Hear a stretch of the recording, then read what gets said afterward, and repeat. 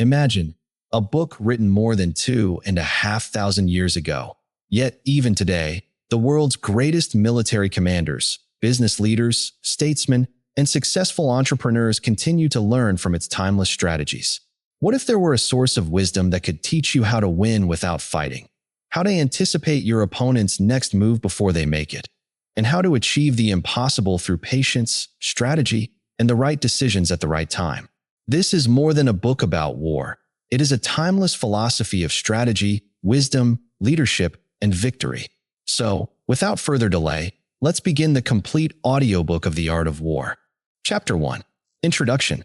Sun Tzu and his book, Summa Chien, gives the following biography of Sun Tzu. 1. Sun Tzu was a native of the Qi state. His art of war brought him to the notice of Ho Lu, king of Wu. Ho Lu said to him, "I have carefully perused your 13 chapters. May I submit your theory of managing soldiers to a slight test?" Sun Tzu replied, "You may." Ho Lu asked, "May the test be applied to women?" The answer was again in the affirmative, so arrangements were made to bring 180 ladies out of the palace. Sun Tzu divided them into 2 companies and placed one of the king's favorite concubines at the head of each. He then bade them all take spears in their hands and addressed them thus: "I presume you know the difference between front and back, right hand and left hand?" The girls replied, "Yes." Sun Tzu went on, "When I say eyes front, you must look straight ahead. When I say left turn, you must face towards your left hand. When I say right turn, you must face towards your right hand. When I say about turn, you must face right round towards your back." Again the girls assented. The words of command having been thus explained, he set up the halberds and battle axes in order to begin the drill. Then, to the sound of drums, he gave the order, "Right turn." But the girls only burst out laughing. Sun Tzu said, "If words of command are not clear and distinct, if orders are not thoroughly understood, then the general is to blame." 1 Shi ch 65. 2 He reigned from 514 to 496 BC. 5. So he started drilling them again, and this time gave the order, "Left turn," whereupon the girls once more burst into fits of laughter. Sun Tzu: "If words of command are not clear and distinct, if orders are not thoroughly understood, the general is to blame. But if his orders are clear and the soldiers nevertheless disobey, then it is the fault of their officers." So saying, he ordered the leaders of the 2 companies to be beheaded. Now the king of Wu was watching the scene from the top of a raised pavilion, and when he saw that his favorite concubines were about to be executed, he was greatly alarmed and hurriedly sent down the following message: "We are now quite satisfied as to our general's ability to handle troops. If we are bereft of these 2 concubines, our meat and drink will lose their savor. It is our wish that they shall not be beheaded."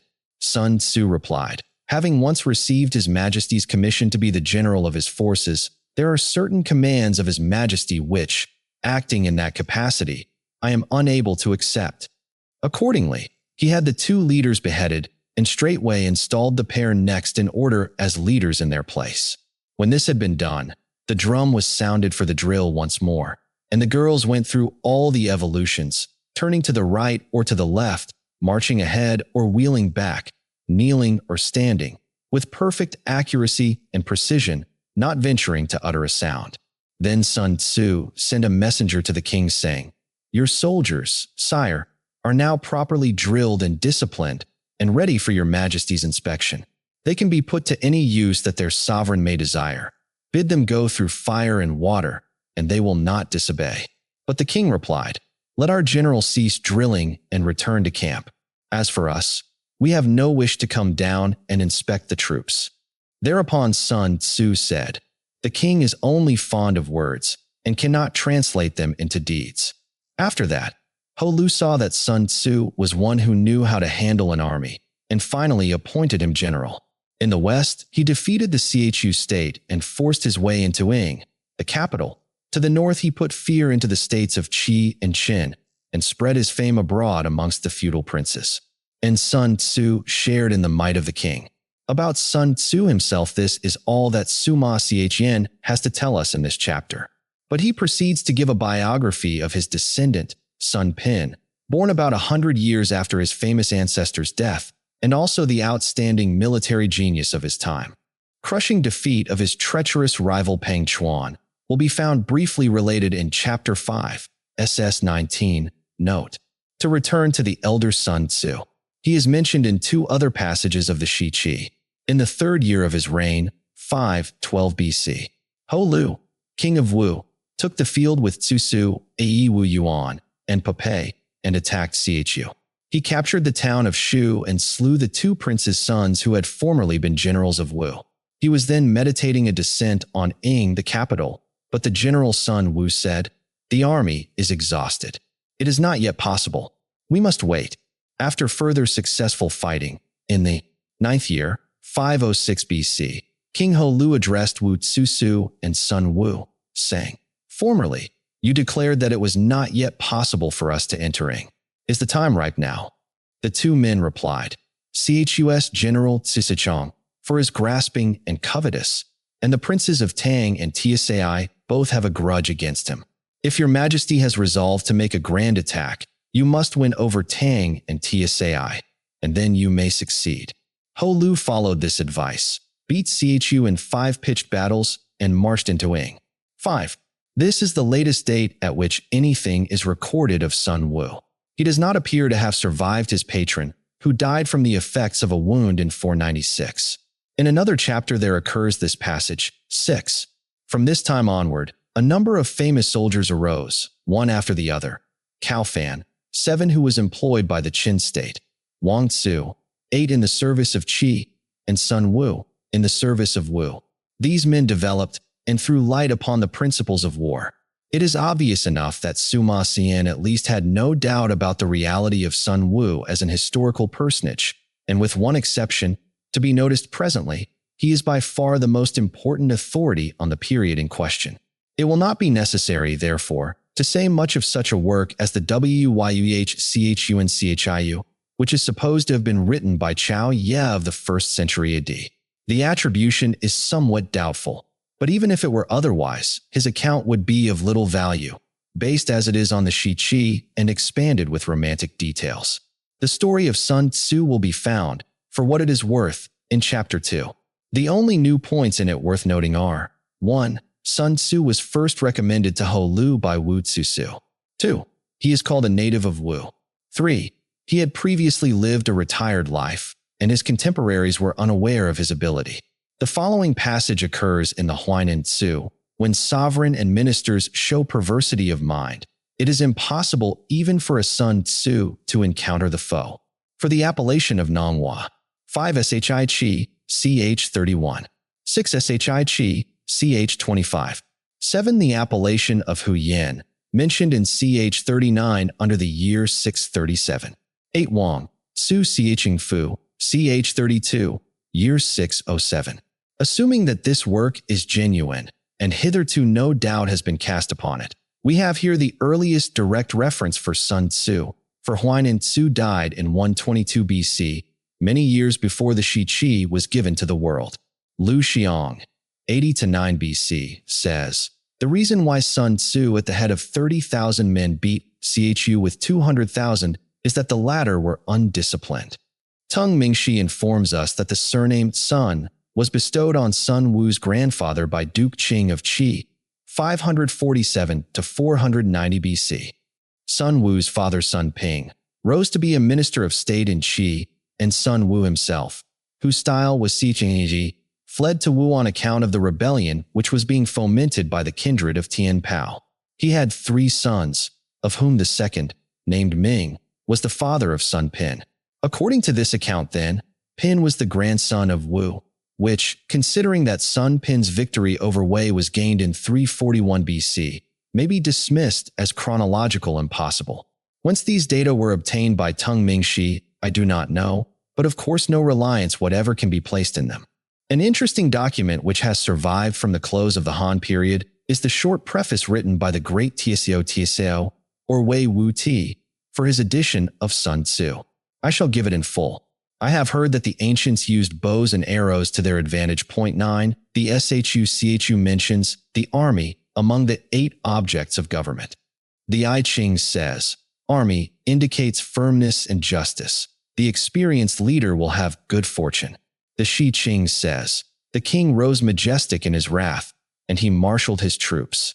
The Yellow Emperor, Tang the Completer, and Wu Wang all used spears and battle axes in order to succor their generation. The SSUMAFA says, "If one man slay another of set purpose, he himself may rightfully be slain. He who relies solely on warlike measures shall be exterminated. He who relies solely on peaceful measures shall perish." Instances of this are Fu Chai 10 on the one hand and Yin Wang on the other. 11. In military matters, the sage's rule is normally to keep the peace and to move his forces only when occasion requires. He will not use armed force unless driven to it by necessity. Many books have I read on the subject of war and fighting, but the work composed by Sun Tzu is the profoundest of them all. Sun Tzu was a native of the Qi state. His personal name was Wu. He wrote The Art of War in 13 chapters for Ho Lu, king of Wu. Its principles were tested on women, and he was subsequently made a general. He led an army westwards, crushed the Chu state, and entered Ing the capital. In the north, he kept Qi and Qin in awe. 100 years and more after his 9-inch they attached strings to wood to make bows, and sharpened wood to make arrows. The use of bows and arrows is to keep the empire in awe.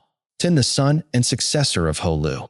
He was finally defeated and overthrown by Ko Qian, king of Yu, in 473 BC. See post. 11. King Yin of Su, a fabulous being, of whom Sun Xingyan says in his preface, "His humanity brought him to destruction." Time, Sun Pen lived. He was a descendant of Wu.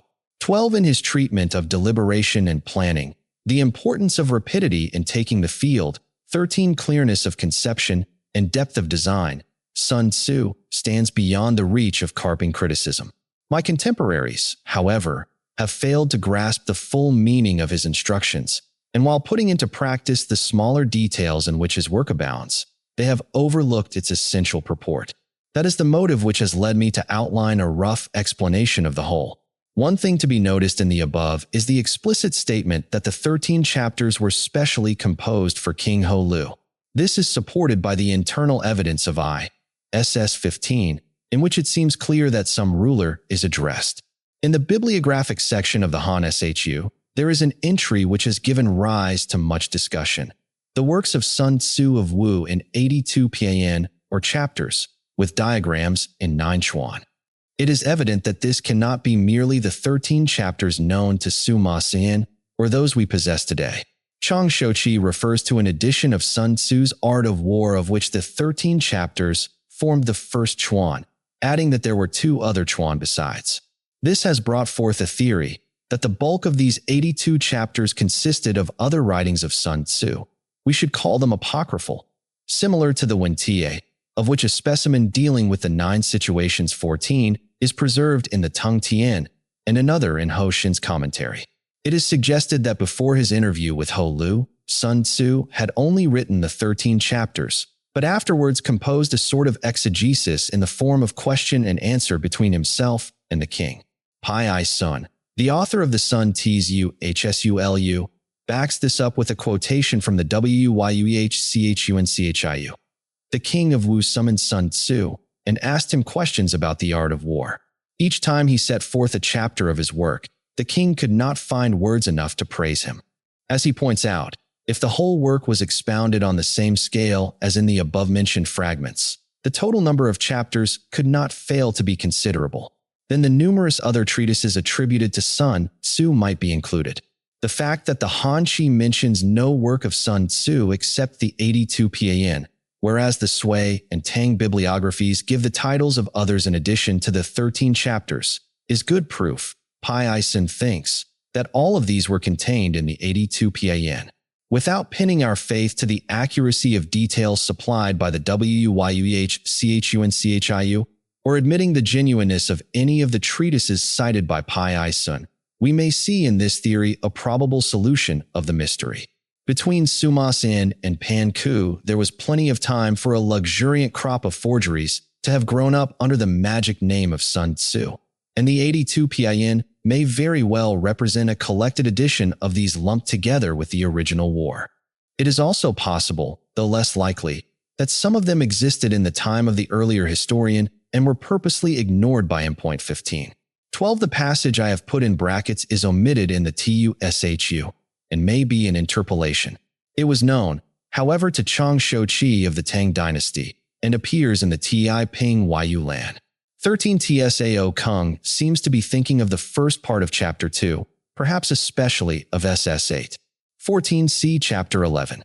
15. On the other hand, it is noteworthy that WTZU, which is not in 6 chapters, has 48 assigned to it in the Han Chi.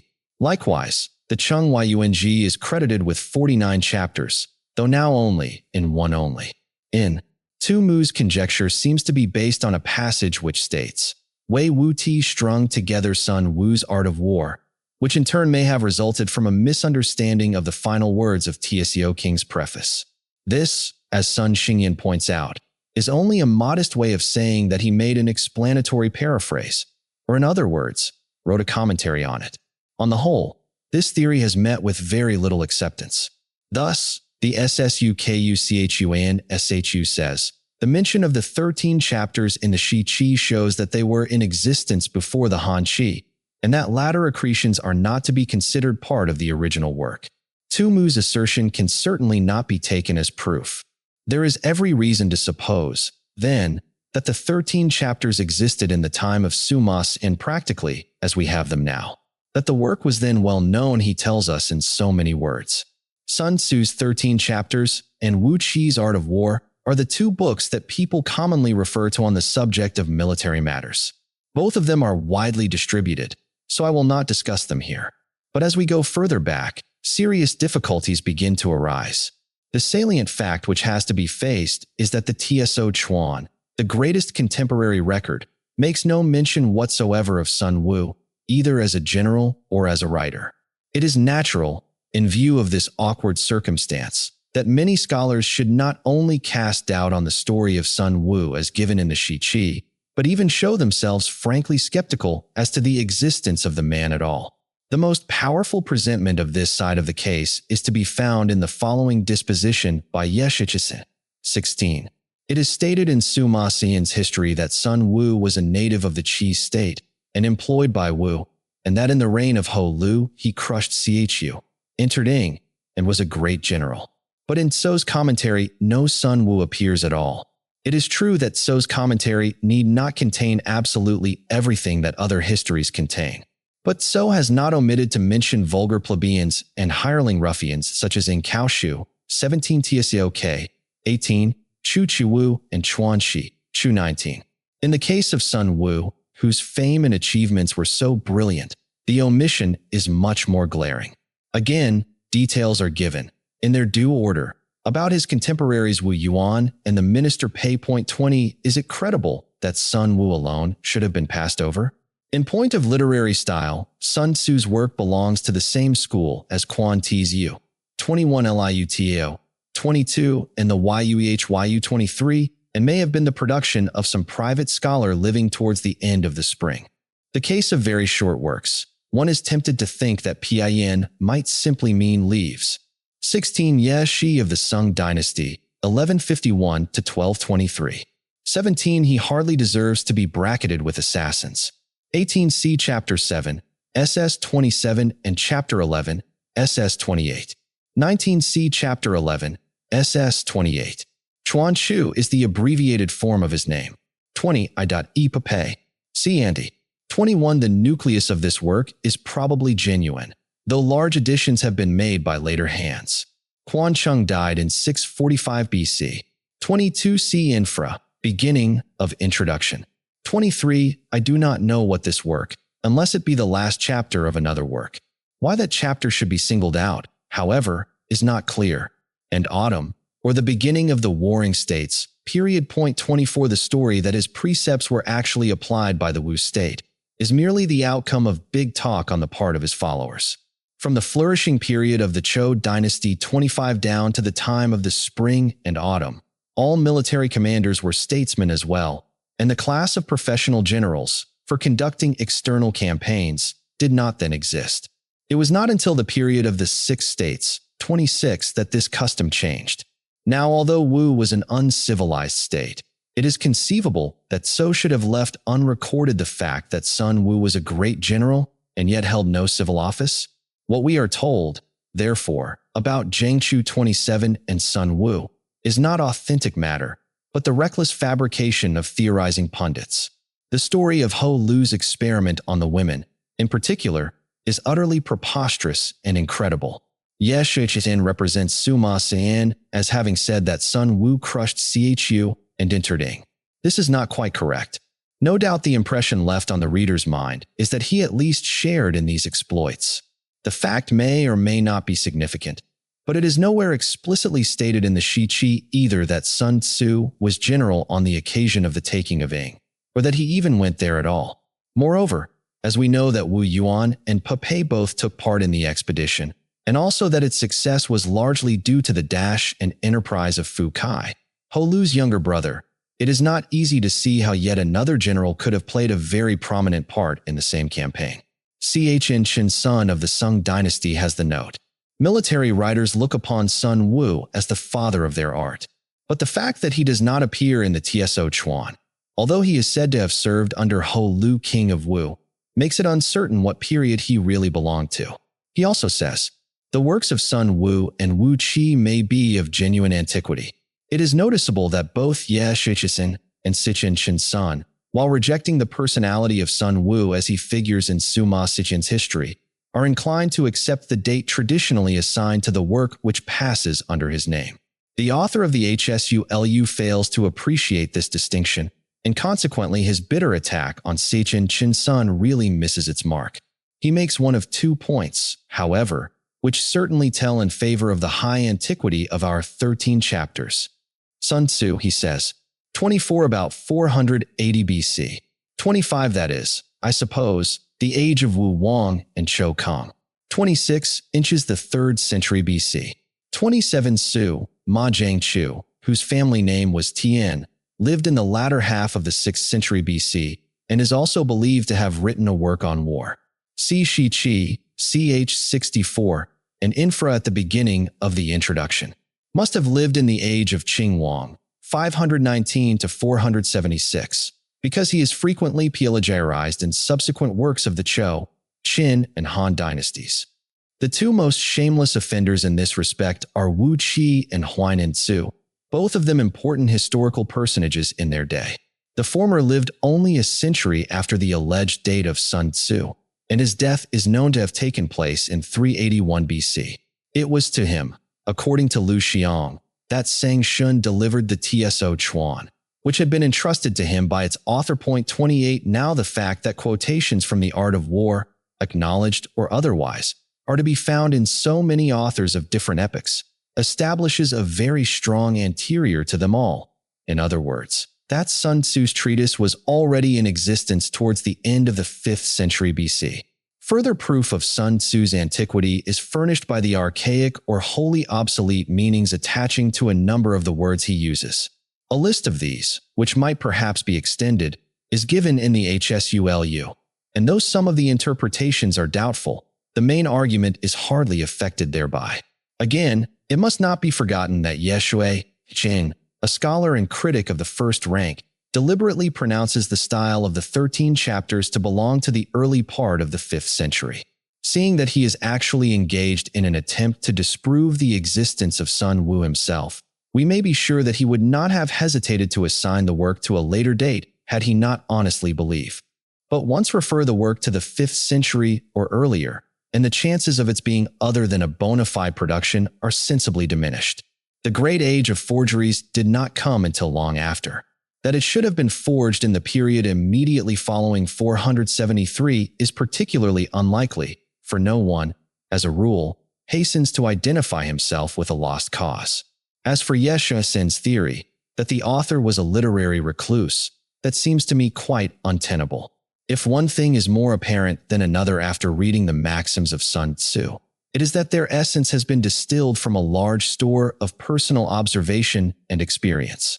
They reflect the mind not only of a born strategist, gifted with a rare faculty of generalization, but also of a practical soldier closely acquainted with the military conditions of his time. To say nothing of the fact that these sayings have been accepted and endorsed by all the greatest captains of Chinese history, they offer a combination of freshness and sincerity, acuteness and common sense, which quite excludes the idea that they were artificially concocted in the study. If we admit, then, that the 13 chapters were the genuine production of a military man living towards the end of the CHUN-CHIU period, are we not bound, in spite of the silence of the TSO Chuan, to accept Sima Xian's account in its entirety? In view of his high repute as a sober historian, must we not hesitate to assume? 28 C. Legg's Classics, Volume 5, Prolegomena, page 27. Legg thinks that the TSO Chuan must have been written in the 5th century, but not before 424 BC. 29 C. Mencius 3, 1-3, 13-20. That the records he drew upon for Sun Wu's biography were false and untrustworthy? The answer, I fear, must be in the negative. There is still one grave, if not fatal, objection to the chronology involved in the story as told in the Shi Qi, which, so far as I am aware, nobody has yet pointed out. There are 2 passages in Sun Tzu in which he alludes to contemporary affairs. The first in 6, SS 21. Though according to my estimate the soldiers of you exceed our own in number, that shall advantage them nothing in the matter of victory. I say then that victory can be achieved. The other is in 11, SS 30. Asked if an army can be made to imitate the Shuijan, I should answer, yes. For the men of Wu and the men of Yu are enemies. Yet if they are crossing a river in the same boat and are caught by a storm, they will come to each other's assistance just as the left hand helps the right. These 2 paragraphs are extremely valuable as evidence of the date of composition. They assign the work to the period of the struggle between Wu and Yu. So much has been observed by Pai I Sun. But what has hitherto escaped notice is that they also seriously impair the credibility of Sima Xian's narrative. As we have seen above, the first positive date given in connection with Sun Wu is 512 BC. He is then spoken of as a general, acting as confidential advisor to Ho Lu, so that his alleged introduction to that monarch had already taken place. And of course the 13 chapters must have been written earlier still. But at that time, and for several years after, down to the capture of Ying in 506, Chu and not Yu was the great hereditary enemy of Wu. The 2 states, Chu and Wu, had been constantly at war for over half a century, 30, whereas the first war between Wu and Yu was waged only in 510, 31, and even then was no more than a short interlude sandwiched in the midst of the fierce struggle with Chu.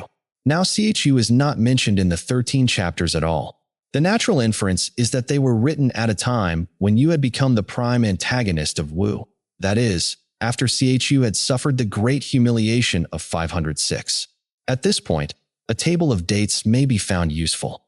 30 when Wu first appears in the CHUN-CHIU in 584, it is already at variance with its powerful neighbor. The CHUN-CHIU first mentions Yu in 537, the TSO Chuan in 601. 31 this is explicitly stated in the TSO Chuan XXXII 2 BC. 514. Accession of Ho Lu. 512. Ho Lu attacks Chu, but is dissuaded from entering Ying, the capital. Shurqi. 511. Another attack on Chu. 510. Wu makes a successful attack on Yu. This is the first war between. 508 or 509. Chu invades Wu, but is signally defeated at Yuchang. 506.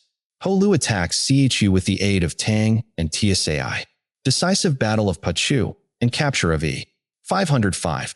Yu makes a raid on Wu in the absence of its army. Wu is beaten by Qin. 504. Ho Lu sends Fu Chai to attack Chu. 497. Ko Qian becomes king of Yu. 496. Wu attacks Yu, but is defeated by Ko Qian at Suili. Hoel. 494. Fu Chai defeats Ko Qian in the Great Battle of Fukeo and enters Th. 485 or 484. Ko Qian renders homage to Wu. Death of Wu Tsu Hs. 482. Ko Qian invades Wu in the absence of Fu Chai. 478 to 476. Further attacks by Yu on Wu. 475. Ko Qian lays siege to the capital of Wu. 473. final defeat and extinction of Wu. The sentence quoted above from 6ss21 hardly strikes me as one that could have been written in the full flush of victory. It seems rather to imply that, for the moment at least, the tide had turned against Wu, and that she was getting the worst of the struggle. Hence we may conclude that our treatise was not in existence in 505, before which date Yu does not appear to have scored any notable success against Wu. Ho Lu died in 496, so that if the book was written for him, it must have been during the period 505 to 496, when there was a lull in the hostilities, Wu having presumably exhausted by its supreme effort against Chu. On the other hand, if we choose to disregard the tradition connecting Sun Wu's name with Ho Lu, it might equally well have seen the light between 496 and 494, or possibly in the period 482 to 473, when Yu was once again becoming a very serious menace. 32, we may feel fairly certain that the author, whoever he may have been, was not a man of any great eminence in his own day. On this point, the negative testimony of the Tso Chuan far outweighs any shred of authority still attaching to the Shiqi, if once its other facts are discredited. Sun Xingyan, however, makes a feeble attempt to explain the omission of his name from the great commentary. It was Wu Tzu, he says, who got all the credit of Sun Wu's exploits, because the latter, being an alien, was not rewarded with an office in the state. How then did the Sun Tzu legend originate? It may be that the growing celebrity of the book imparted by degrees a kind of factitious renown to its author. It was felt to be only right and proper that one so well versed in the science of war should have solid achievements to his credit as well. Now the capture of Ing was undoubtedly the greatest feat of arms in Ho Lu's reign. It made a deep and lasting impression on all the surrounding states, and raised Wu to the short-lived zenith of her power. Hence, what more natural, as time went on, than that the acknowledged master of strategy, Sun Wu, should be popularly identified with that campaign, at first perhaps only in the sense that his brain conceived and planned it, afterwards, that it was actually carried out by him. 32 There is this to be said for the later period, that the feud would tend to grow more bitter after each encounter, and thus more fully justify the language used in 11. SS 30. In conjunction with Wu Yuan, 33 Papei, and Fu Kai, it is obvious that any attempt to reconstruct even the outline of Sun Tzu's life must be based almost wholly on conjecture. With this necessary proviso, I should say that he probably entered the service of Wu about the time of Ho Lu's accession and gathered experience, though only in the capacity of a subordinate officer, during the intense military activity which marked the first half of the prince's reign. 34 If he rose to be a general at all, he certainly was never on an equal footing with the three above mentioned. He was doubtless present at the investment and occupation of Ing, and witnessed Wu's sudden collapse in the following year. Yu's attack at this critical juncture, when her rival was embarrassed on every side, seems to have convinced him that this upstart kingdom was the great enemy against whom every effort would henceforth have to be directed. Sun Wu was thus a well-seasoned warrior when he sat down to write his famous book, which according to my reckoning must have appeared towards the end, rather than the beginning of Ho Lu's reign. The story of the women may possibly have grown out of some real incident occurring about the same time. As we hear no more of Sun Wu after this from any source, he is hardly likely to have survived his patron or to have taken part in the death struggle with Yu, which began with the disaster at Suli. If these inferences are the text of Sun Tzu, I have found it difficult to glean much about the history of Sun Tzu's text. The quotations that occur in early authors go to show that the 13 chapters of which Sima Xin speaks were essentially the same as those now extant. We have his word for it that they were widely circulated in his day, and can only regret that he refrained from discussing them on that account. Sun Xingyan says in his preface, "During the Qin and Han dynasties, Sun Tzu's art of war was in general use amongst military commanders, but they seem to have treated it as a work of mysterious import, and were unwilling to expound it for the benefit of posterity. Thus it came about that way Wu was the first to write a commentary on it. As we have already seen, there is no reasonable ground to suppose that Tso Kung tampered with the text.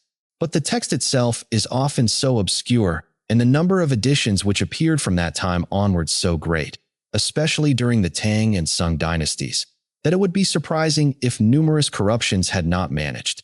33 With Wu Yuan himself, the case is just the reverse. A spurious treatise on war has been fathered on him simply because he was a great general. Here we have an obvious inducement to forgery. Sun Wu, on the other hand, cannot have been widely known to fame in the 5th century. 34 From Tso Chuan. From the date of King Chao's accession, 515, there was no year in which Chu was not attacked by Wu. To creep in. Towards the middle of the Sung period, by which time all the chief commentaries on Sun Tzu were in existence, a certain Qi Tian Pao published a work in 15 Chuan entitled Sun Tzu with the collected commentaries of 10 writers. There was another text, with variant readings put forward by Chu Fu of Taxing, which also had supporters among the scholars of that period. But in the Ming editions, Sun Xingyan tells us, these readings were for some reason or other no longer put into circulation. Thus, until the end of the 18th century, the text in sole possession of the field was one derived from Qi Tian Pao's edition, although no actual copy of that important work was known to have survived. That, therefore, is the text of Sun Tzu which appears in the war section of the Great Imperial Encyclopedia printed in 1726, the Ku Chin Tu Shu Chi Si Qianji. Another copy at my disposal of what is practically the same text, with slight variations, is that contained in the 11 philosophers of the Zhou and Qin dynasties, 1758. And the Chinese printed in Captain Calthrop's first edition is evidently a similar version which is filtered through Japanese channels. So things remained until Sun Xingyan, 1752 to 1818, a distinguished antiquarian and classical scholar who claimed to be an actual descendant of Sun Wu. 35 accidentally discovered a copy of Qi Tian Pao's long-lost work. When on a visit to the library of the Huayin Temple. 36, appended to it was the Ishuo of Cheng Yushin, mentioned in the Tong Qi, and also believed to have perished. This is what Sun Xingyan designates as the original edition or text, a rather misleading name, for it cannot by any means claim to set before us the text of Sun Tzu in its pristine purity. Qi Tian Pao was a careless compiler, and appears to have been content to reproduce the somewhat debased version current in his day, without troubling to collate it with the earliest editions then available. Fortunately, 2 versions of Sun Tzu, even older than the newly discovered work, were still extant, one buried in the Tong Tian, 2 Yu's great treatise on the Constitution, the other similarly enshrined in the Ti Ping Yu Lan Encyclopedia. In both the complete text is to be found, though split up into fragments, intermixed with other matter and scattered piecemeal over a number of different sections. Considering that the Yu Lan takes us back to the year 983 and the Tong Tian about 200 years further still, to the middle of the Tang dynasty, the value of these early transcripts of Sun Tzu can hardly be overestimated. Yet the idea of utilizing them does not seem to have occurred to anyone until Sun Xingyan, acting under government instructions, undertook a thorough recension of the text. This is his own account. Because of the numerous mistakes in the text of Sun Tzu which his editors had handed down, the government ordered that the ancient edition of Qi Tian Pao should be used and that the text should be revised and corrected throughout. It happened that Wu Nianhu, the governor Pai Kwa, and Shi, a graduate of the 2nd degree, had all devoted themselves to 35 Preface ad fin. My family comes from Loan, and we are really descended from Sun Tzu. I am ashamed to say that I only read my ancestors' work from a literary point of view, without comprehending the military technique. So long have we been enjoying the blessings of peace. 36 Hoa In is about 14 miles from Tongquan on the eastern border of Shenxi. The temple in question is still visited by those about the ascent of the western sacred mountain. It is mentioned in a text as being situated 5 li east of the district city of Huayin.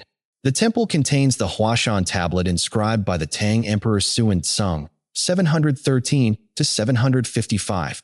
This study probably surpassing me therein. Accordingly, I have had the whole work cut on blocks as a textbook for military men. The 3 individuals here referred to had evidently been occupied on the text of Sun Tzu prior to Sun Xingyan's commission, but we are left in doubt as to the work they really accomplished. At any rate, the new edition, when ultimately produced, appeared in the names of Sun Xingyan and only one co-editor Wu Jianshi. They took the original edition as their basis, and by careful comparison with older versions, as well as the extant commentaries and other sources of information such as the ISHUO, succeeded in restoring a very large number of doubtful passages, and turned out, on the whole, what must be accepted as the closest approximation we are ever likely to get to Sun Tzu's original work. This is what will hereafter be denominated the standard text. The copy which I have used belongs to a reissue dated 1877.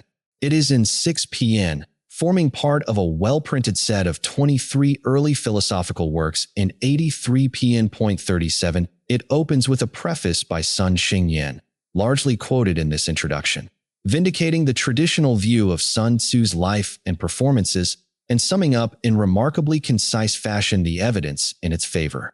This is followed by Tsao Kung's preface to his edition and the biography of Sun Tzu from the Shiqi, both translated above.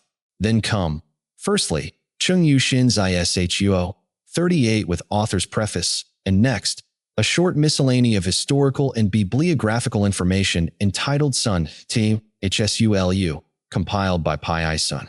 As regards the body of the work, each separate sentence is followed by a note on the text, if required, and then by the various commentaries appertaining to it, arranged in chronological order. These we shall now proceed to discuss briefly, one by one.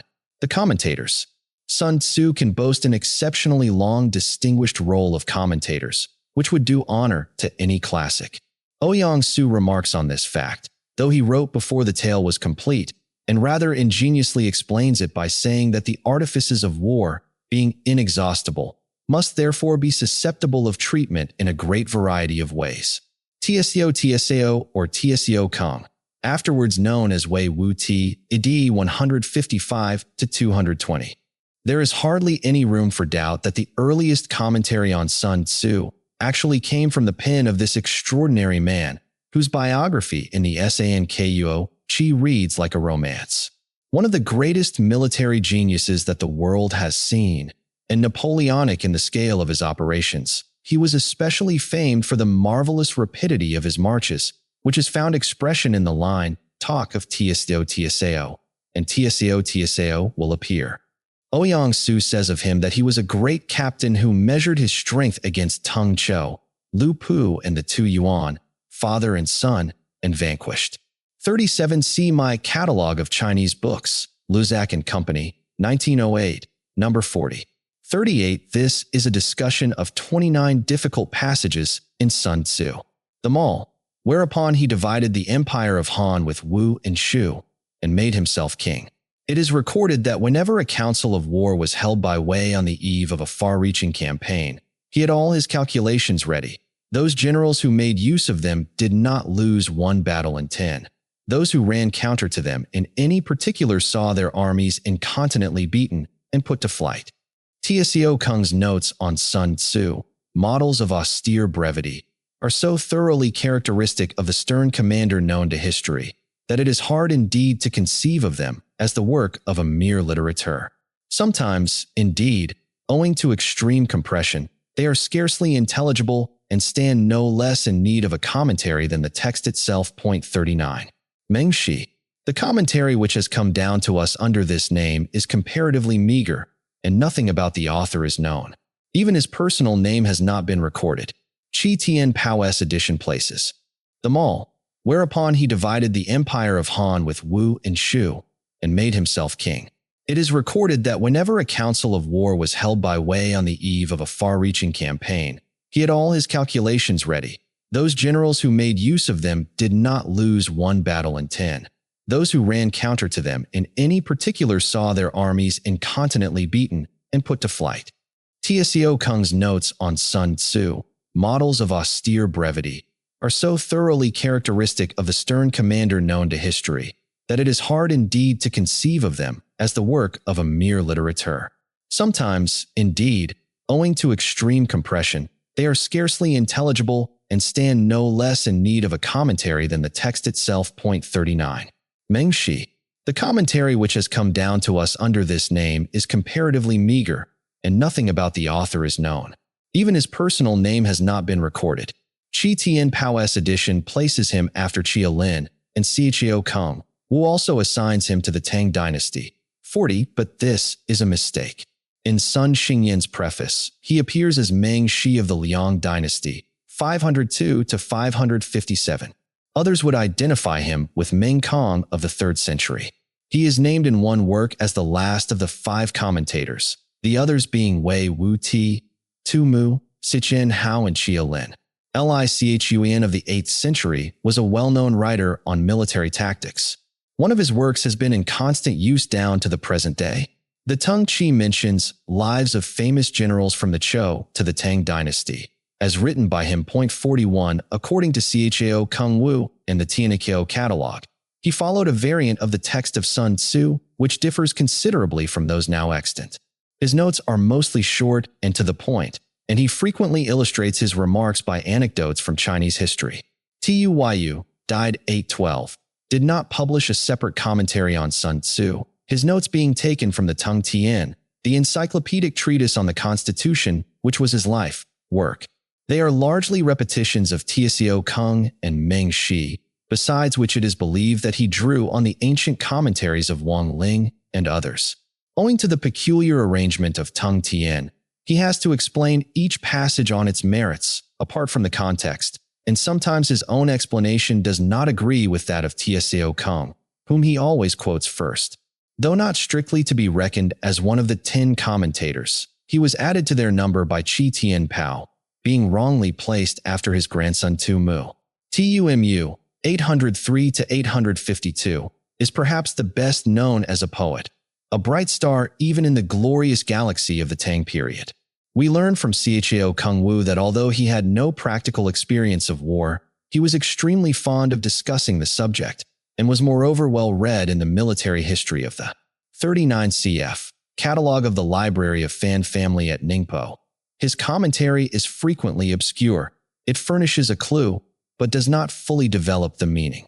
40 When Shin Tung Ko, ch. 221.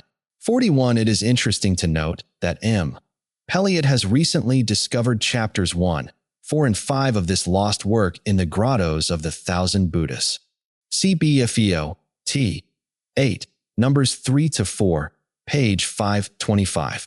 CHU and CHIU and Chan Ku Iris. His notes, therefore, are well worth attention. They are very copious and replete with historical parallels. The gist of Sun Tzu's work is thus summarized by him. Practice benevolence and justice, but on the other hand make full use of artifice and measures of expediency. He further declared that all the military triumphs and disasters of the 1,000 years which had elapsed since Sun Tzu's death would, upon examination, be found to uphold and corroborate, in every particular, the maxims contained in his book. Tu Mu's somewhat spiteful charge against Cao Kung has already been considered elsewhere. Qian Hao appears to have been a contemporary of Tu Mu.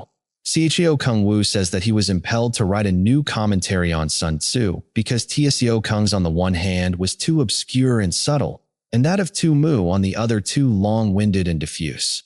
Ouyang Su, writing in the middle of the 11th century, calls Cao Kung, Tu Mu and Chen Hao the 3 chief commentators on Sun Tzu, and observes that Chen Hao is continually attacking Tu Mu's shortcomings. His commentary, though not lacking in merit, must rank below those of his predecessors. Chia Lin is known to have lived under the Tang dynasty, for his commentary on Sun Tzu is mentioned in the Tang Shu and was afterwards republished by Qi Si of the same dynasty together with those of Meng Shi and Tu Yu. It is of somewhat scanty texture, and in point of quality, too, perhaps the least valuable of the 11. Mei Yosi Qian, 1002 to 1060, commonly known by his style as Mei Xingyu, was, like Tu Mu, a poet of distinction. His commentary was published with a laudatory preface by the great Ouyang Su, from which we may cull the following. Later scholars have misread Sun Tzu, distorting his words and trying to make them square with their own one-sided views. Thus, though commentators have not been lacking, only a few have proved equal to the task. My friend Xingyu has not fallen into this mistake.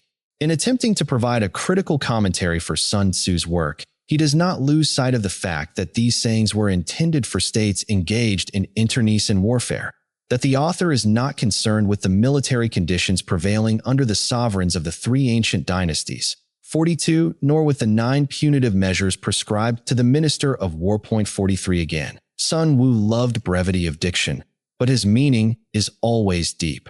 Whether the subject be marching an army, or handling soldiers, or estimating the enemy, or controlling the forces of victory, it is always systematically treated. The sayings are bound together in strict logical sequence, though this has been obscured by commentators who have probably failed to grasp their meaning. In his 42, the Xia, the Shang, and the Chou, although the last named was nominally existent in Sun Tzu's day, it retained hardly a vestige of power, and the old military organization had practically gone by the board. I can suggest no other explanation of the passage. 43 CCHOULI 29. 6-10. Own commentary. Mei Xingyu has brushed aside all the obstinate prejudices of these critics and has tried to bring out the true meaning of Sun Tzu himself. In this way, the clouds of confusion have been dispersed and the sayings made clear. I am convinced that the present work deserves to be handed down side by side with the 3 great commentaries, and for a great deal that they find in the sayings, coming generations will have constant reason to thank my friend Xingyu. Making some allowance for the exuberance of friendship, I am inclined to endorse this favorable judgment, and would certainly place him above Fin Hao in order of merit. Wang Hsi, also of the Sung dynasty, is decidedly original in some of his interpretations, but much less judicious than Mei Yaoxichen, and on the whole, not a very trustworthy guide. He is fond of comparing his own commentary with that of Tsao Kung, but the comparison is not often flattering to him. We learn from Chao Kung Wu that Wang Shi revised the ancient text of Sun Tzu, filling up lacunae and correcting mistakes. 44. Ho Yen Hsi of the Sung dynasty. The personal name of this commentator is given as above by Chung Chiao in the Tung Chi, written about the middle of the 12th century, but he appears simply as Ho Shi in the Yuhai, and Ma Tuanlin quotes Chao Kung Wu as saying that his personal name is unknown. There seems to be no reason to doubt Chung Tzu's statement. Otherwise, I should have been inclined to hazard a guess and identify him with one Ho Siu Fei, the author of a short treatise on war, who lived in the latter part of the 11th century. Ho Shi's commentary, in the words of the Tianakyo catalog, contains helpful additions here and there, but is chiefly remarkable for the copious extracts taken in adapted form from the dynastic histories and other sources. Changyu. The list closes with a commentator of no great originality perhaps, but gifted with admirable powers of lucid exposition. His commentator is based on that of Tsao Kung, whose terse sentences he contrives to expand and develop in masterly fashion. Without Changyu, it is safe to say that much of Tsao Kung's commentary would have remained cloaked in its pristine obscurity and therefore valueless. His work is not mentioned in the Sung history, the Tung Ko, or the Yuhai, but it finds a niche in the Tung Chi, which also names him as the author of the Lives of Famous Generals. 45. It is rather remarkable that the last-named 4 should all have flourished within so short a space of time. Chao Kung Wu accounts for it by saying, during the early years of the Sung dynasty, the empire enjoyed a long spell of peace, and men ceased to practice the art of war. But when Zhao Yuanhao's rebellion came, 1038-42, and the frontier generals were defeated time after time, the court made strenuous inquiry for men skilled in war, and military topics became the 44T UNGKO, CH 221. 45. This appears to be still extant. See Wiley's Notes, page 91, new edition.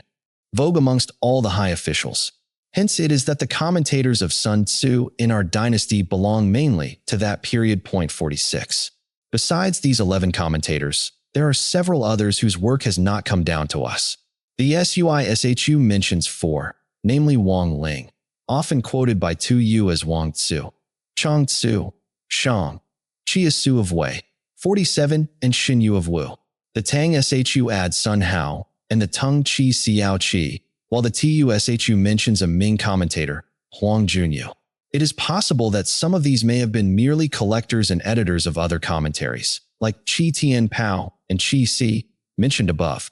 Appreciations of Sun Tzu.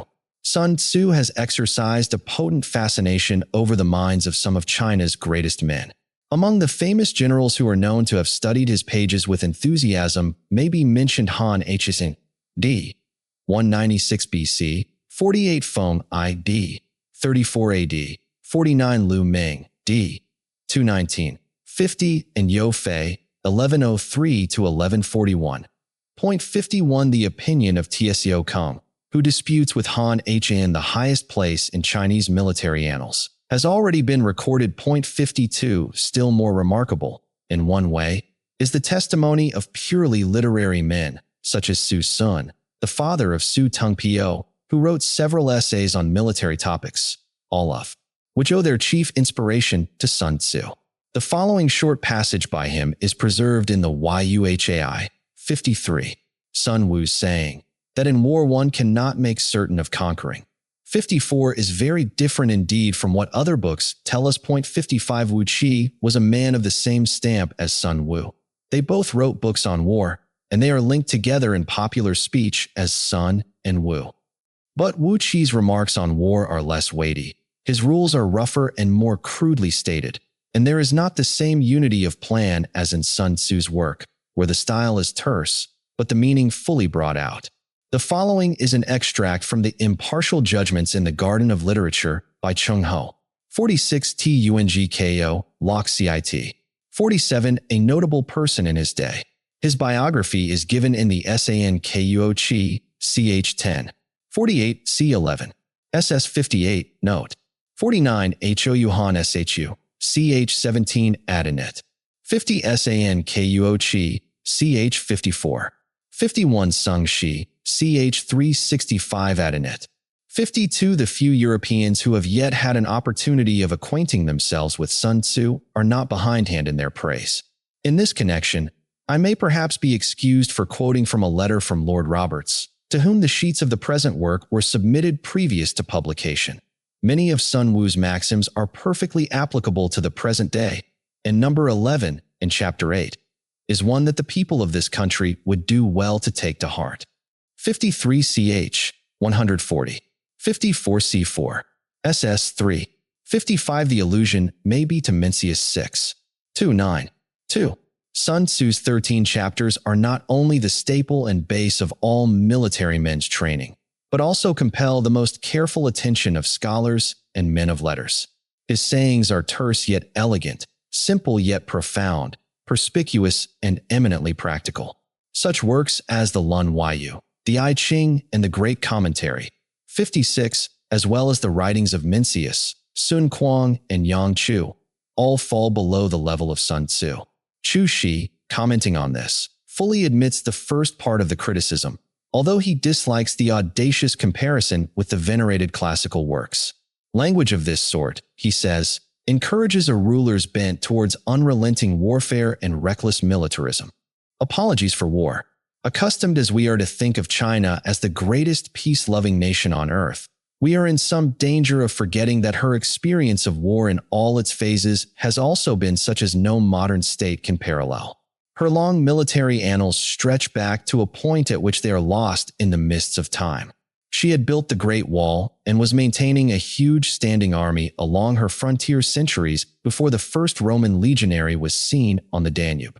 What with the perpetual collisions of the ancient feudal states, the grim conflicts with Huns, Turks, and other invaders after the centralization of government, the terrific upheavals which accompanied the overthrow of so many dynasties, besides the countless rebellions and minor disturbances that have flamed up and flickered out again one by one, it is hardly too much to say that the clash of arms has never ceased to resound in one portion or another of the empire.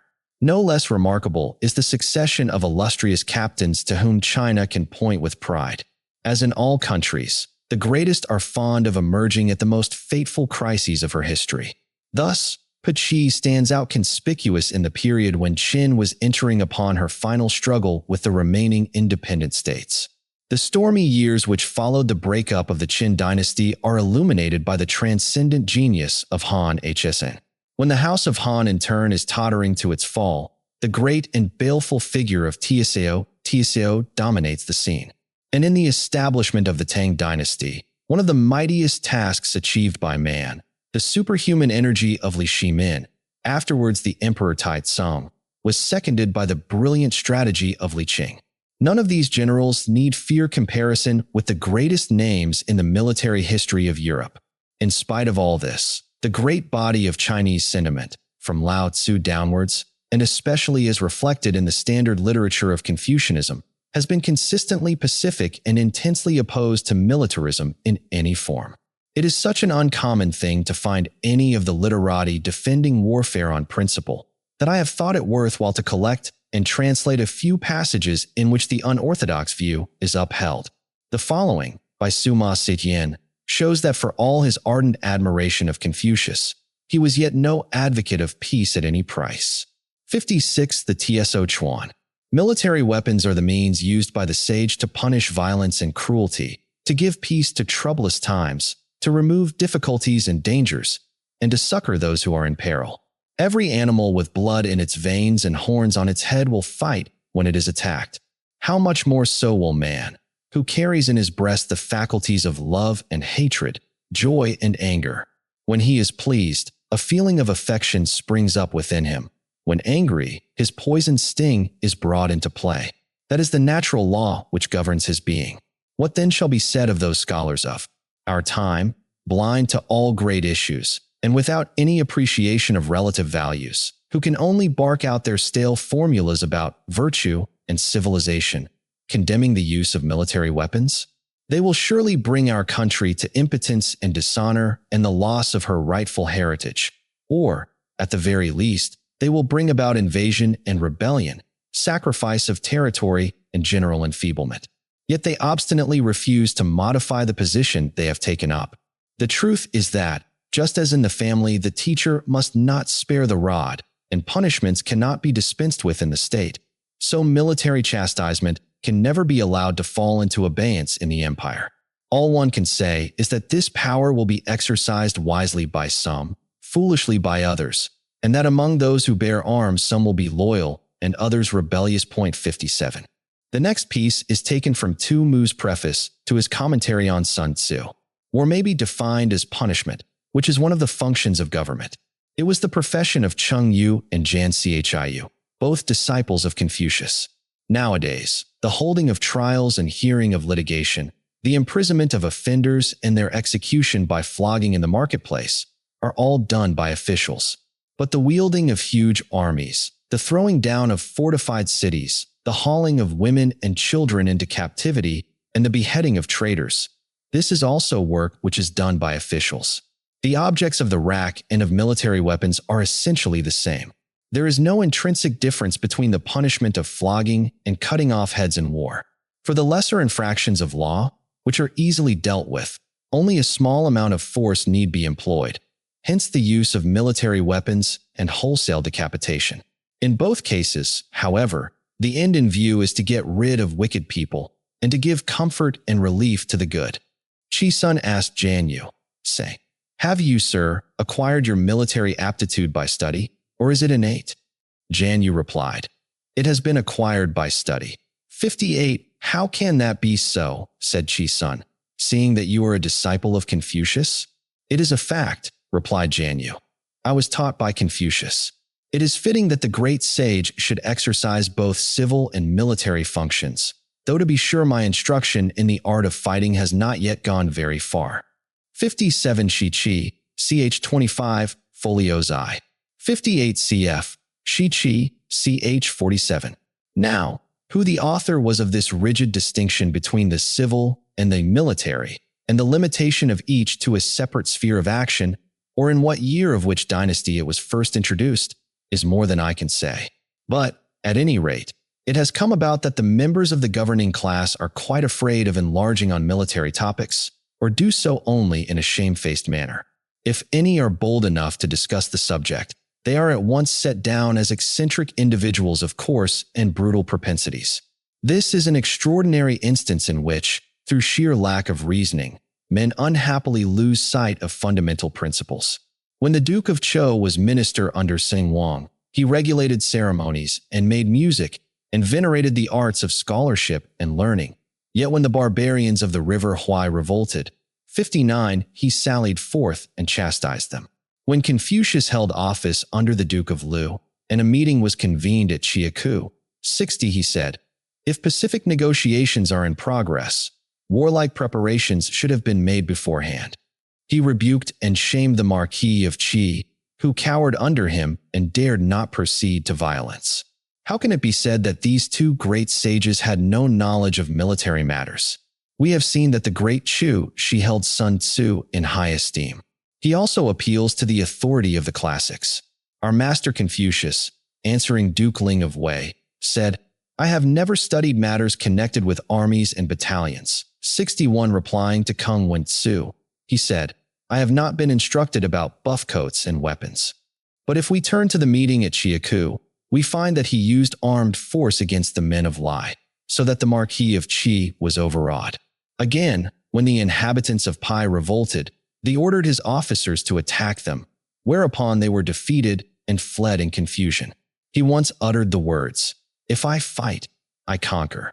62. And Jan Yu also said, "The sage exercises both civil and military functions." 63. Can it be a fact that Confucius never studied or received instruction in the art of war? We can only say that he did not specially choose matters connected with armies and fighting to be the subject of his teaching. Sun Xingyan, the editor of Sun Tzu, writes in similar strain. Confucius said, "I am unversed in military matters." 64. He also said, "If I fight, I conquer." Confucius ordered ceremonies and regulated music. Now war constitutes one of the 5 classes of state ceremonial. 65 and 59. C. Shu Qing, Preface SS 55. 60. C. Shi Qi, ch 47. 61. Luan Yu, 15. 1. 62. I failed to trace this utterance. 63. Supra. 64. Supra. 65. The other 4 being worship, mourning, entertainment of guests, and festive rites. C. Shu Qing. 2. 1. 3. 8. And Chouli 9. Folios 49. Must not be treated as an independent branch of study. Hence, the words, "I am unversed in" must be taken to mean that there are things which even an inspired teacher does not know. Those who have to lead an army and devise stratagems must learn the art of war. But if one can command the services of a good general like Sun Tzu, who was employed by Wu Tzu, there is no need to learn it oneself. Hence the remark added by Confucius, "If I fight, I conquer." The men of the present day, however, willfully interpret these words of Confucius in their narrowest sense, as though he meant that books on the art of war were not worth reading. With blind persistency, they adduce the example of Chao Kuo, who pored over his father's books to no purpose. 66. As a proof that all military theory is useless.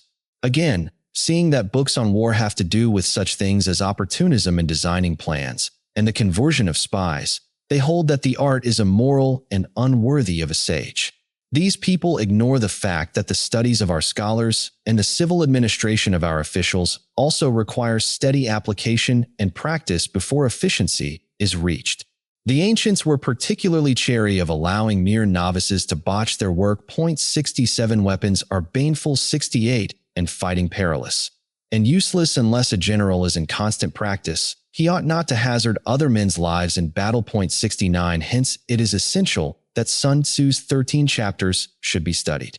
Xiang Liang used to instruct his nephew Qi 70 in the art of war. Qi got a rough idea of the art in its general bearings, but would not pursue his studies to their proper outcome, the consequence being that he was finally defeated and overthrown. He did not realize that the tricks and artifices of war are beyond verbal computation. Duke Xiang of Sung and King Yin of Su were brought to destruction by their misplaced humanity. The treacherous and underhand nature of war necessitates the use of guile and stratagem suited to the occasion. There is a case on record of Confucius himself having violated an extorted oath, 71, and also of his having left the Sung state in disguise. 72 Can we then recklessly arraign Sun Tzu for disregarding truth and honesty? 66 C13 SS 11 Note 67 This is a rather obscure allusion to the Tso Chuan, where Tzu Chen says, "If you have a piece of beautiful brocade, you will not employ a mere learner to make it up." 68 CF Tote Ching, ch. 31.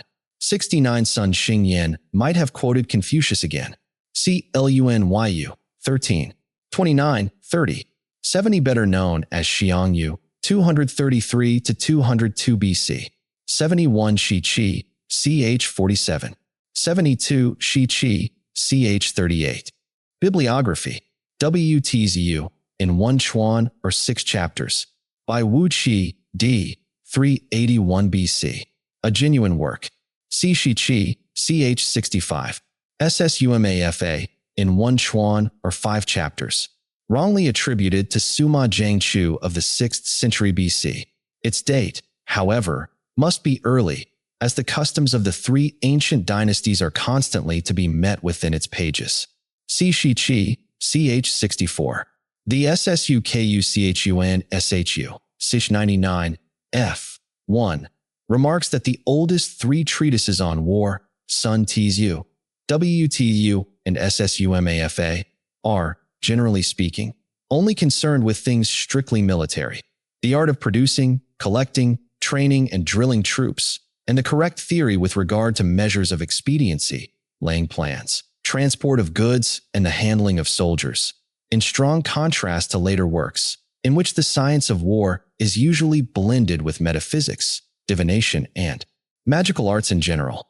Liuto, in 6 Chuan or 60 chapters, attributed to Lu Wang or Lu Shang, also known as Tai Kung, of the 12th century beat at c.73, but its style does not belong to the era of the 3 dynasties.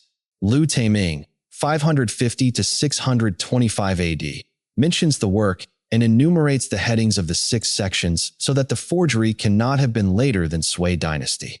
Wei Liao Tzu, in 5 Chuan, attributed to Wei Liao, 4th century BC, who studied under the famous Keiku Tzu. The work appears to have been originally in 31 chapters, whereas the text we possess contains only 24. Its matter is sound enough in the main, though the strategical devices differ considerably from those of the Warring States period. It has been furnished with a commentary by the well-known Sung philosopher Chuang Tzu, Sanluh, in 3 Chuan, attributed to Huang Shikeng, a legendary personage who is said to have bestowed it on Chang Liang, d. 187 BC, in an interview on a bridge. But here again, the style is not that of works dating from the Qin or Han period. The Han Emperor Quang Wu, 25 to 57 AD, apparently quotes from it in one of his proclamations, but the passage in question may have been inserted later on.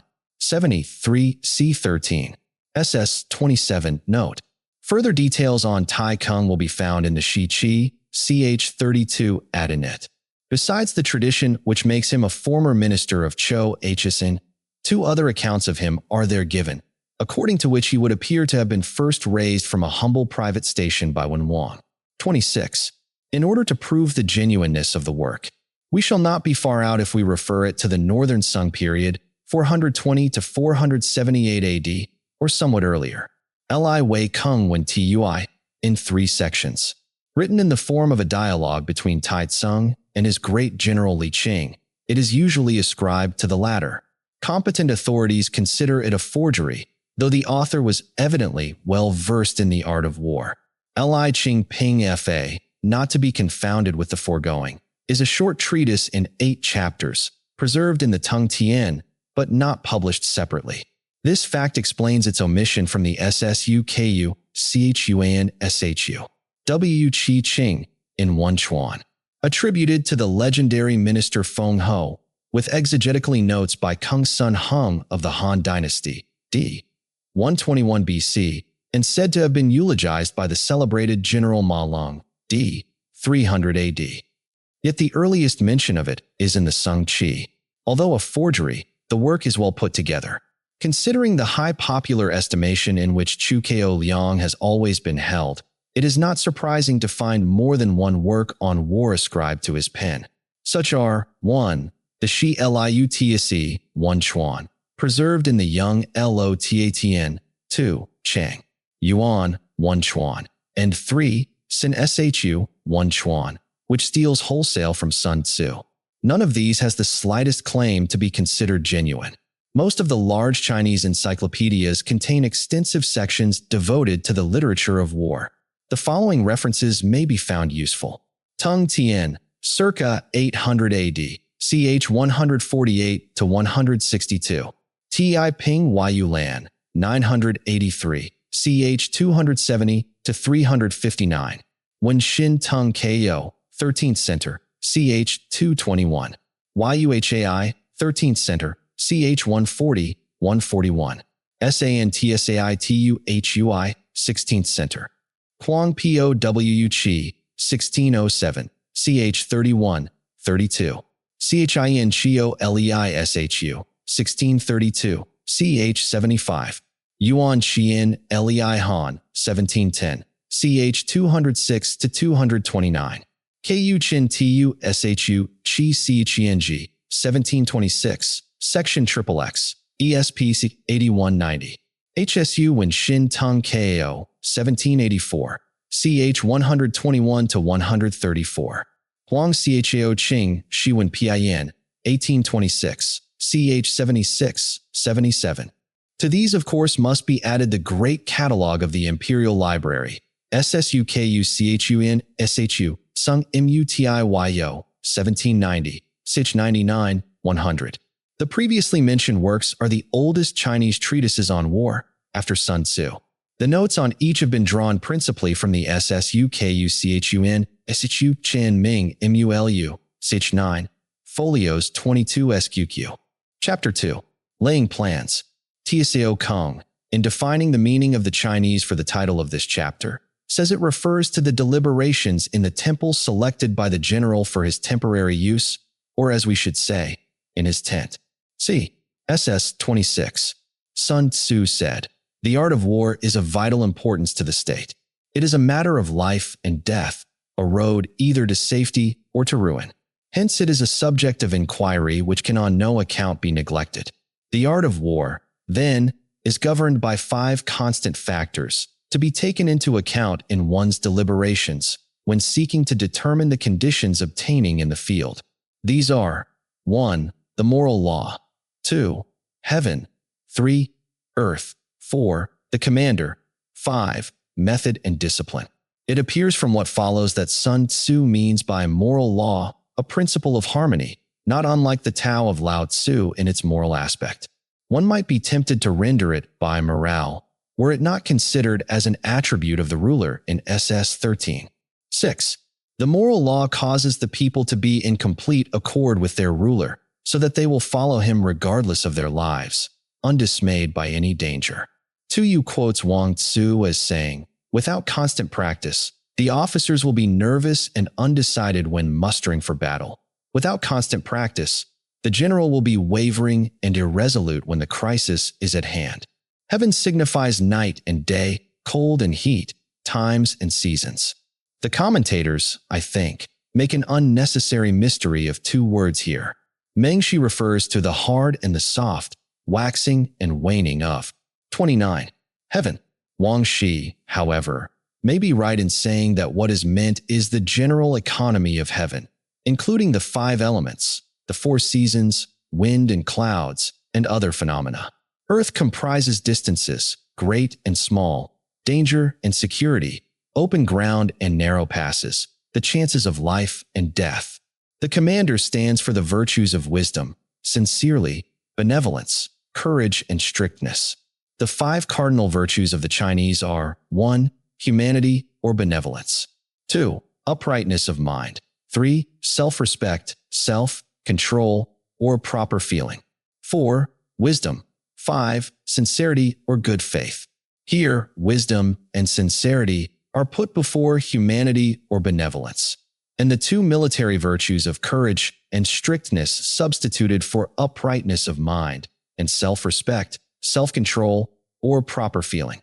By method and discipline are to be understood the marshalling of the army in its proper subdivisions, the graduations of rank among the officers, the maintenance of roads by which supplies may reach the army, and the control of military expenditure. These 5 heads should be familiar to every general. He who knows them will be victorious. He who knows them not will fail. Therefore, in your deliberations, when seeking to determine the military conditions, let them be made the basis of a comparison in this wise. 1. Which of the two sovereigns is imbued with the moral law, i.e., is in harmony with his subjects? CFSS 5. Which of the two generals has most ability?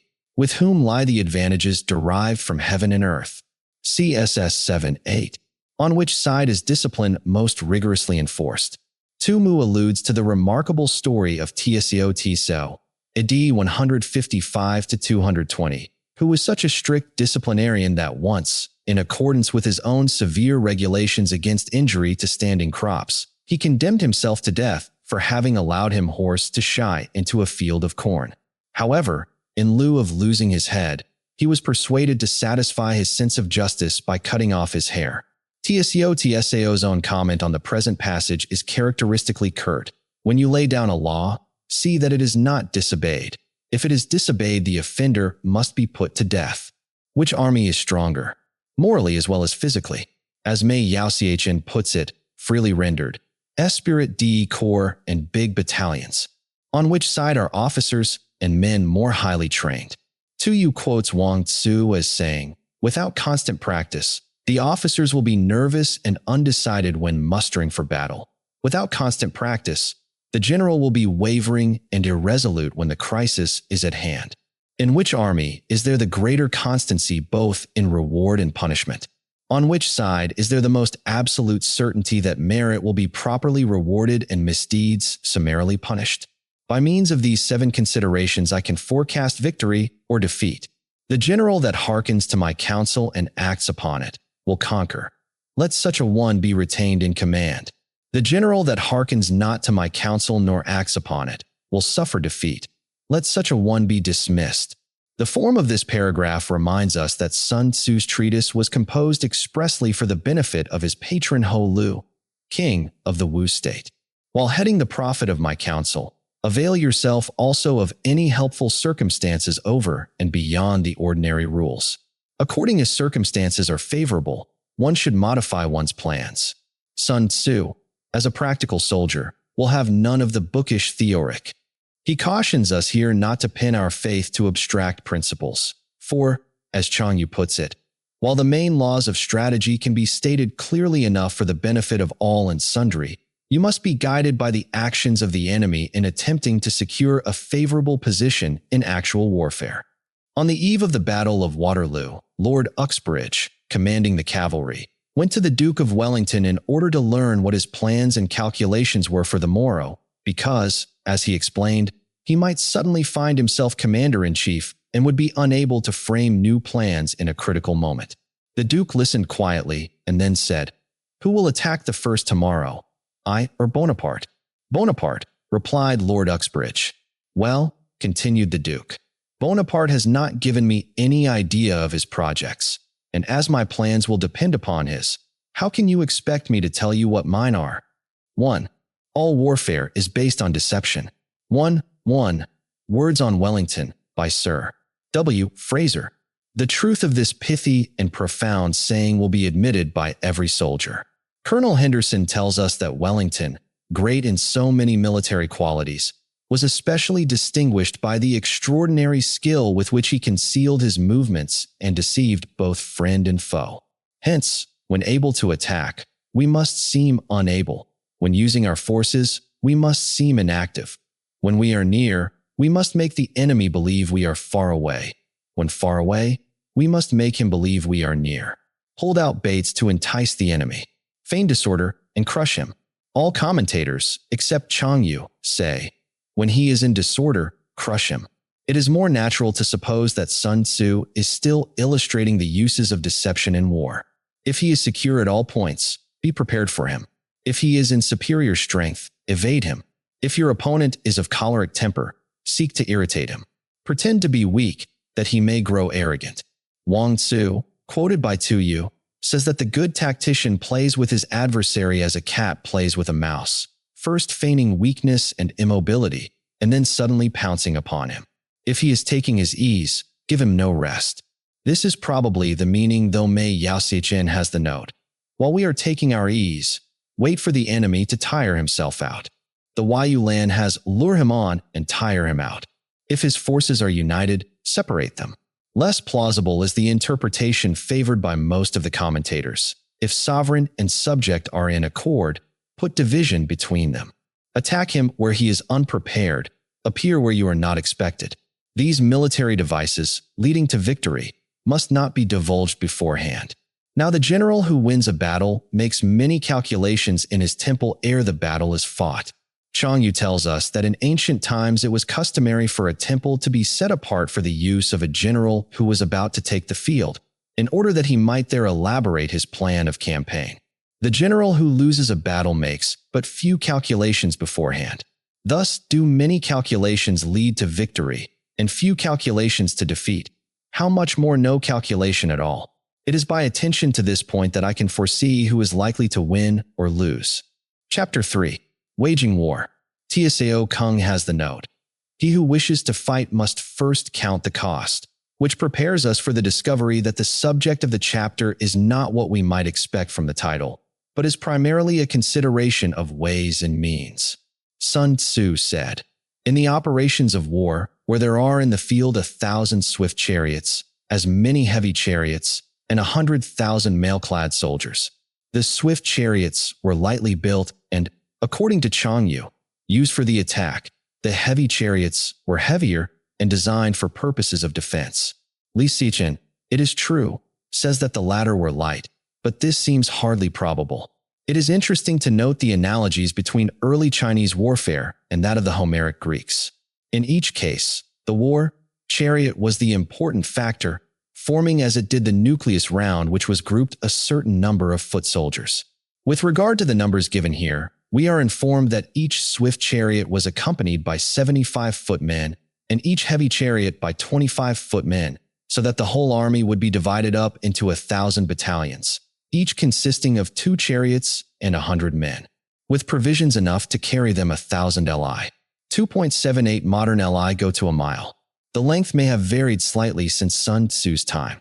The expenditure at home and at the front, including entertainment of guests, small items such as glue and paint, and some spent on chariots and armor, will reach the total of 1,000 ounces of silver per day.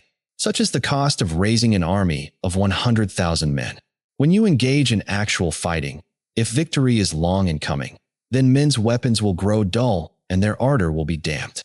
If you lay siege to a town, you will exhaust your strength. 33. Again, if the campaign is protracted, the resources of the state will not be equal to the strain.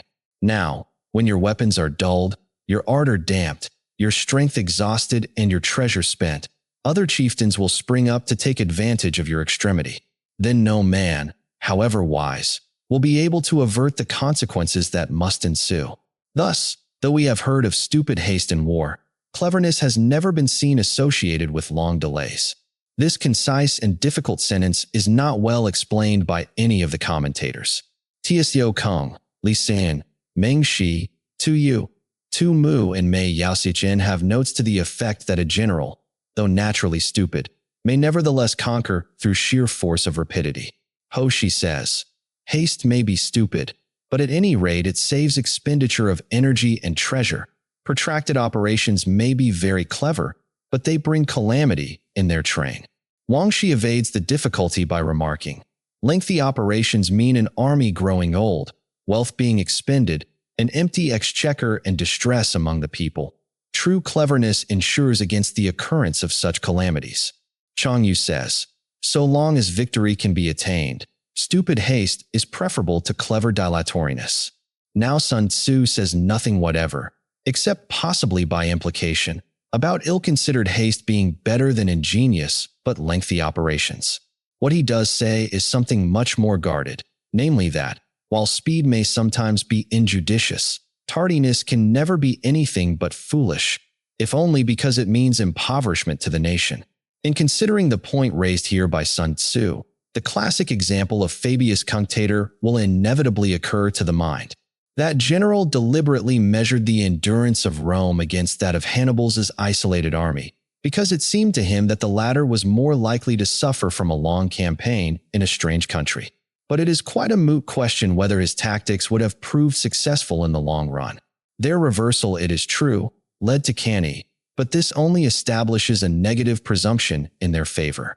There is no instance of a country having benefited from prolonged warfare. It is only one who is thoroughly acquainted with the evils of war that can thoroughly understand the profitable way of carrying it on. That is, with rapidity. Only one who knows the disastrous effects of a long war can realize the supreme importance of rapidity in bringing it to a close. Only two commentators seem to favor this interpretation, but it fits well into the logic of the context, whereas the rendering, "He who does not know the evils of war cannot appreciate its benefits," is distinctly pointless. The skillful soldier does not raise a second levy, neither are his supply wagons loaded more than twice. Once war is declared, he will not waste precious time in waiting for reinforcements, nor will he return his army back for fresh supplies, but crosses the enemy's frontier without delay. This may seem an audacious policy to recommend, but with all great strategists, from Julius Caesar to Napoleon Bonaparte, the value of time, that is, being a little ahead of your opponent, has counted for more than either numerical superiority or the nicest calculations with regard to commissariat. Bring war material with you from home, but forage on the enemy. Thus the army will have food enough for its needs. The Chinese word translated here as war material literally means things to be used and is meant in the widest sense. It includes all the impedimenta of an army, apart from provisions. Poverty of the state exchequer causes an army to be maintained by contributions from a distance. Contributing to maintain an army at a distance causes the people to be impoverished. The beginning of this sentence does not balance properly with the next, though obviously intended to do so. The arrangement, moreover, is so awkward that I cannot help suspecting some corruption in the text. It never seems to occur to Chinese commentators that an emendation may be necessary for the sense, and we get no help from them there. The Chinese word Sun Tzu used to indicate the cause of the people's impoverishment clearly have reference to some system by which the husbandmen sent their contributions of corn to the army direct. But why should it fall on them to maintain an army in this way, except because the state or government is too poor to do so? On the other hand, the proximity of an army causes prices to go up, and high prices cause the people's substance to be drained away. Wang Shi says high prices occur before the army has left its own territory. Tso Kung understands it of an army that has already crossed the frontier. When their substance is drained away, the peasantry will be afflicted by heavy exactions. 14. With this loss of substance and exhaustion of strength, the homes of the people will be stripped bare and 3/10 of their income will be dissipated. Tu Mu and Wang Shi agree that the people are not mulcted not of March 10th, but of 7/10 of their income. But this is hardly to be extracted from our text. Ho Shi has a characteristic tag, the people being regarded as the essential part of the state, and food as the people's heaven. Is it not right that those in authority should value and be careful of both? While government expenses for broken chariots, worn-out horses, breastplates and helmets, bows and arrows, spears and shields, protective mantles, draft oxen and heavy wagons, will amount to 4/10 of its total revenue. Hence a wise general makes a point of foraging on the enemy. 1 cartload of the enemy's provisions is equivalent to 20 of one's own, and likewise a single pickle of his provender is equivalent to 20 from one's own store. Because 20 cartloads will be consumed in the process of transporting 1 cartload to the front. A pickle is a unit of measure equal to 133.3 pounds, 65.5 kilograms. Now, in order to kill the enemy, our men must be roused to anger. That there may be advantage from defeating the enemy, they must have their rewards. Tu Mu says, rewards are necessary in order to make the soldiers see the advantage of beating the enemy. Thus, when you capture spoils from the enemy, they must be used as rewards, so that all your men may have a keen desire to fight, each on his own account. Therefore, in chariot fighting, when 10 or more chariots have been taken, those should be rewarded who took the first. Our own flags should be substituted for those of the enemy, and the chariots mingled and used in conjunction with ours.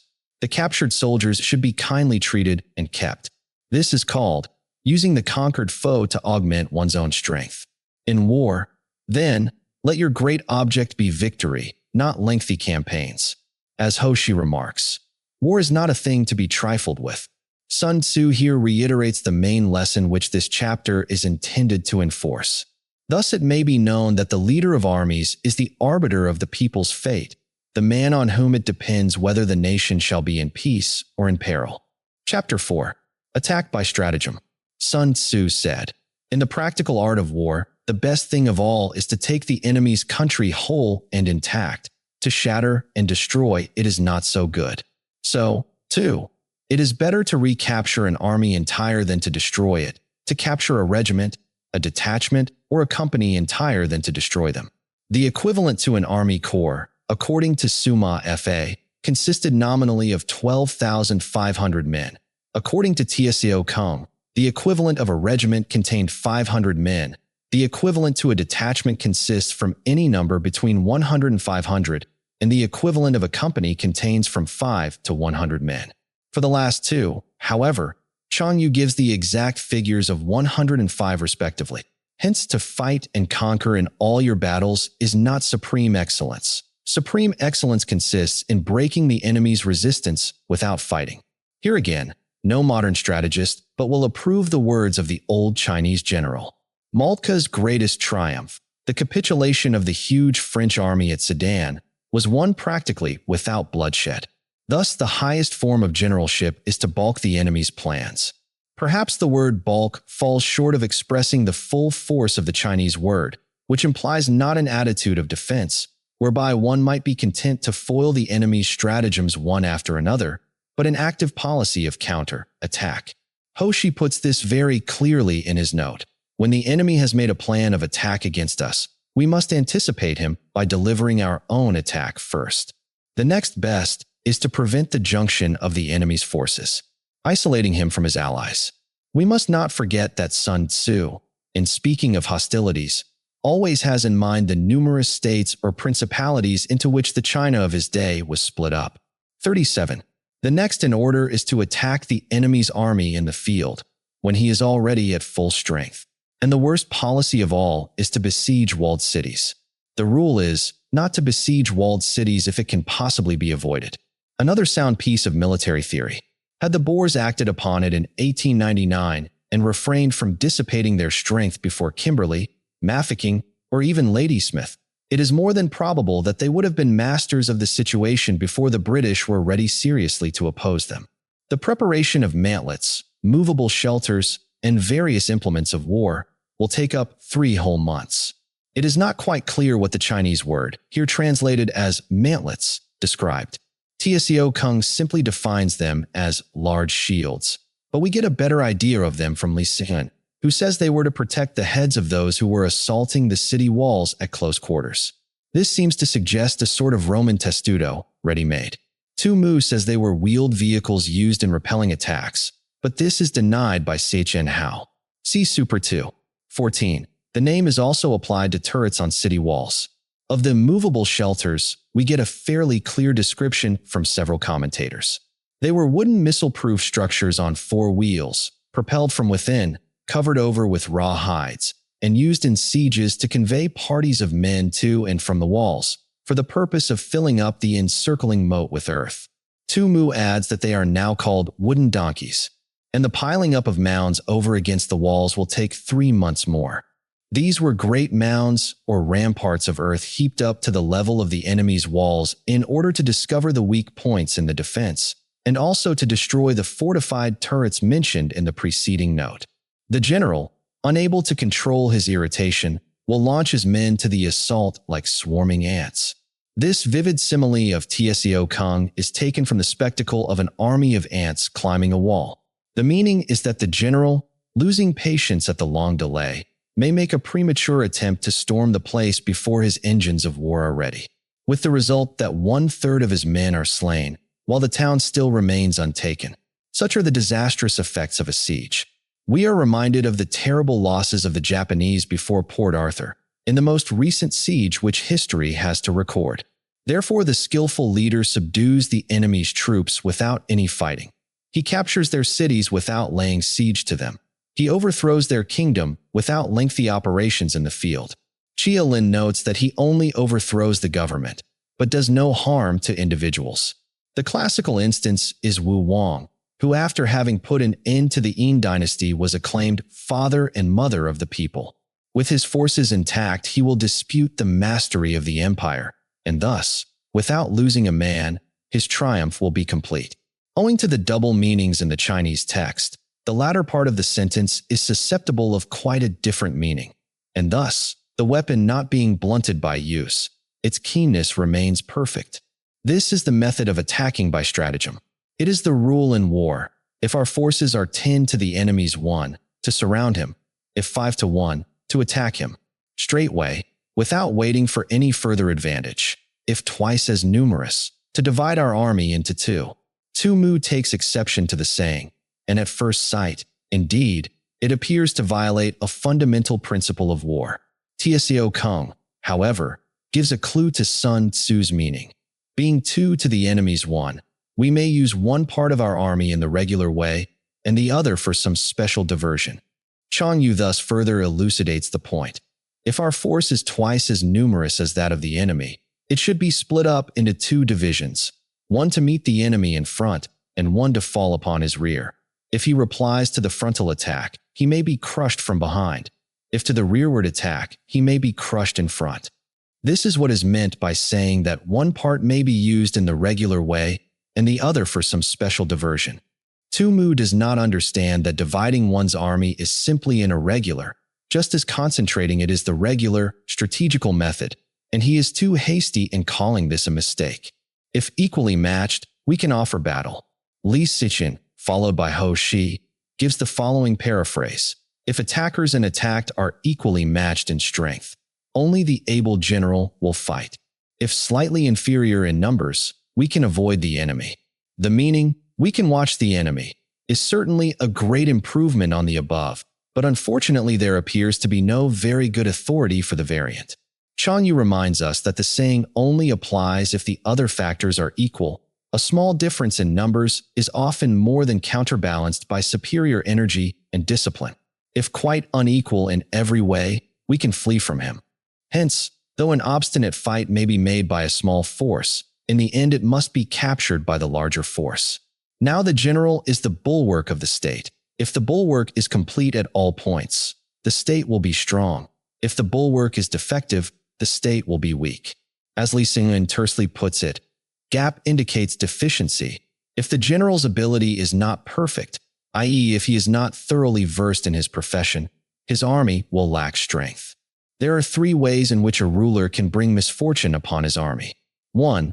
By commanding the army to advance or to retreat, being ignorant of the fact that it cannot obey. This is called hobbling the army. Li Sichin adds the comment. It is like tying together the legs of a thoroughbred so that it is unable to gallop. One would naturally think of the ruler in this passage as being at home and trying to direct the movements of his army from a distance. But the commentators understand just the reverse and quote the saying of Tai Kung. A kingdom should not be governed from without. An army should not be directed from within. Of course, it is true that, during an engagement or when in close touch with the enemy, the general should not be in the thick of his own troops, but a little distance apart. Otherwise, he will be liable to misjudge the position as a whole and give wrong orders. 2. By attempting to govern an army in the same way as he administers a kingdom, being ignorant of the conditions which obtain in an army. This causes restlessness in the soldiers' minds. Tso Kung's note is, freely translated, the military sphere and the civil sphere are wholly distinct. You can't handle an army in kid gloves. And Chang Yu says, humanity and justice are the principles on which to govern a state, but not an army. Opportunism and flexibility, on the other hand, are military rather than civil virtues to assimilate the governing of an army to that of a state, understood. 3. By employing the officers of his army without discrimination, that is, he is not careful to use the right man in the right place. Through ignorance of the military principle of adaptation to circumstances. This shakes the confidence of the soldiers. I follow Mei Yao Chn here. The other commentators refer not to the ruler, as in SS 13:14, but to the officers he employs. Thus, Tu Yu says, if a general is ignorant of the principle of adaptability, he must not be entrusted with a position of authority. Tu Mu quotes, The skillful employer of men will employ the wise man, the brave man, the covetous man, and the stupid man. For the wise man delights in establishing his merit. The brave man likes to show his courage in action. The covetous man is quick at seizing advantages, and the stupid man has no fear of death. But when the army is restless and distrustful, trouble is sure to come from the other feudal princes. This is simply bringing anarchy into the army and flinging victory away. Thus we may know that there are 5 essentials for victory. 1. He will win who knows when to fight and when not to fight. Sun Tzu says, if he can fight, he advances and takes the offensive. If he cannot fight, he retreats and remains on the defensive. He will invariably conquer who knows whether it is right to take the offensive or the defensive. He will win who knows how to handle both superior and inferior forces. This is not merely the general's ability to estimate numbers correctly, as Li Sijuan and others make out. Sun Tzu expounds the saying more satisfactorily. By applying the art of war, it is possible with a lesser force to defeat a greater, and vice versa. The secret lies in an eye for locality and in not letting the right moment slip. Thus Wu Tzu says, with a superior force, make for easy ground. With an inferior one, make for difficult ground. He will win whose army is animated by the same spirit throughout all its ranks. He will win who, prepared himself, waits to take the enemy unprepared. He will win who has military capacity and is not interfered with by the sovereign. Yu quotes Wang Tzu as saying, it is the sovereign's function to give broad instructions, but to decide on battle it is the function of the general. It is needless to dilate on the military disasters which have been caused by undue interference with operations in the field on the part of the home government. Napoleon undoubtedly owed much of his extraordinary success to the fact that he was not hampered by central authority. Hence the saying, if you know the enemy and know yourself, you need not fear the result of 100 battles. If you know yourself, but not the enemy, for every victory gained you will also suffer a defeat. Li Sijuan cites the case of Fu Qian, Prince of Qin, who in 383 AD marched with a vast army against the Qin emperor. When warned not to despise an enemy who could command the services of such men as Cn and Huan Xiecheng, he boastfully replied, I have the population of 8 provinces at my back, infantry and horsemen to the number of 1 million. Why? They could dam up the Yangtze River itself by merely throwing their whips into the stream. What danger have I to fear? Nevertheless, his forces were soon after disastrously routed at the Fei River, and he was obliged to beat a hasty retreat. If you know neither the enemy nor yourself, you will succumb in every battle. Sun Tzu said, knowing the enemy enables you to take the offensive. Knowing yourself enables you to stand on the defensive. He adds, attack is the secret of defense. Defense is the planning of an attack. It would be hard to find a better epitome of the root principle of war. Chapter 5. Tactical Dispositions. Tso Kung explains the Chinese meaning of the words for the title of this chapter. Marching and counter-marching on the part of the two armies with a view to discovering each other's condition.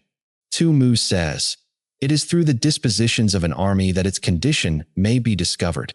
Conceal your dispositions, and your condition will remain secret, which leads to victory. Show your dispositions, and your condition will become patent, which leads to defeat.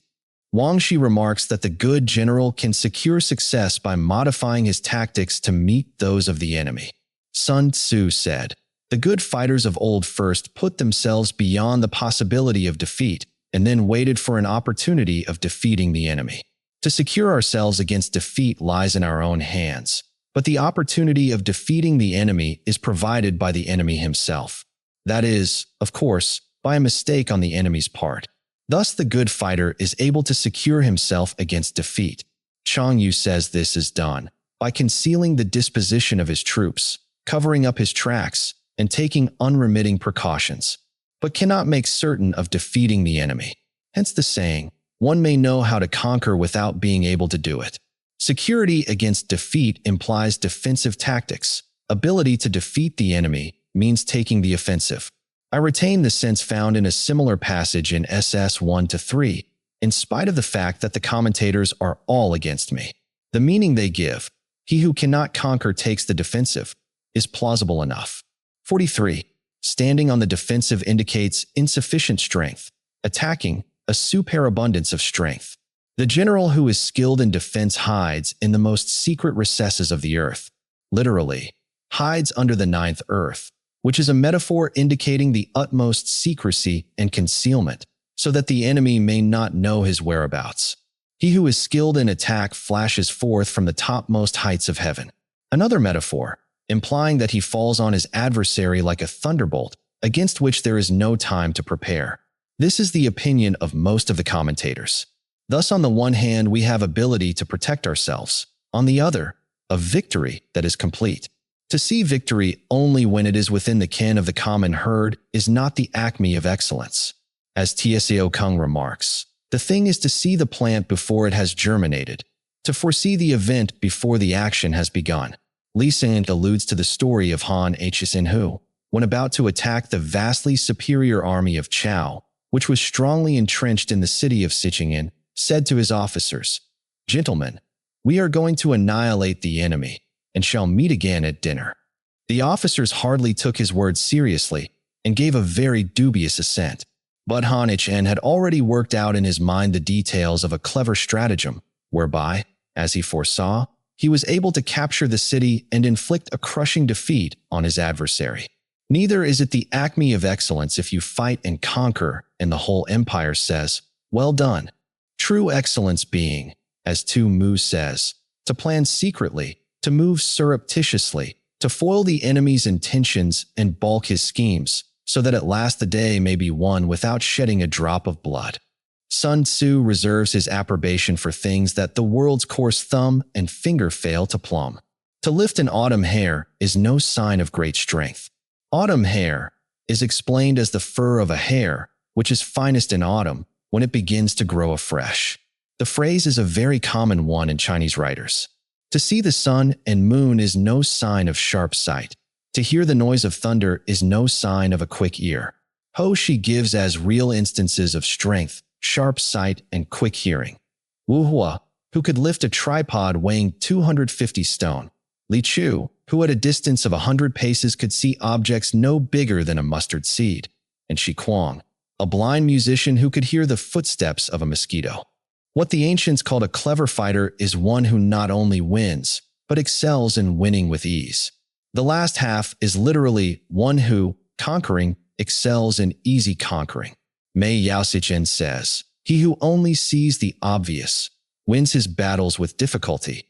He who looks below the surface of things wins with ease." Hence his victories bring him neither reputation for wisdom nor credit for courage. Sun Tzu explains this very well. Inasmuch as his victories are gained over circumstances that have not come to light, the world as large knows nothing of them, and he wins no reputation for wisdom. Inasmuch as the hostile state submits before there has been any bloodshed, he receives no credit for courage. He wins his battles by making no mistakes. Seichen Hao says, "He plans no superfluous marches, he devises no futile attacks." The connection of ideas is thus explained by Chang Yu. One who seeks to conquer by sheer strength, clever though he may be at winning pitched battles, is also liable on occasion to be vanquished, whereas he who can look into the future and discern conditions that are not yet manifest will never make a blunder and therefore invariably win. Making no mistakes is what establishes the certainty of victory, for it means conquering an enemy that is already defeated. Hence, the skillful fighter puts himself into a position which makes defeat impossible and does not miss the moment for defeating the enemy. A counsel of perfection, as Sun Tzu truly observes. Position need not be confined to the actual ground occupied by the troops.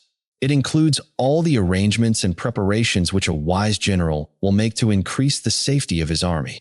Thus it is that in war the victorious strategist only seeks battle after the victory has been won, whereas he who is destined to defeat first fights and afterwards looks for victory. Ho Shi thus expounds the paradox. In warfare, first lay plans which will ensure victory, and then lead your army to battle. If you will not begin with stratagem but rely on brute strength alone, victory will no longer be assured. The consummate leader cultivates the moral law and strictly adheres to method and discipline. Thus it is in his power to control success. In respect of military method, we have, Firstly, measurement. Secondly, estimation of quantity. Thirdly, calculation. Fourthly, balancing of chances. Fifthly, victory. Measurement owes its existence to earth. Estimation of quantity to measurement. Calculation to estimation of quantity. Balancing of chances to calculation. And victory to balancing of chances. It is not easy to distinguish the four terms very clearly in the Chinese. The first seems to be surveying and measurement of the ground, which enable us to form an estimate of the enemy's strength and to make calculations based on the data thus obtained. We are thus led to a general weighing up or comparison of the enemy's chances with our own. If the latter turn the scale, then victory ensues.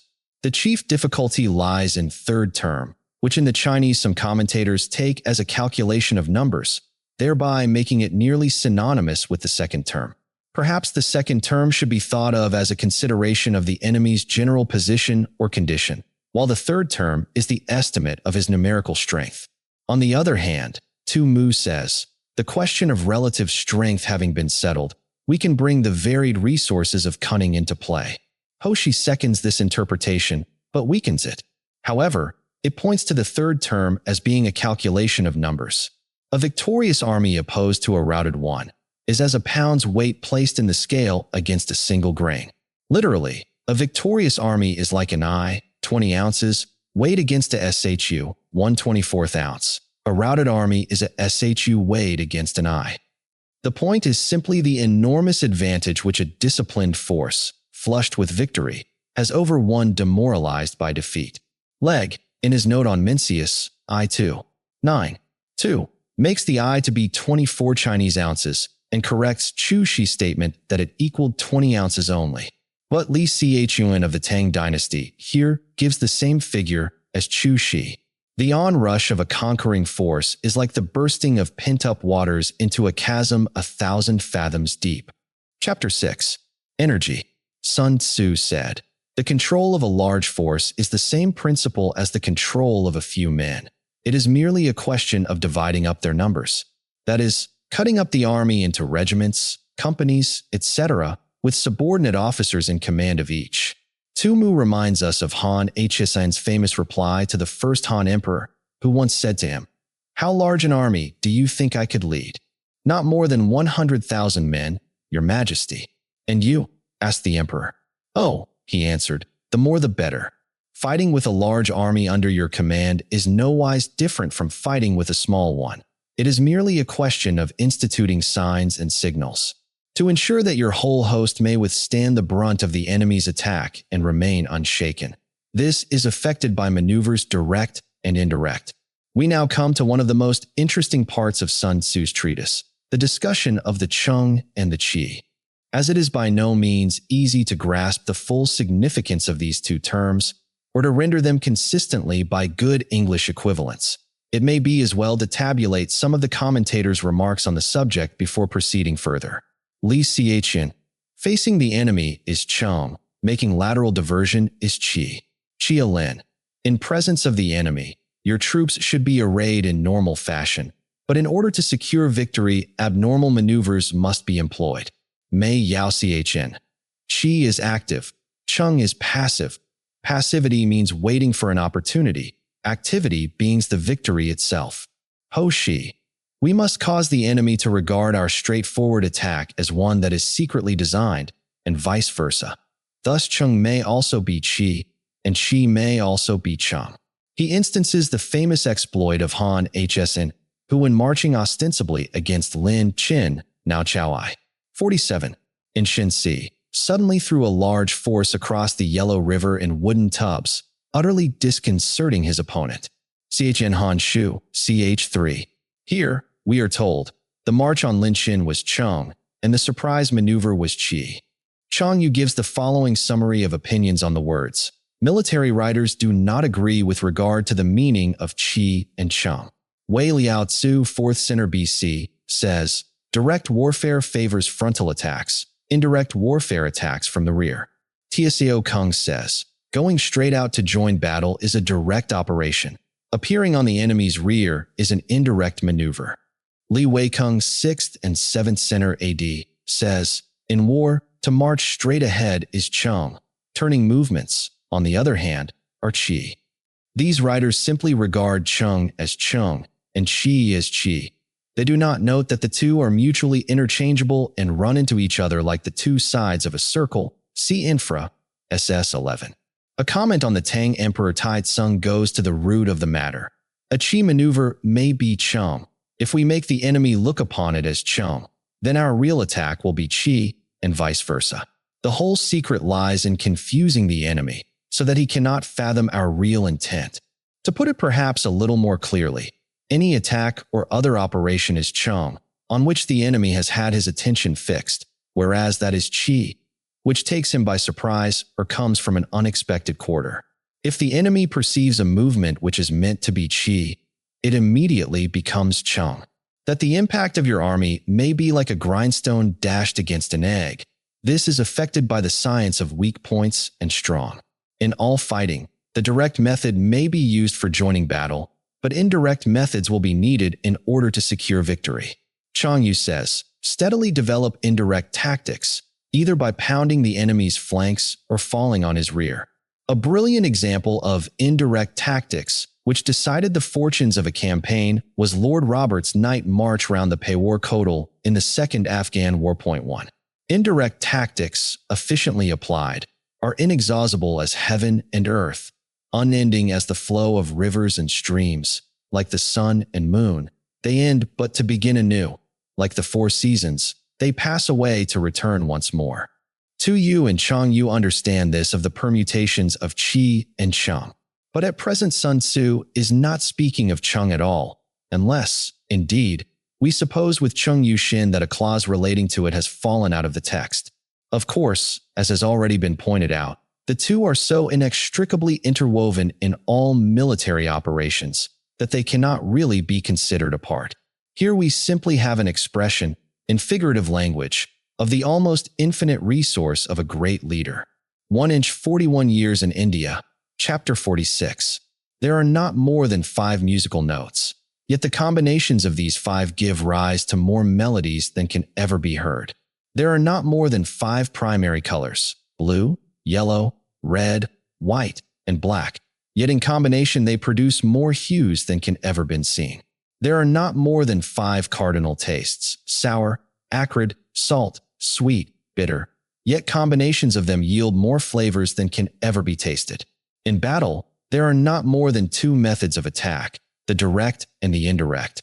Yet these two in combination give rise to an endless series of maneuvers. The direct and the indirect lead on to each other in turn. It is like moving in a circle. You never come to an end. Who can exhaust the possibilities of their combination? The onset of troops is like the rush of a torrent, which will even roll stones along in its course. The quality of decision is like the well-timed swoop of a falcon, which enables it to strike and destroy its victim. The Chinese here is tricky, and a certain key word in the context it is used defies the best efforts of the translator. Tu Mu defines this word as the measurement or estimation of distance.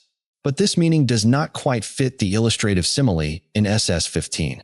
Applying this definition to the falcon, it seems to me to denote that instinct of self-restraint which keeps the bird from swooping on its quarry until the right moment, together with the power of judging when the right moment has arrived. The analogous quality in soldiers is the highly important one of being able to reserve their fire until the very instant at which it will be most effective. When the Victory went into action at Trafalgar at hardly more than drifting pace, she was for several minutes exposed to a storm of shot and shell before replying with a single gun. Nelson coolly waited until he was within close range, when the broadside he brought to bear worked fearful havoc on the enemy's nearest ships. Therefore, the good fighter will be terrible in his onset and prompt in his decision. The word decision would have reference to the measurement of distance mentioned above, letting the enemy get near before striking.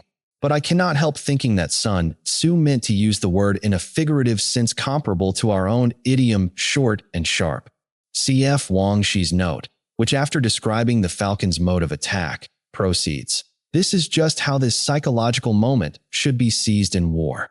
Energy may be likened to the bending of a crossbow, decision to the releasing of a trigger." None of the commentators seem to grasp the real point of the simile of energy and the force stored up in the bent cross. Bow until released by the finger on the trigger. Amid the turmoil and tumult of battle, there may be seeming disorder and yet no real disorder at all. Amid confusion and chaos, your array may be without head or tail, yet it will be proof against defeat. Mei Yaoxichen says, the subdivisions of the army having been previously fixed and the various signals agreed upon, the separating and joining, the dispersing and collecting which will take place in the course of a battle, may give the appearance of disorder when no real disorder is possible. Your formation may be without head or tail, your dispositions all topsy-turvy, and yet a rout of your forces quite out of the question. Simulated disorder postulates perfect discipline, simulated fear postulates courage, simulated weakness postulates strength. In order to make the translation intelligible, it is necessary to tone down the sharply paradoxical form of the original. Tseo Kung throws out a hint of the meaning in his brief note. These things all serve to destroy formation and conceal one's condition. But Tu Mu is the first to put it quite plainly. If you wish to feign confusion in order to lure the enemy on, you must first have perfect discipline. If you wish to display timidity in order to entrap the enemy, you must have extreme courage. If you wish to parade your weakness in order to make the enemy overconfident, you must have exceeding strength. Hiding order beneath the cloak of disorder is simply a question of subdivision. See Supra, SS1. Concealing courage under a show of timidity presupposes a fund of latent energy. The commentators strongly understand a certain Chinese word here differently than anywhere else in this chapter. Thus, Tu Mu says, seeing that we are favorably circumstanced and yet make no move, the enemy will believe that we are really afraid. Masking strength with weakness is to be effected by tactical dispositions. Chang Yu relates the following anecdote of Cao Tzu, the first Han emperor. Wishing to crush the Sungnu, he sent out spies to report on their condition. But the Sungnu, forewarned, carefully concealed all their able-bodied men and well-fed horses, and only allowed infirm soldiers and emaciated cattle to be seen. The result was that spies won, and all recommended the emperor to deliver his attack. Lu Qing alone opposed them, saying, when two countries go to war, they are naturally inclined to make an ostentatious display of their strength. Yet our spies have seen nothing but old age and infirmity. This is surely some ruse on the part of the enemy, and it would be unwise for us to attack. The emperor, however, disregarding this advice, fell into the trap and found himself surrounded at Patan. Thus, one who is skillful at keeping the enemy on the move maintains deceitful appearances, according to which the enemy will act. Tseo Kung's note is, make a display of weakness and want. Tu Mu says, if our force happens to be superior to the enemy's, weakness may be simulated in order to lure him on, but if inferior, he must be led to believe that we are strong, in order that he may keep off. In fact, all the enemy's movements should be determined by the signs that we choose to give him. Note the following anecdote of Sun Pin, a descendant of Sun Wu. In 341 BC, the Qi state being at war with Wei, sent Tian Qi and Sun Pin against the general Pang Chuan, who happened to be a deadly personal enemy of the later. Sun Pin said, the Qi state has a reputation for cowardice, and therefore our adversary despises us. Let us turn this circumstance to account. Accordingly, when the army had crossed the border into Wei territory, he gave orders to show 100,000 fires on the first night, 50,000 on the next, and the night after only 20,000. Pang Chuan pursued them hotly, saying to himself, I knew these men of Qi were cowards. Their numbers have already fallen away by more than half. In his retreat, Sun Pin came to a narrow defile, which he calculated that his pursuers would reach after dark. Here he had a tree stripped of its bark and inscribed upon it the words, under this tree shall Pang Chuan die. Then, as night began to fall, he placed a strong body of archers in ambush nearby, with orders to shoot directly they saw a light. Later on, Pang Chuan arrived at the spot, and noticing the tree, struck a light in order to read what was written on it. His body was immediately riddled by a volley of arrows, and his whole army thrown into confusion. The above is Tu Mu's version of the story. The Shi Qi, less dramatically but probably with more historical truth, makes Pang Chuan cut his own throat with an exclamation of despair after the rout of his army. He sacrifices something that the enemy may snatch at it. By holding out baits, he keeps him on the march. Then with a body of picked men, he lies in wait for him. With an emendation suggested by Li Qing, this then reads, he lies in wait with the main body of his troops. The clever combatant looks to the effect of combined energy and does not require too much from individuals. Tu Mu says, he first of all considers the power of his army in the bulk. Afterwards, he takes individual talent into account and uses each man according to his capabilities. He does not demand perfection from the untalent, hence his ability to pick out the right men and utilize combined energy. When he utilizes combined energy, his fighting men become, as it were, like unto rolling logs or stones. For it is the nature of a log or stone to remain motionless on level ground, and to move when on a slope, if four-cornered, to come to a standstill, but if round-shaped, to go rolling down. Chapter 7. Weak Points and Strong. Chang Yu attempts to explain the sequence of chapters as follows. Chapter 4, on Tactical Dispositions, treated of the offensive and the defensive. Chapter 5, on Energy, dealt with direct and indirect methods. The good general acquaints himself first with the theory of attack and defense, and then turns his attention to direct and indirect methods. He studies the art of varying and combining these two methods before proceeding to the subject of weak and strong points. For the use of direct or indirect methods arises out of attack and defense, and the perception of weak and strong points depends again on the above methods. Hence, the present chapter comes immediately after the chapter on energy. Sun Tzu said, whoever is first in the field and awaits the coming of the enemy will be fresh for the fight. Whoever is second in the field and has to hasten to battle will arrive exhausted. Therefore, the clever combatant imposes his will on the enemy, but does not allow the enemy's will to be imposed on him. One mark of a great soldier is that he fight on his own terms or fights not at all. 1. By holding out advantages to him, he can cause the enemy to approach of his own accord, or, by inflicting damage, he can make it impossible for the enemy to draw near. In the first case, he will entice him with a bait. In the second, he will strike at some important point which the enemy will have to defend. If the enemy is taking his ease, he can harass him. 1. See Colonel Henderson's biography of Stonewall Jackson, 1902 edition, Volume 2, page 490. 53. This passage may be cited as evidence against Mei Yao Sichen's interpretation of ISS 23. If well supplied with food, he can starve him out. If quietly encamped, he can force him to move. Appear at points which the enemy must hasten to defend. March swiftly to places where you are not expected. An army may march great distances without distress, if it marches through country where the enemy is not. Tsao Kung sums up very well. Emerge from the void QD like a bolt from the blue. Strike at vulnerable points, shun places that are defended, attack in unexpected quarters. You can be sure of succeeding in your attacks if you only attack places which are undefended. Wang Shi explains undefended places as weak points, that is to say, where the general is lacking in capacity or the soldiers in spirit, where the walls are not strong enough, or the precautions not strict enough, where relief comes too late, or provisions are too scanty, or the defenders are variants amongst themselves.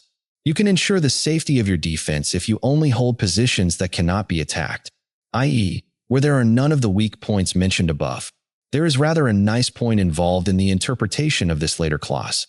Tu Mu, Sichen Hao, and Mei Yao Sichen assume the meaning to be, in order to make your defense quite safe, you must defend even those places that are not likely to be attacked.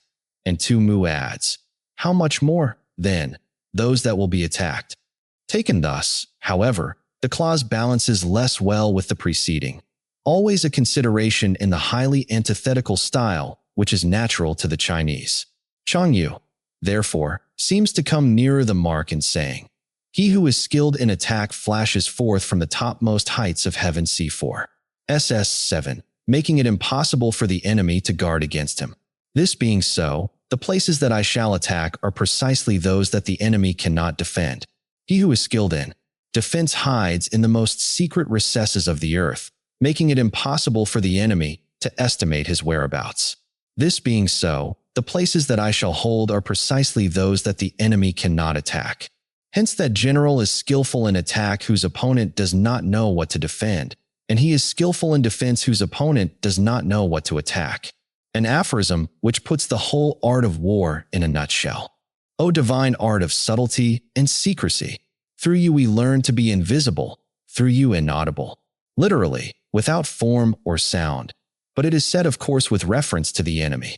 And hence we can hold the enemy's fate in our hands. You may advance and be absolutely irresistible if you make for the enemy's weak points. You may retire and be safe from pursuit if your movements are more rapid than those of the enemy. If we wish to fight, the enemy can be forced to an engagement even though he be sheltered behind a high rampart and a deep ditch. All we need do is attack some other place that he will be obliged to relieve.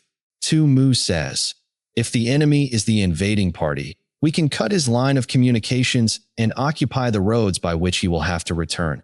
If we are the invaders, we may direct our attack against the sovereign himself. It is clear that Sun Tzu, unlike certain generals in the late Boer War, was no believer in frontal attacks. If we do not wish to fight, we can prevent the enemy from engaging us even though the lines of our encampment be merely traced out on the ground. All we need do is to throw something odd and unaccountable in his way. This extremely concise expression is intelligibly paraphrased by Chia Lin. Even though we have constructed neither wall nor ditch. Li Xin says, we puzzle him by strange and unusual dispositions. And Sun Tzu finally clinches the meaning by 3 illustrative anecdotes. One of Chu Ko Liang, who when occupying Yangpingji and about to be attacked by Sima I, suddenly struck his colors, stopped the beating of the drums, and flung open the city gates, showing only a few men engaged in sweeping and sprinkling the ground. This unexpected proceeding had the intended effect, for Sima I, suspecting an ambush, actually drew off his army and retreated. What Sun Tzu is advocating here, therefore, is nothing more nor less than the timely use of bluff. By discovering the enemy's dispositions and remaining invisible ourselves, we can keep our forces concentrated, while the enemy's must be divided. The conclusion is perhaps not very obvious, but Chang Yu, after Mei Yaoxichen, rightly explains it thus. If the enemy's dispositions are visible, we can make for him in one body, whereas, our own dispositions being kept secret, the enemy will be obliged to divide his forces in order to guard against attack from every quarter. We can form a single united body, while the enemy must split up into fractions. Hence there will be a whole pitted against separate parts of a whole, which means that we shall be many to the enemy's few. And if we are able thus to attack an inferior force with a superior one, our opponents will be in dire straits. The spot where we intend to fight must not be made known, for then the enemy will have to prepare against a possible attack at several different points. Sheridan once explained the reason of General Grant's victories by saying that, while his opponents were kept fully employed wondering what he was going to do, he was thinking most of what he was going to do himself. And his forces being thus distributed in many directions, the numbers we shall have to face at any given point will be proportionately few. For should the enemy strengthen his van, he will weaken his rear. Should he strengthen his rear, he will weaken his van. Should he strengthen his left, he will weaken his right. Should he strengthen his right, he will weaken his left. If he sends reinforcements everywhere, he will everywhere be weak. In Frederick the Great's instructions to his generals we read, a defensive war is apt to betray us into too frequent detachment. Those generals who have had but little experience attempt to protect every point, while those who are better acquainted with their profession, having only the capital object in view, guard against a decisive blow and acquiesce in small misfortunes to avoid greater. Numerical weakness comes from having to prepare against possible attacks. Numerical strength from compelling our adversary to make these preparations against us. The highest generalship, in Colonel Henderson's words, is to compel the enemy to disperse his army and then to concentrate superior force against each fraction in turn. Knowing the place and the time of the coming battle, we may concentrate from the greatest distances in order to fight. What Sun Tzu evidently has in mind is that nice calculation of distances and that masterly employment of strategy which enable a general to divide his army for the purpose of a long and rapid march, and afterwards to effect a junction at precisely the right spot and the right hour in order to confront the enemy in overwhelming strength. Among many such successful junctions which military history records, One of the most dramatic and decisive was the appearance of Blucher just at the critical moment on the field of Waterloo.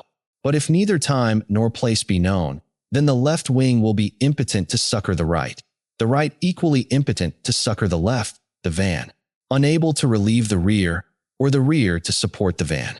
How much more so if the furthest portions of the army are anything under 100 li apart, and even the nearest are separated by several li. The Chinese of this last sentence is a little lacking in precision, but the mental picture we are required to draw is probably that of an army advancing towards a given rendezvous in separate columns, each of which has orders to be there on a fixed date. If the general allows the various detachments to proceed at haphazard, without precise instructions as to the time and place of meeting, the enemy will be able to annihilate the army in detail. Chang Yu's note may be worth quoting here. If we do not know the place where our opponents mean to concentrate or the day on which they will join battle, our unity will be forfeited through our preparations for defense, and the positions we hold will be insecure.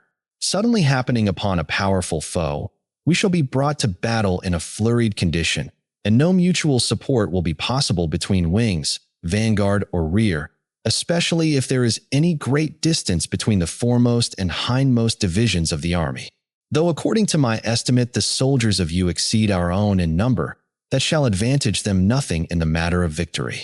I say then that victory can be achieved. Alas for these brave words. The long feud between the two states ended in 473 BC with the total defeat of Wu by Ko Qian and its incorporation in Yu. This was doubtless long after Sun Tzu's death.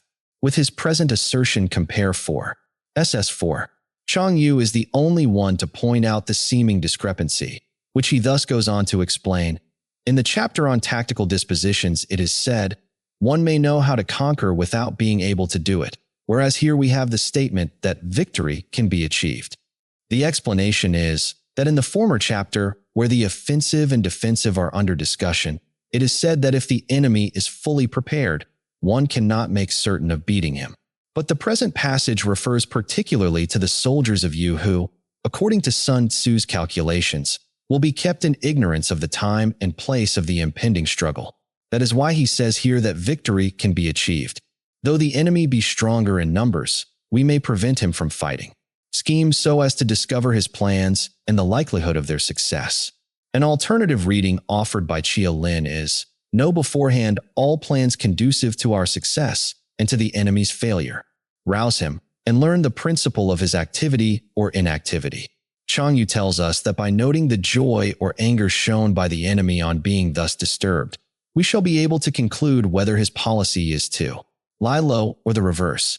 He instances the action of Chou Ku Liang, who sent the scornful present of a woman's headdress to Sima Ai in order to goad him out of his Fabian tactics, force him to reveal himself so as to find out his vulnerable spots.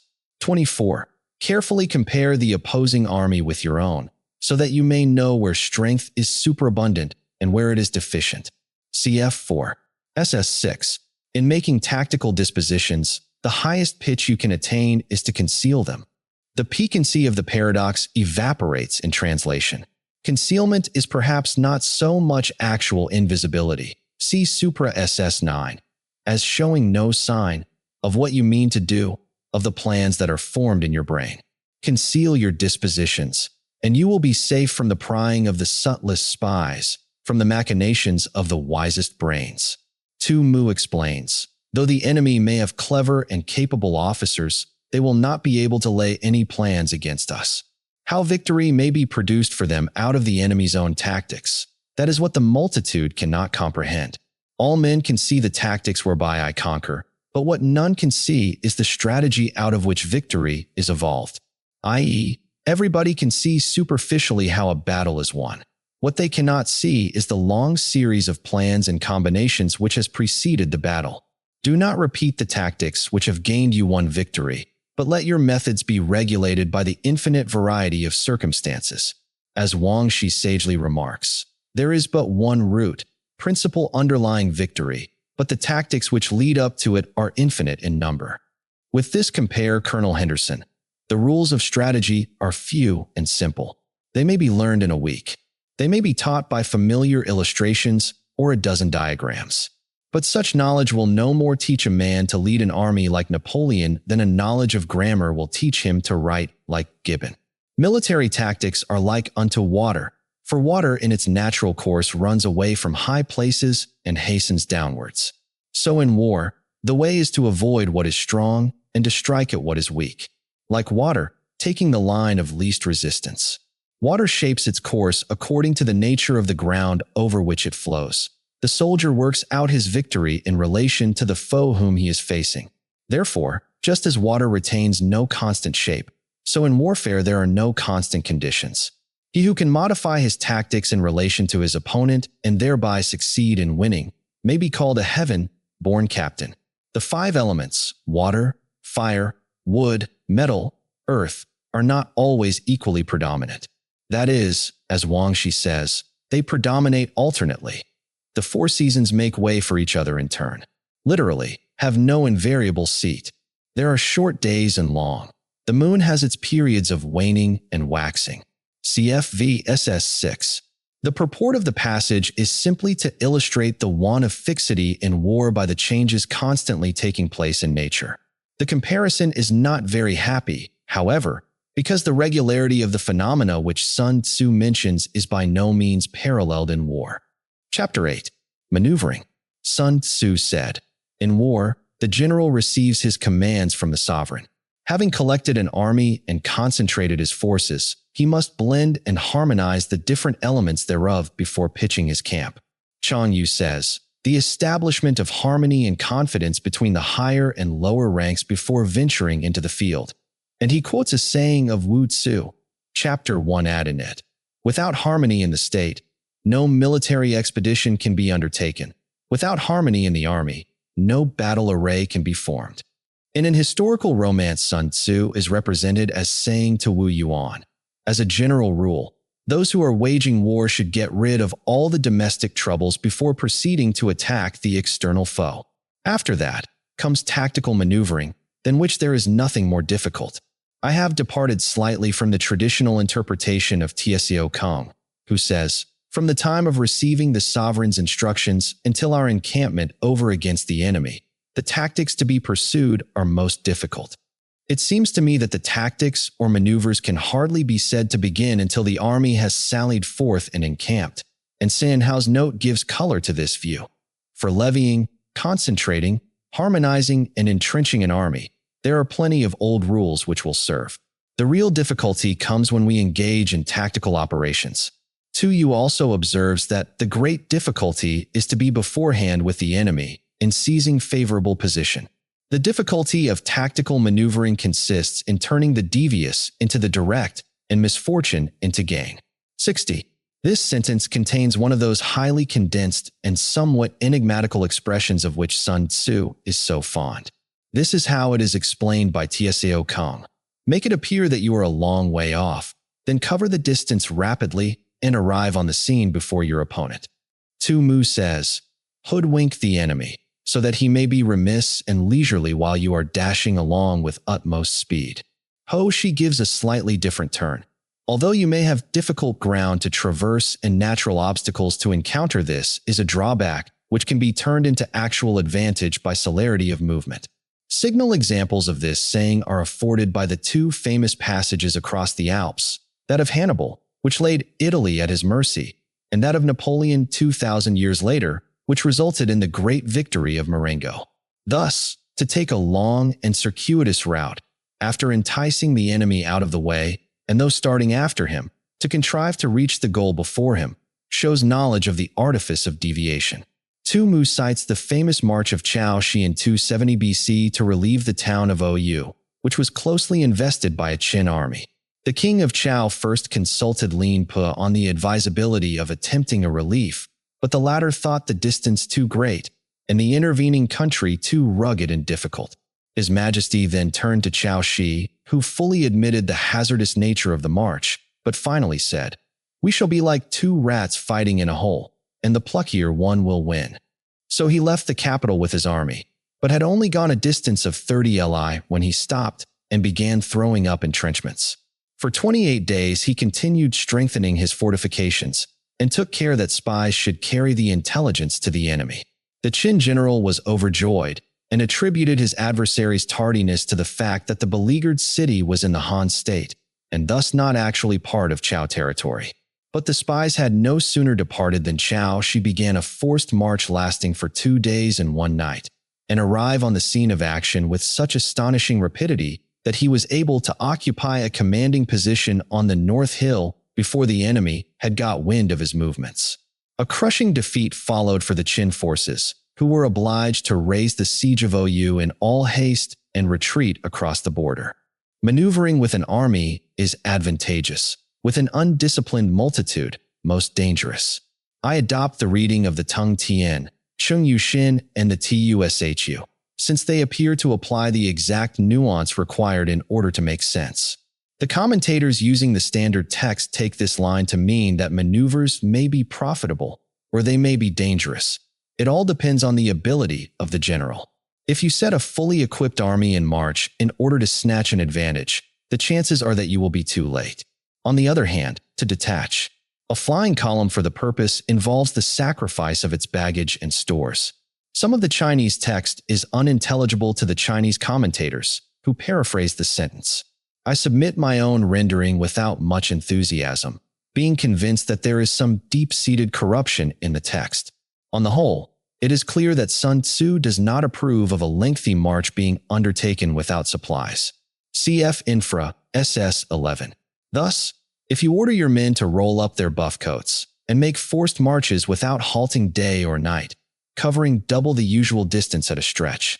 The ordinary day's march, according to Tu Mu, was 30 li, but on one occasion, when pursuing Liu Pei, Tsao is said to have covered the incredible distance of 300 underscore within 24 hours. Doing 100 li in order to wrest an advantage, the leaders of all your 3 divisions will fall into the hands of the enemy. The stronger men will be in front, the jaded ones will fall behind, and on this plan only 1/10 of your army will reach its destination. The moral is, as Tsao Kung and others point out, don't march 100 li to gain a tactical advantage, either with or without impedimenta. Maneuvers of this description should be confined to short distances. Stonewall Jackson said, "The hardships of forced marches are often more painful than the dangers of battle." He did not often call upon his troops for extraordinary exertions. It was only when he intended a surprise, or when a rapid retreat was imperative, that he sacrificed everything for speed. 1. If you march 50 li in order to outmaneuver the enemy, you will lose the leader of your first division, and only half your force will reach the goal. Literally, the leader of the first division will be torn away. If you march 30 li with the same object, 2/3 of your army will arrive. In the Tung Tien is added. From this we may know the difficulty of maneuvering. We may take it then that an army without its baggage, train is lost. Without provisions it is lost. Without bases of supply it is lost. I think Sun Tzu meant stores accumulated in depots. But Tu Yu says fodder and the like. Chong Yu says goods in general. And Wang Shi says fuel, salt, foodstuffs, etc. 1 C. Colonel Henderson, Op. Cit. Volume 1, page 426. We cannot enter into alliances until we are acquainted with the designs of our neighbors. We are not fit to lead an army on the march unless we are familiar with the face of the country, its mountains and forests, its pitfalls and precipices, its marshes and swamps. We shall be unable to turn natural advantage to account unless we make use of local guides. SS 12-14 are repeated in Chapter 11. SS 52. In war, practice dissimulation, and you will succeed. In the tactics of Turin, deception of the enemy, especially as to the numerical strength of his troops, took a very prominent position. 2. Whether to concentrate or to divide your troops must be decided by circumstances. Let your rapidity be that of the wind. The simile is doubly appropriate, because the wind is not only swift but, as Mei Yaosichin points out, invisible and leaves no tracks. Your compactness, that of the forest. Meng Shi comes nearer to the mark in his note. When slowly marching, order and ranks must be preserved, so as to guard against surprise attacks. But natural forests do not grow in rows, whereas they do generally possess the quality of density or compactness. In raiding and plundering be like fire. Cf. Shi Qing 4. 3, 4, 6. Fierce as a blazing fire which no man can check, is immovability like a mountain. That is, when holding a position from which the enemy is trying to dislodge you, or perhaps, as Sun Tzu says, when he is trying to entice you into a trap. Let your plans be dark and impenetrable as night, and when you move, fall like a thunderbolt. Sun Tzu quotes a saying of Tai Kung which has passed into a proverb. You cannot shut your ears to the thunder or your eyes to the lightning. So rapid are they. Likewise, an attack should be made so quickly that it cannot be parried. 2. For a number of maxims on this head, see Marshall Turin, Longmans, 1907, page 29. When you plunder a countryside, let the spoil be divided amongst your men. Sun Tzu wishes to lessen the abuses of indiscriminate plundering by insisting that all booty shall be thrown into a common stock, which may afterwards be fairly divided amongst all. When you capture new territory, cut it up into allotments for the benefit of the soldiery. Sachin Hao says, quarter your soldiers on the land, and let them sow and plant it. It is by acting on this principle and harvesting the lands they invaded that the Chinese have succeeded in carrying out some of their most memorable and triumphant expeditions, such as that of Pan Xichao, who penetrated to the Caspian, and in more recent years, those of Fu Keangyan and Cao Tsungtia. Ponder and deliberate before you make a move. Chang Yu quotes Wei Liao Tzu as saying that we must not break camp until we have gained the resisting power of the enemy and the cleverness of the opposing general. Cf. the 7 comparisons in ISS 13. He will conquer who has learnt the artifice of deviation. See Supra SS 3-4. Such is the art of maneuvering. With these words, the chapter would naturally come to an end. But there now follows a long appendix in the shape of an extract from an earlier book on war, now lost, but apparently extant at the time when Sun Tzu wrote. The style of this fragment is not noticeable different from that of Sun Tzu himself, but no commentator raises a doubt as to its genuineness. The Book of Army Management says, it is perhaps significant that none of the earlier commentators give us any information about this work. Mei Yao, CHN, calls it an ancient military classic, and Wang Shi, an old book on war. Considering the enormous amount of fighting that had gone on for centuries before Sun Tzu's time between the various kingdoms and principalities of China, it is not in itself improbable that a collection of military maxims should have been made and written down at some earlier period. On the field of battle, implied, though not actually in the Chinese.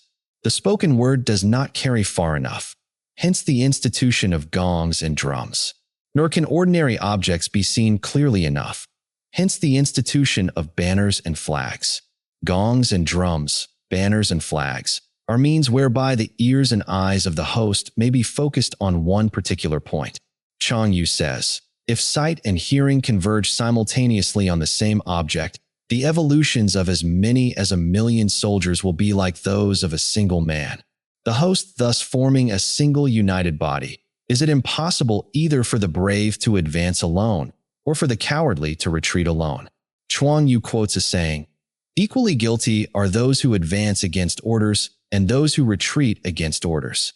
Tu Mu tells a story in this connection of Wu Qi when he was fighting against the Qin state. Before the battle had begun, one of his soldiers, a man of matchless daring, sallied forth by himself, captured 2 heads from the enemy, and returned to camp. Wu Qi had the man instantly executed, whereupon an officer ventured to remonstrate, saying, this man was a good soldier and ought not to have been beheaded. Wu Qi replied, I fully believe he was a good soldier, but I had him beheaded because he acted without orders. This is the art of handling large masses of men. In night fighting, then, make much use of signal fires and drums, and in fighting by day, of flags and banners, as a means of influencing the ears and eyes of your army. Sishin Hao alludes to Li Kuangpai's night ride to Hoyang at the head of 500 mounted men.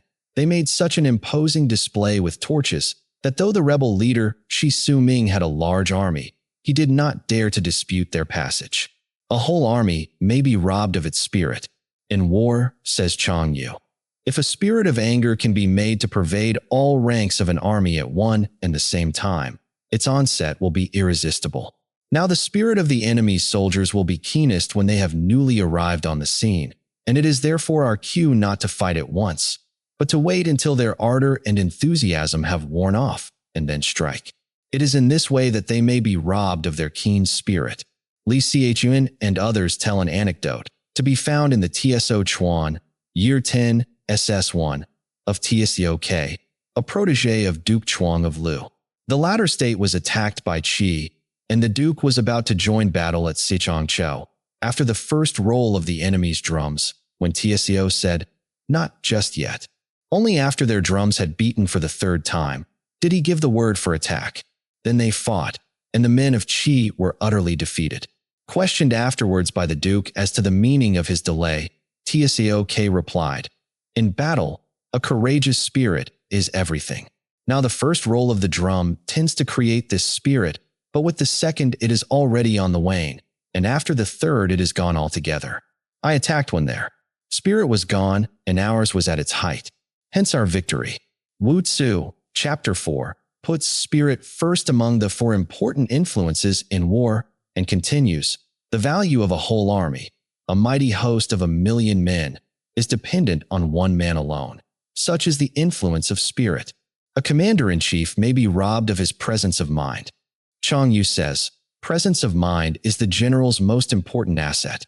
It is the quality which enables him to discipline disorder and to inspire courage into the panic-stricken." The great General Li Qing, AD 571 to 649, has a saying, "Attacking does not merely consist in assaulting walled cities or striking at an army in battle array. It must include the art of assailing the enemy's mental equilibrium." Now a soldier's spirit is keenest in the morning, always provided, I suppose, that he has had breakfast. At the Battle of the Trebia, the Romans were foolishly allowed to fight fasting, whereas Hannibal's men had breakfasted at their leisure. See Livy XXI Liv. 8, LV 1 and 8. By noonday it has begun to flag, and in the evening his mind is bent only on returning to camp. A clever general, therefore, avoids an army when its spirit is keen, but attacks it when it is sluggish and inclined to return. This is the art of studying moods, disciplined and calm, to await the appearance of disorder and hubbub amongst the enemy. This is the art of retaining self-possession, to be near the goal while the enemy is still far from it, to wait at ease while the enemy is toiling and struggling, to be well fed while the enemy is famished. This is the art of husbanding one's strength, to refrain from intercepting an enemy whose banners are in perfect order, to refrain from attacking an army drawn up in calm and confident array. This is the art of studying circumstances.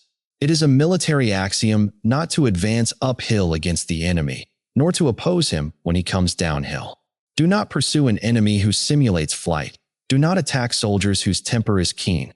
Do not swallow bait offered by the enemy. Li Xian and Tu Mu, with extraordinary inability to see a metaphor, take these words quite literally of food and drink that have been poisoned by the enemy. Chn Hao and Chang Yu carefully point out that the saying has a wider application. Do not interfere with an army that is returning home. The commentators explain this rather singular piece of advice by saying that a man whose heart is set on returning home will fight to the death against any attempt to bar his way, and is therefore too dangerous an opponent to be tackled. Chang Yu quotes the words of Han Hsin. "Invincible is the soldier who hath his desire and returneth homewards." A marvelous tale is told of Tsao's courage and resource in Ch1 of the Snkuo Qi. In 198 AD, he was besieging Changshu in Jiang, when Lu Piao sent reinforcements with a view to cutting off Tsao's retreat. The latter was obliged to draw off his troops, only to find himself hemmed in between two enemies, who were guarding each outlet of a narrow pass in which he had engaged himself. In this desperate plight, Tsao waited until nightfall, when he bored a tunnel into the mountainside and laid an ambush in it. As soon as the whole army had passed by, the hidden troops fell on his rear, while Tsao himself turned and met his pursuers in front, so that they were thrown into confusion and annihilated. Tsao said afterwards, "The brigands tried to check my army in its retreat and brought me to battle in a desperate position. Hence I knew how to overcome them. When you surround an army, leave an outlet free. This does not mean that the enemy is to be allowed to escape. The object, as Tu Mu puts it, is to make him believe that there is a road to safety, and thus prevent his fighting with the courage of despair." Tu Mu adds pleasantly. After that, you may crush him. Do not press a desperate foe too hard.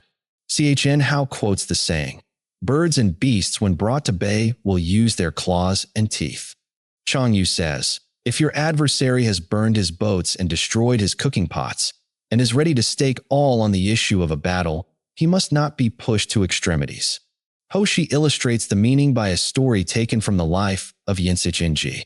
That general, together with his colleague Tu Chengwei, was surrounded by a vastly superior army of Khitans in the year 945 AD. The country was bare and desert-like, and the little Chinese force was soon in dire straits for want of water.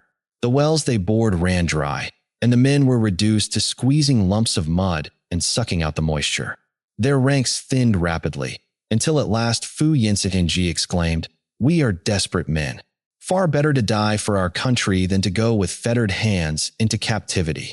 A strong gale happened to be blowing from the northeast and darkening the air with dense clouds of sandy dust. Tu Chengwei was for waiting until this had abated before deciding on a final attack. But luckily another officer, Li Shou, Cheng by name, was quicker to see an opportunity and said, "They are many and we are few, but in the midst of this sandstorm our numbers will not be discernible. Victory will go to the strenuous fighter, and the wind will be our best ally." Accordingly, Fu Yinsianji made a sudden and wholly unexpected onslaught with his cavalry, routed the barbarians, and succeeded in breaking through to safety. Such is the art of warfare. Chapter 9. Variation in Tactics. The heading means literally the 9 variations, but as Sun Tzu does not appear to enumerate these, and as, indeed, he has already told us, VSS 6-11, that such deflections from the ordinary course are practically innumerable, we have little option but to follow Wang Shi, who says that 9 stands for an indefinitely large number. All it means is that in warfare we ought to vary our tactics to the utmost degree. I do not know what Tsao Kung makes these 9 variations out to be, but it has been suggested that they are connected with the 9 situations of Chapter 11. This is the view adopted by Chang Yu. The only other alternative is to suppose that something has been lost, a supposition to which the unusual shortness of the chapter lends some weight.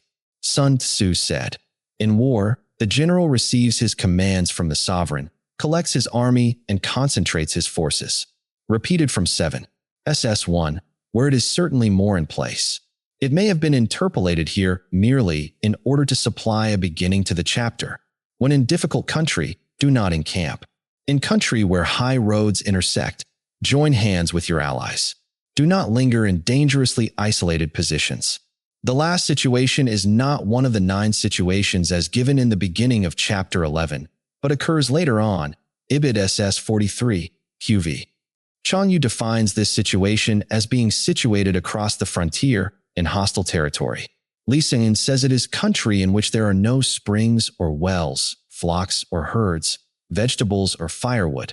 Chia Lin, one of gorges, chasms, and precipices, without a road by which to advance. In hemmed-in situations, you must resort to stratagem. In desperate position, you must fight. There are roads which must not be followed. 69. Especially those leading through narrow defile, says Li Xingyan, where an ambush is to be feared. Armies which must be not attacked. More correctly, perhaps, there are times when an army must not be attacked. Sichin Hao says, when you see your way to obtain a rival advantage, but are powerless to inflict a real defeat, refrain from attacking, for fear of overtaxing your men's strength. Towns which must not be besieged. Cf. 3. SS 4 Tsao Kung gives an interesting illustration from his own experience. When invading the territory of Suzhou, he ignored the city of Huapai, which lay directly in his path, and pressed on into the heart of the country. This excellent strategy was rewarded by the subsequent capture of no fewer than 14 important district cities. Chang Yu says, no town should be attacked which, if taken, cannot be held, or if left alone, will not cause any trouble. Sun Ying, when urged to attack Paiyang, replied, "The city is small and well fortified. Even if I succeed in taking it, it will be no great feat of arms, whereas if I fail, I shall make myself a laughingstock." In the 17th century, sieges still formed a large proportion of war. It was Turin who directed attention to the importance of marches, countermarches, and maneuvers. He said, "It is a great mistake to waste men in taking a town when the same expenditure of soldiers will gain a province." 1. Positions which must not be contested, commands of the sovereign which must not be obeyed. This is a hard saying for the Chinese, with their reverence for authority, and Wei Liao Tzu, quoted by Sun Tzu, is moved to exclaim, "Weapons are baleful instruments. Strife is antagonistic to virtue. A military commander is the negation of civil order." The unpalatable fact remains, however, that even imperial wishes must be subordinated to military necessity. The general who thoroughly understands the advantages that accompany variation of tactics knows how to handle his troops. The general who does not understand these may be well acquainted with the configuration of the country, yet he will not be able to turn his knowledge to practical account. Literally, get the advantage of the ground, which means not only securing good positions, but availing oneself of natural advantages in every possible way. Sun Tzu says, "Every kind of ground is characterized by certain natural features and also gives scope for a certain variability of 1-inch Marshall Turin, page 50. Plan. How it is possible to turn these natural features to account unless topographical knowledge is supplemented by versatility of mind. So, the student of war who is unversed in the art of war of varying his plans, even though he be acquainted with the 5 advantages, will fail to make the best use of his men." Chia Lin tells us that these imply 5 obvious and generally advantageous lines of action, namely, if a certain road is short, it must be followed. If an army is isolated, it must be attacked. If a town is in a parlous condition, it must be besieged. If a position can be stormed, it must be attempted. And if consistent with military operations, the ruler's commands must be obeyed. But there are circumstances which sometimes forbid a general to use these advantages. For instance, a certain road may be the shortest way for him, but if he knows that it abounds in natural obstacles, or that the enemy has laid an ambush on it, he will not follow that road.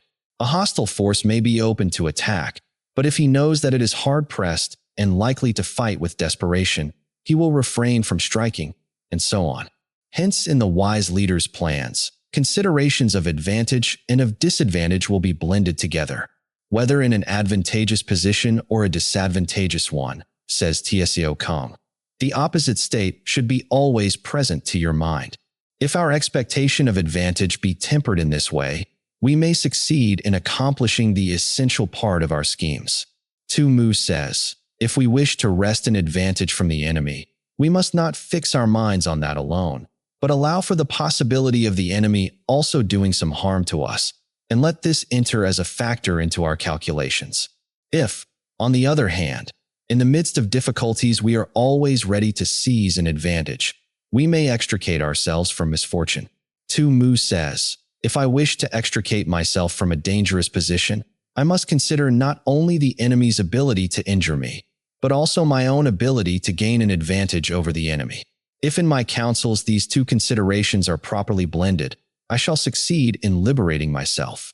For instance, if I am surrounded by the enemy and only think of effecting an escape, the nervelessness of my policy will incite my adversary to pursue and crush me.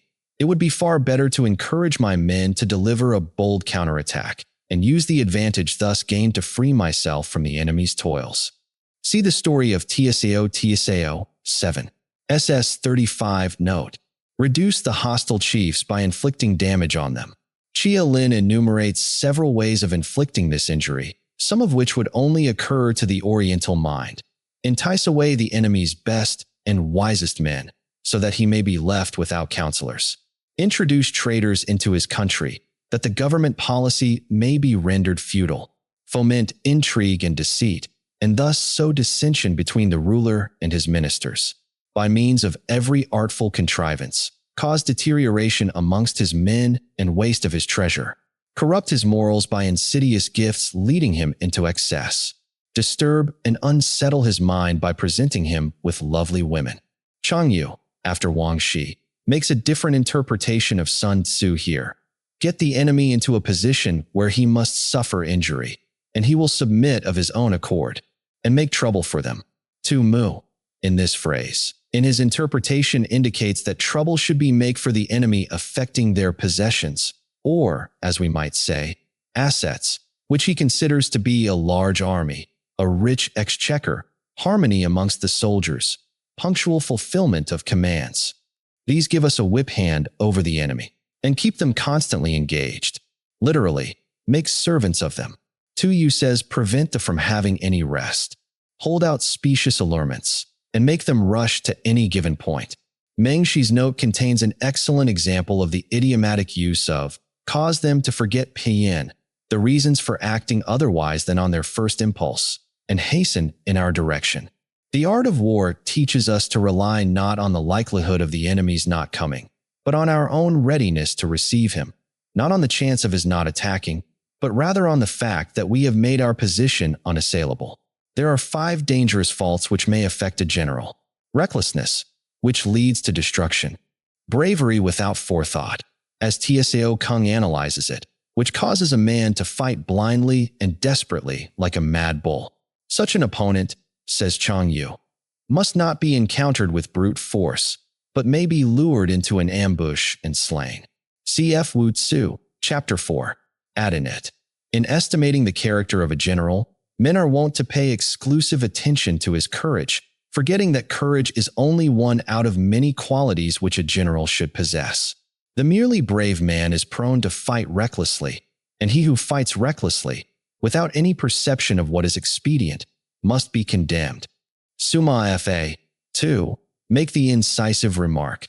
Simply going to one's death does not bring about victory. Cowardice, which leads to capture.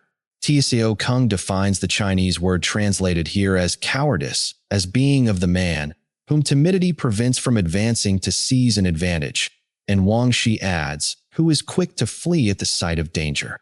Mengxi gives the closer paraphrase, he who is bent on returning alive. This is the man who will never take a risk. But, as Sun Tzu knew, nothing is to be achieved in war unless you are willing to take risks. Tai Kung said, he who lets an advantage slip will subsequently bring upon himself real disaster. In 404 AD, Liu Yu pursued the rebel Huan Suan up the Yangtze and fought a naval battle with him at the island of Siqinghong. The loyal troops numbered only a few thousands, while their opponents were in great force. But Huan Suan, fearing the fate which was in store for him should be overcome, had a light boat made fast to the side of his war junk, so that he might escape, if necessary, at a moment's notice. The natural result was that the fighting spirit of his soldiers was utterly quenched, and when the loyalists made an attack from windward with fireships, all striving with the utmost ardor to be first in the fray, Huan Suan's forces were routed, had to burn all their baggage and fled for 2 days and nights without stopping. Chang Yu tells a somewhat similar story of Chao Ingchi, a general of the Qin state who during a battle with the army of Chu in 597 BC had a boat kept in readiness for him on the river, wishing in case of defeat to be the first to get across. A hasty temper, which can be provoked by insults. Tu Mu tells us that Yao Xing, when opposed in 357 AD by Huang Mei, Tung Sixing and others shut himself up behind his walls and refused to fight. Tung Sixing said, our adversary is of a choleric temper and easily provoked. Let us make constant sallies and break down his walls. Then he will grow angry and come out. Once we can bring his force to battle, it is doomed to be our prey. This plan was acted upon. Yao Xiang came out to fight, was lured as far as San Yuan by the enemy's pretended flight, and finally attacked and slain. A delicacy of honor which is sensitive to shame. This need not be taken to mean that a sense of honor is really a defect in a general. What Sun Tzu condemns is rather an exaggerated sensitiveness to slanderous reports, the thin-skinned man who is stung by opprobrium, however undeserved. Mei Yao San truly observes, though somewhat paradoxically, the seek after glory should be careless of public opinion, over-solicitude for his men, which exposes him to worry and trouble. Here again, Sun Tzu does not mean that the general is to be careless of the welfare of his troops. All he wishes to emphasize is the danger of sacrificing any important military advantage to the immediate comfort of his men. This is a short-sighted policy, because in the long run the troops will suffer more from the defeat, or, at best, the prolongation of the war, which will be the consequence. A mistaken feeling of pity will often induce a general to relieve a beleaguered city or to reinforce a hard-pressed detachment, contrary to his military instincts. It is now generally admitted that our repeated efforts to relieve Ladysmith in the South African War were so many strategical blunders which defeated their own purpose. And in the end, relief came through the very man who started out with the distinct resolve no longer to subordinate the interests of the whole to sentiment in favor of a part. An old soldier of one of our generals who failed most conspicuously in this war tried once, I remember, to defend him to me on the ground that he was always so good to his men. By this plea, had he but known it, he was only condemning him out of Sun Tzu's mouth. Chapter 10. The Army on the March. The contents of this interesting chapter are better indicated in SS1 than by this heading.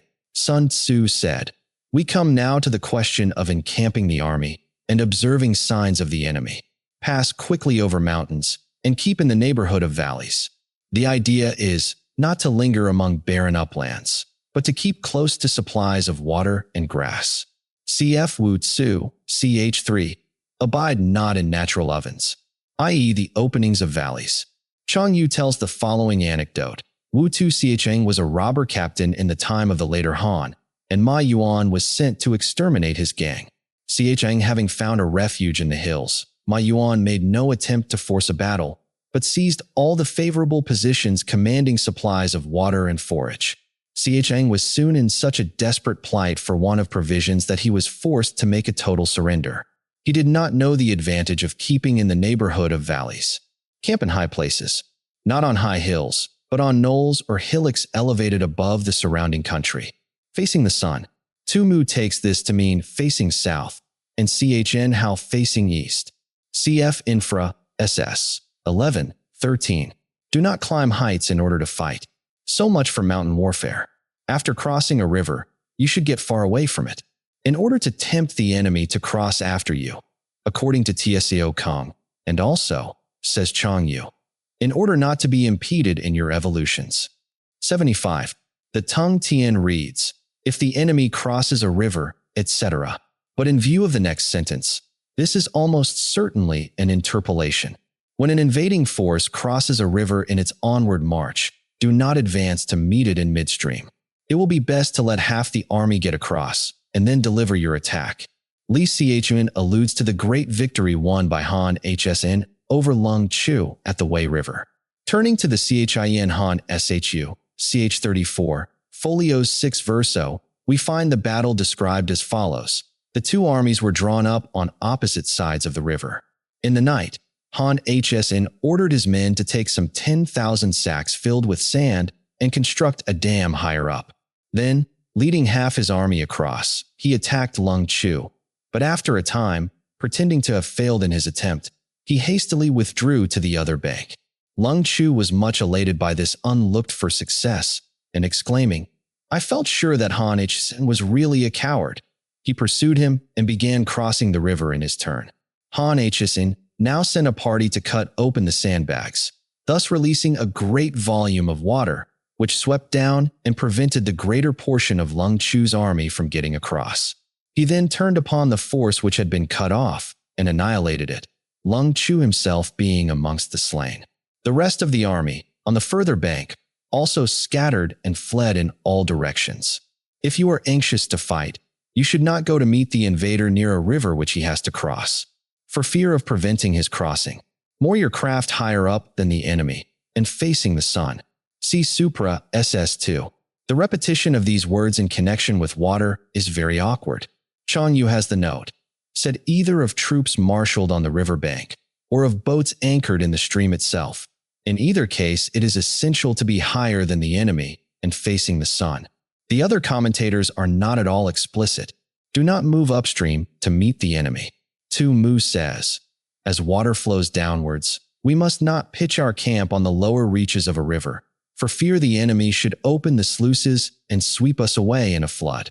Chu Ko Wu Ho has remarked that in river warfare we must not advance against the stream, which is as much as to say that our fleet must not be anchored below that of the enemy, for then they would be able to take advantage of the current and make short work of us.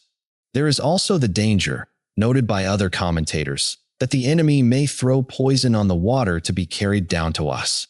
So much for river warfare. In crossing salt marshes, your sole concern should be to get over them quickly, without any delay. Because of the lack of fresh water, the poor quality of the herbage, and last but not least, because they are low, flat, and exposed to attack.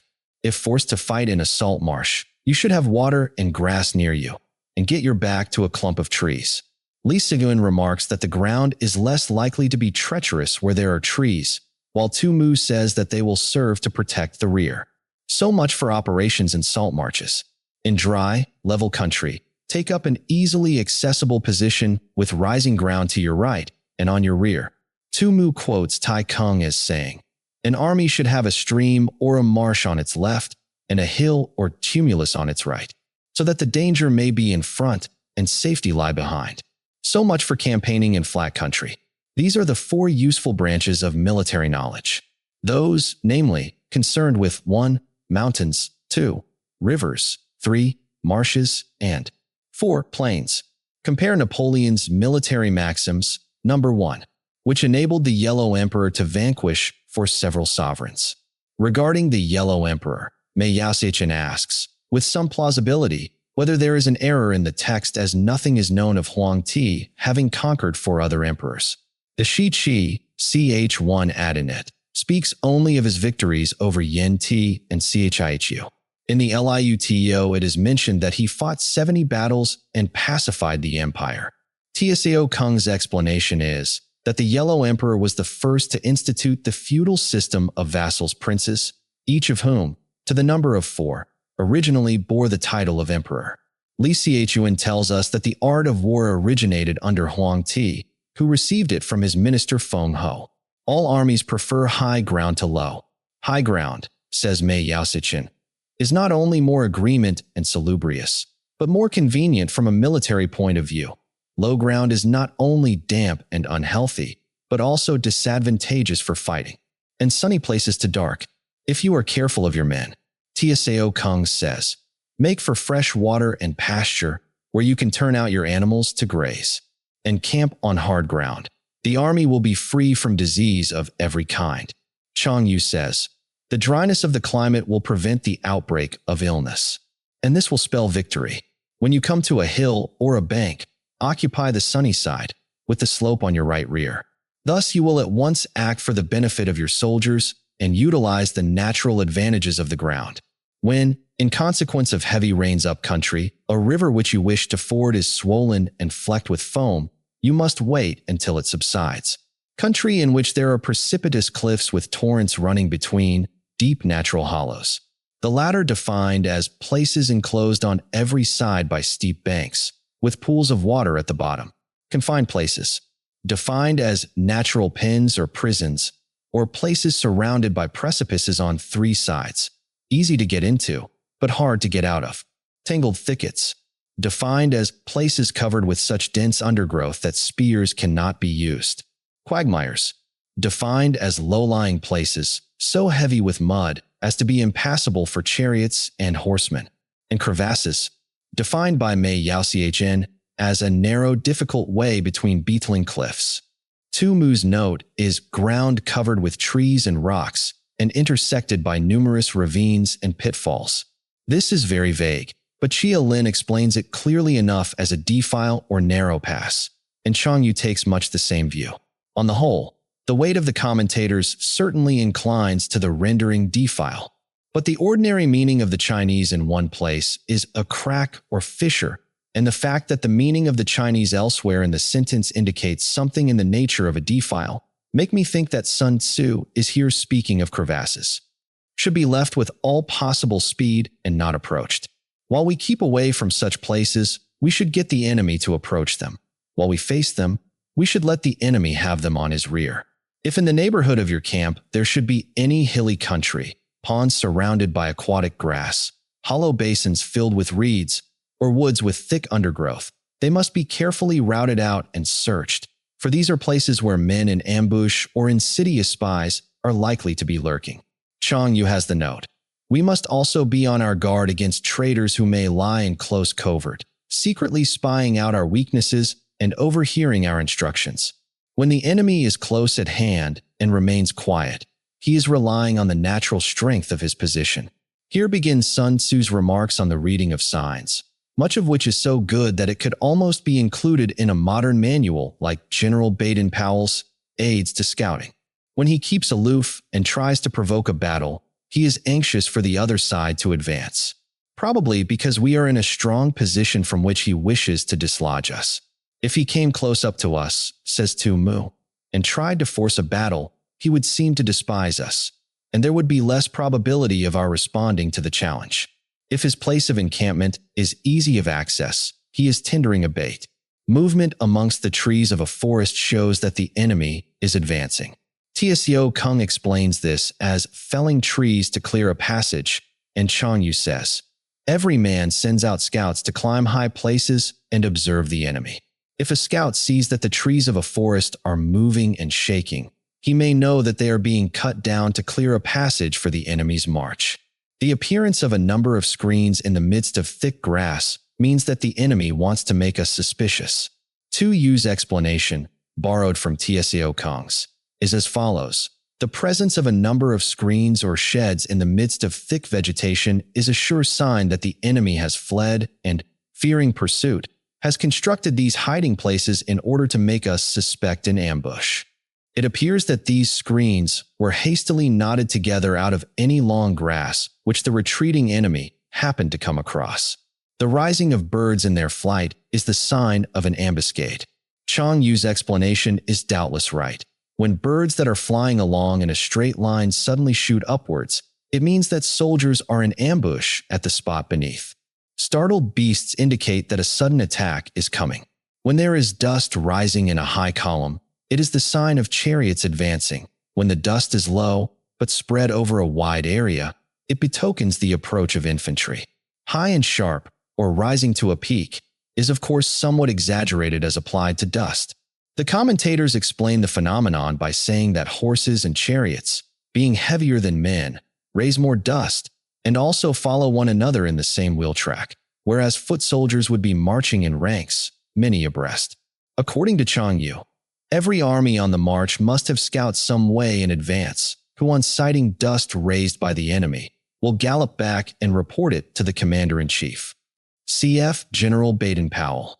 As you move along, say, in a hostile country, your eyes should be looking afar for the enemy or any signs of him. Figures, dust rising, birds getting up, glitter of arms, etc. 1. When it branches out in different directions, it shows that parties have been sent to collect firewood. A few clouds of dust moving to and fro signify that the army is encamping. Chang Yu says, in apportioning the defenses for a cantonment, light horse will be sent out to survey the position and ascertain the weak and strong points all along its circumference. Hence the small quantity of dust and its motion. Humble words and increased preparations are signs that the enemy is about to advance. As though they stood in great fear of us, says Sun Tzu. Their object is to make us contemptuous and careless, after which they will attack us. Chang Yu alludes to the story of Tian Tan of the CHIMO against the Yin forces, led by Qi Chi. In CH 82 of the Shi Qi we read, Tian Tan openly said, my only fear is that the Yin army may cut off the noses of their Qi prisoners and place them in the front rank to fight against us. That would be the undoing of our city.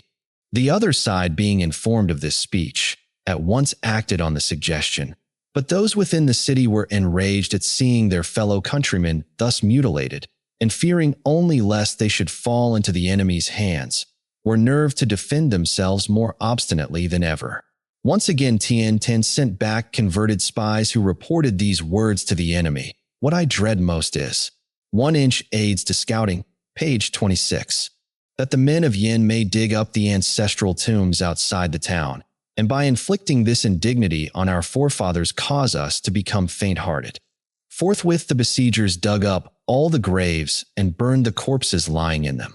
And the inhabitants of Chiemo, witnessing the outrage from the city walls, wept passionately and were all impatient to go out and fight, their fury being increased tenfold. Tian Tan knew then that his soldiers were ready for any enterprise. But instead of a sword, he himself took a mattock in his hands, and ordered others to be distributed amongst his best warriors, while the ranks were filled up with their wives and concubines. He then served out all the remaining rations and bade his men eat their fill. The regular soldiers were told to keep out of sight, and the walls were manned with the old and weaker men and with women. This done, envoys were dispatched to the enemy's camp to arrange terms of surrender, whereupon the Yin army began shouting for joy. Tiantin also collected 20,000 ounces of silver from the people and got the wealthy citizens of Qianmo to send it to the Yin general with the prayer that, when the town capitulated, he would allow their homes to be plundered or their women to be maltreated. Qi, in high good humor, granted their prayer, but his army now became increasingly slack and careless. Meanwhile, Tiantin got together 1,000 oxen, decked them with pieces of red silk, painted their bodies, dragon-like, with colored stripes, and fastened sharp blades on their horns and well-greased rushes on their tails. When night came on, he lighted the ends of the rushes and drove the oxen through a number of holes which he had pierced in the walls, backing them up with a force of 5,000 picked warriors.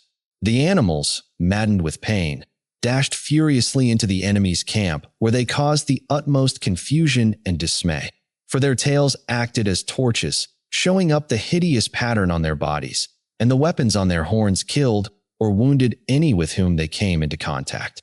In the meantime, the band of 5,000 had crept up with gags in their mouths, and now threw themselves on the enemy.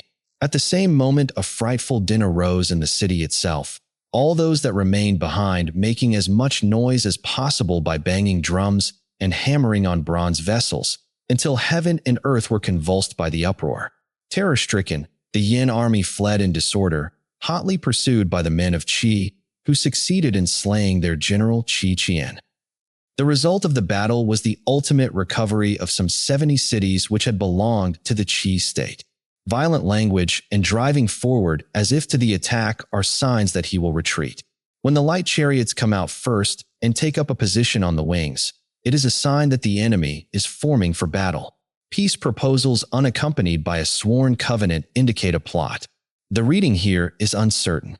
Li Xiqian indicates a treaty confirmed by oaths and hostages. Wang Shi and Chang Yu, on the other hand, simply say without reason, on a frivolous pretext, when there is much running about, every man hastening to his proper place under his own regimental banner, and the soldiers fall into rank. It means that the critical moment has come. When some are seen advancing and some retreating, it is a lure. When the soldiers stand leaning on their spears, they are faint from want of food. If those who are sent to draw water begin by drinking themselves, the army is suffering from thirst. As Sun Tzu remarks, one may know the condition of a whole army from the behavior of a single man. If the enemy sees an advantage to be gained and makes no effort to secure it, the soldiers are exhausted. If birds gather on any spot, it is unoccupied. A useful fact to bear in mind when, for instance, as Xichen Hao says, the enemy has secretly abandoned his camp. Clamor by night betokens nervousness. If there is disturbance in the camp, the general's authority is weak. If the banners and flags are shifted about, sedition is afoot. If the officers are angry, it means that the men are weary. Sun Tzu understands the sentence differently. If all the officers of an army are angry with their general, it means that they are broken with fatigue, owing to the exertions which he has demanded from them. When an army feeds its horses with grain and kills its cattle for food, in the ordinary course of things, the men would be fed on grain and the horses chiefly on grass. And when the men do not hang their cooking pots over the camp fires, showing that they will not return to their tents, you may know that they are determined to fight to the death. I may quote here the illustrative passage from the Hou Han Shu, Sage 71, given in abbreviated form by the PI when Yun Fu. The rebel Wang Kuo of Liang was besieging the town of Sichuan, Tiesong, and Huang Fu Song, who was in supreme command, and Tung Chou were sent out against him. The latter pressed for hasty measures, but Sung turned a deaf ear to his counsel. At last the rebels were utterly worn out and began to throw down their weapons of their own accord. Sung was not advancing to the attack, but Chou said, "It is a principle of war not to pursue desperate men and not to press a retreating host." Sung answered, "That does not apply here. What I am about to attack is a jaded army, not a retreating host. With disciplined troops, I am falling on a disorganized multitude, not a band of desperate men. Thereupon he advances to the attack unsupported by his colleague, and routed the enemy, Wang Kuo being slain. The sight of men whispering together in small knots or speaking in subdued tones points to disaffection amongst the rank and file. Too frequent rewards signify that the enemy is at the end of his resources. Because, when an army is hard-pressed, as Sun Tzu says, there is always a fear of mutiny, and lavish rewards are given to keep the men in good temper. Too many punishments betray a condition of dire distress. Because in such case discipline becomes relaxed, and unwanted severity is necessary to keep the men to their duty. To begin by bluster, but afterwards to take fright at the enemy's numbers, shows a supreme lack of intelligence. I follow the interpretation of Tao Kung, also adopted by Li Sichuan, Tu Mu, and Chang Yu. Another possible meaning set forth by Tu Yu, Chia Lin, Mei Tao Sichin, and Wang Shi is the general who is first tyrannical towards his men, and then in terror lest they should mutiny, etc. This would connect the sentence with what went before about rewards and punishments. When envoys are sent with compliments in their mouths, it is a sign that the enemy wishes for a truce. Tu Mu says, if the enemy open friendly relations be sending hostages, it is a sign that they are anxious for an armistice, either because their strength is exhausted or for some other reason. But it hardly needs a Sun Tzu to draw such an obvious inference.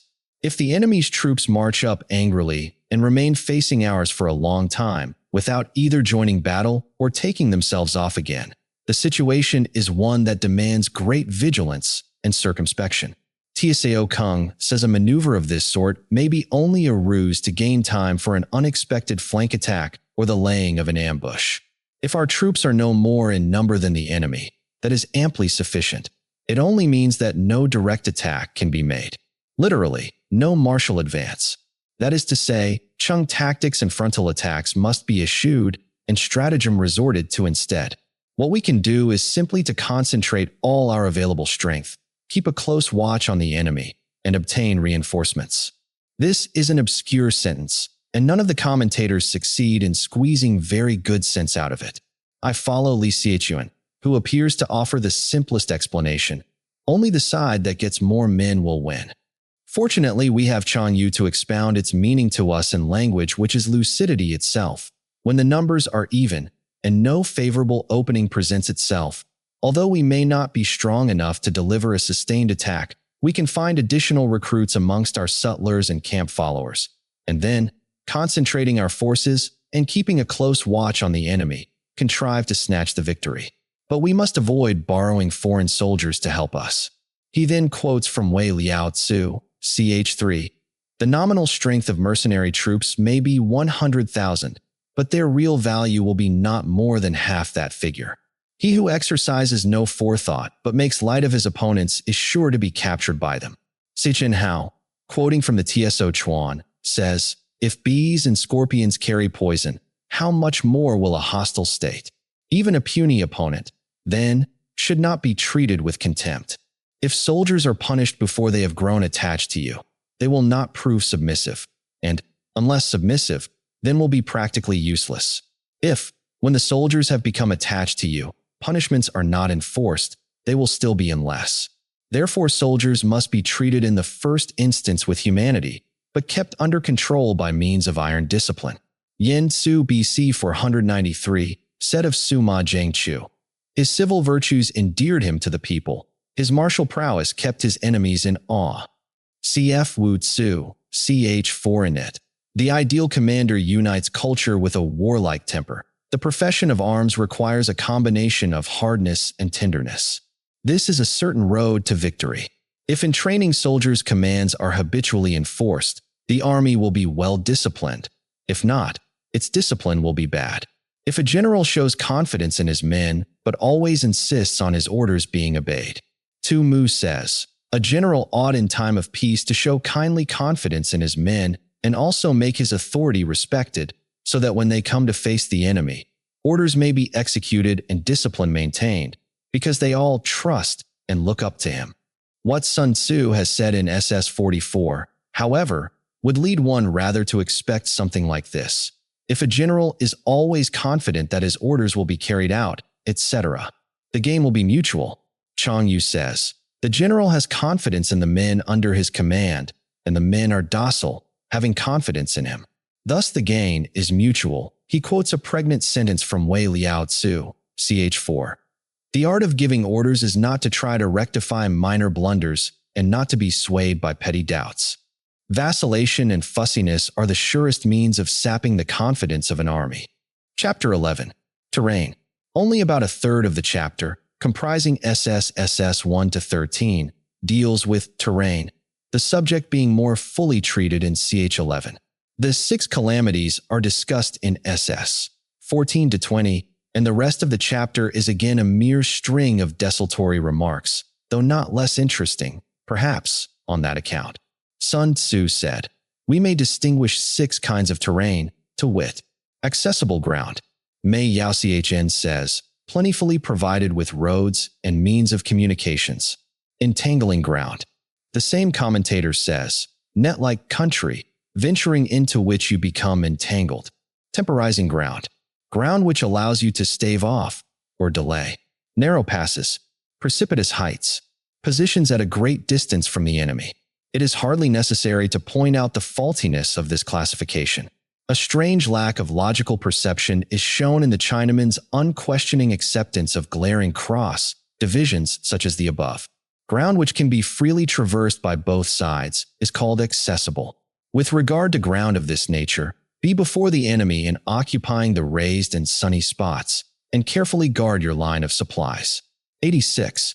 The general meaning of the last phrase is doubtlessly, as Sun Tzu says, not to allow the enemy to cut your communications. In view of Napoleon's dictum, the secret of war lies in the communications. We could wish that Sun Tzu had done more than skirt the edge of this important subject here, and in SS 10, 7. SS 11. Colonel Henderson says, the line of supply may be said to be as vital to the existence of an army as the heart to the life of a human being.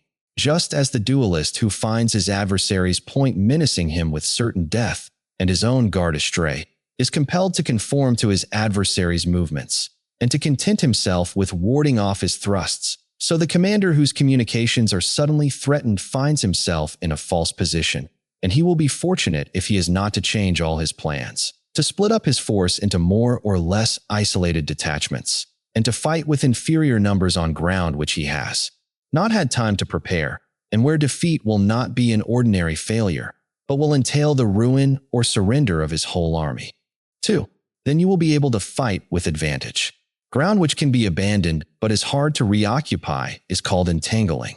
From a position of this sort, if the enemy is unprepared, you may sally forth and defeat him.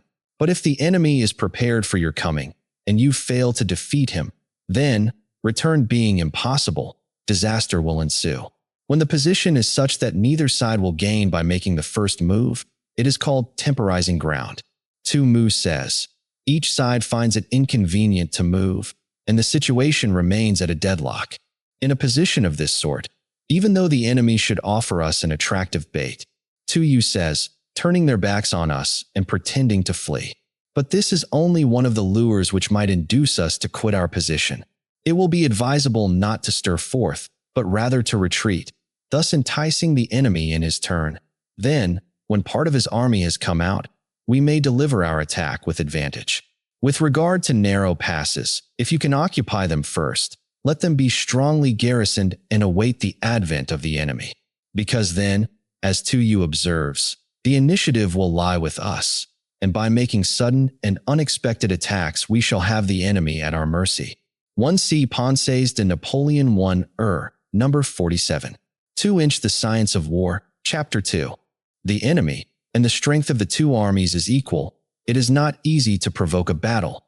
The point is that we must not think of undertaking a long and wearisome march, at the end of which, as Sun Tzu says, we should be exhausted and our adversary fresh and keen. And fighting will be to your disadvantage.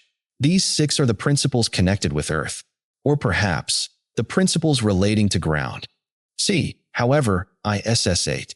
The general who has attained a responsible post must be careful to study them. Now an army is exposed to 6 several calamities, not arising from natural causes, but from faults for which the general is responsible. These are flight, insubordination, collapse, ruin, disorganization, rout. Other conditions being equal, if one force is hurled against another 10 times its size, the result will be the flight of the former. When the common soldiers are too strong and their officers too weak, the result is insubordination. Sun Tzu cites the unhappy case of Tien Pu, Hsn Tang Shu, ch. 148, who was sent away in 821 AD with orders to lead an army against Wang Tingtiasuyu. But the whole time he was in command, his soldiers treated him with the utmost contempt and openly flouted his authority by riding about the camp on donkeys, several thousands at a time. Tien Pu was powerless to put a stop to this conduct, and when, after some months had passed, he made an attempt to engage the enemy, his troops turned tail and dispersed in every direction. After that, the unfortunate man committed suicide by cutting his throat. When the officers are too strong and the common soldiers too weak, the result is collapse. Tsao Kung says, the officers are energetic and want to press on. The common soldiers are feeble and suddenly collapse.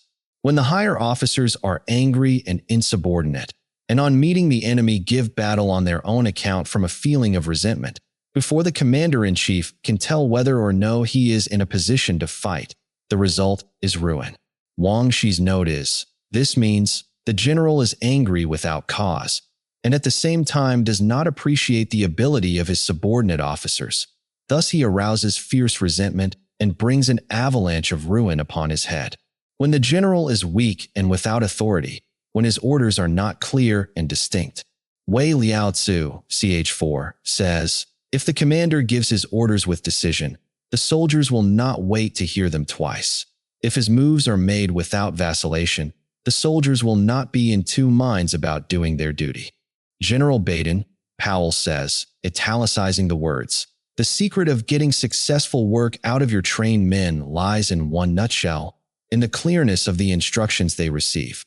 3CF also Wu Tzu ch. 3. The most fatal defect in a military leader is difference. The worst calamities that befall an army arise from hesitation. When there are no fixed duties assigned to officers and men, Sun Tzu says, neither officers nor men have any regular routine, and the ranks are formed in a slovenly haphazard manner. The result is utter disorganization. 19. When a general, unable to estimate the enemy's strength, allows an inferior force to engage a larger one, or hurls a weak detachment against a powerful one, and neglects to place picked soldiers in the front rank, the result must be rout. Chang Yu paraphrases the latter part of the sentence and continues, whenever there is fighting to be done, the keenest spirits should be appointed to serve in the front ranks, both in order to strengthen the resolution of our own men and to demoralize the enemy. Cf. the Primi Ordinance of Caesar de Bello Gallico, v. 2844, et al. These are 6 ways of courting defeat, which must be carefully noted by the general who has attained a responsible post. See Supra, SS 13. The natural formation of the country is the soldier's best ally.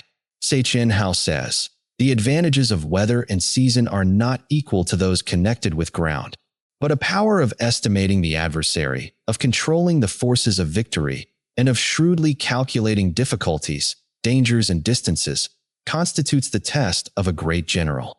He who knows these things, and in fighting puts his knowledge into practice, will win his battles. He who knows them not, nor practices them, will surely be defeated. If fighting is sure to result in victory, then you must fight, even though the ruler forbid it. If fighting will not result in victory, then you must not fight even at the ruler's bidding. 3-inch Aids to Scouting, page 12. Cf. 8. SS 3 Fin. Huang Shikung of the Qin dynasty, who is said to have been the patron of Chong Liang and to have written the SNLUH, has these words attributed to him. The responsibility of setting an army in motion must devolve on the general alone. If advance and retreat are controlled from the palace, brilliant results will hardly be achieved. Hence the godlike ruler and the enlightened monarch are content to play a humble part in furthering their country's cause kneel down to push the chariot wheel. This means that, in matters lying outside the zenana, The decision of the military commander must be absolute. Chang Yu also quote the saying, "Decrees from the Son of Heaven do not penetrate the walls of a camp." The general who advances without coveting fame and retreats without fearing disgrace. It was Wellington, I think, who said that the hardest thing of all for a soldier is to retreat, whose only thought is to protect his country and do good service for his sovereign, is the jewel of the kingdom. A noble presentiment, in few words, of the Chinese happy warrior. Such a man, says Ho Shi, even if he had to suffer punishment, would not regret his conduct. Regard your soldiers as your children, and they will follow you into the deepest valleys. Look upon them as your own beloved sons, and they will stand by you even unto death. CFI SS 6. In this connection, Tu Mu draws for us an engaging picture of the famous General Wu Qi, from whose treatise on war I have frequently had occasion to quote. He wore the same clothes and ate the same food as the meanest of his soldiers, refused to have either a horse to ride or a mat to sleep on, carried his own surplus rations wrapped in a parcel, and shared every hardship with his men. One of his soldiers was suffering from an abscess, and Wu Qi himself sucked out the virus. The soldier's mother, hearing this, began wailing and lamenting. Somebody asked her, saying, "Why do you cry? Your son is only a common soldier, and yet the commander-in-chief himself has sucked the poison from his sore." The woman replied, "Many years ago, Lord Wu performed a similar service for my husband, who never left him afterwards, and finally met his death at the hands of the enemy. And now that he has done the same for my son, he too will fall fighting I know not where." Li Xiaochun mentions the Viscount of Chu, who invaded the small state of Xiao during the winter. The Duke of Shun said to him, "Many of the soldiers are suffering severely from the cold." So he made a round of the whole army, comforting and encouraging the men, and straightway they felt as if they were clothed in garments lined with floss silk. If, however, you are indulgent, but unable to make your authority felt, kind-hearted, but unable to enforce your commands, and incapable, moreover, of quelling disorder, then your soldiers must be likened to spoilt children. They are useless for any practical purpose. Li Qing once said that if you could make your soldiers afraid of you, they would not be afraid of the enemy. Tu Mu recalls an instance of stern military discipline which occurred in 219 AD when Lu Meng was occupying the town of Changling. He had given stringent orders to his army not to molest the inhabitants nor take anything from them by force. Nevertheless, a certain officer serving under his banner, who happened to be a fellow townsman, ventured to appropriate a bamboo hat belonging to one of the people, in order to wear it over his regulation helmet as a protection against the rain. Lu Meng considered that the fact of his being also a native of Junan should not be allowed to palliate a clear breach of discipline, and accordingly, he ordered his summary execution, the tears rolling down his face. However, as he did so, this act of severity filled the army with wholesome awe, and from that time forth even articles dropped in the highway were not picked up. If we know that our own men are in a condition to attack, but are unaware that the enemy is not open to attack, we have gone only halfway towards victory. That is, Tsao Kung says, the issue in this case is uncertain. If we know that the enemy is open to attack, but are unaware that our own men are not in a condition to attack, we have gone only halfway towards victory. Cf. 3. SS 13, 1. If we know that the enemy is open to attack, and also know that our men are in a condition to attack, but are unaware that the nature of the ground makes fighting impracticable, we have still gone only halfway towards victory. Hence the experienced soldier, once in motion, is never bewildered. Once he has broken camp, he is never at a loss. The reason being, according to Tu Mu, that he has taken his measures so thoroughly as to ensure victory beforehand. He does not move recklessly, says Chang Yu, so that when he does move, he makes no mistakes. Chapter 12. The 9 Situations. Sun Tzu said, "The art of war recognizes 9 varieties of ground: dispersive ground, facile ground, contentious ground, open ground, ground of intersecting highways, serious ground, difficult ground, hemmed-in ground, desperate ground. When a chieftain is fighting in his own territory, it is dispersive ground, so called because the soldiers, being near to their homes and anxious to see their wives and children, are likely to seize the opportunity afforded by a battle and scatter in every direction. In their advance, observes Sun Tzu, they will lack the valor of desperation, and when they retreat, they will find harbors of refuge. When he has penetrated into hostile territory, but to no great distance, it is facile ground. Li Xichen and Ho Shi say, because of the facility for retreating, and the other commentators give similar explanations. Sun Tzu remarks, when your army has crossed the border, you should burn your boats and bridges, in order to make it clear to everybody that you have no hankering after home. 93. Ground the possession of which imports great advantage to either side is contentious ground. Sun Tzu defines the ground as ground to be contended for. Tso Kung says, ground on which the few and the weak can defeat the many and the strong, such as the neck of a pass, instanced by Li Xichen.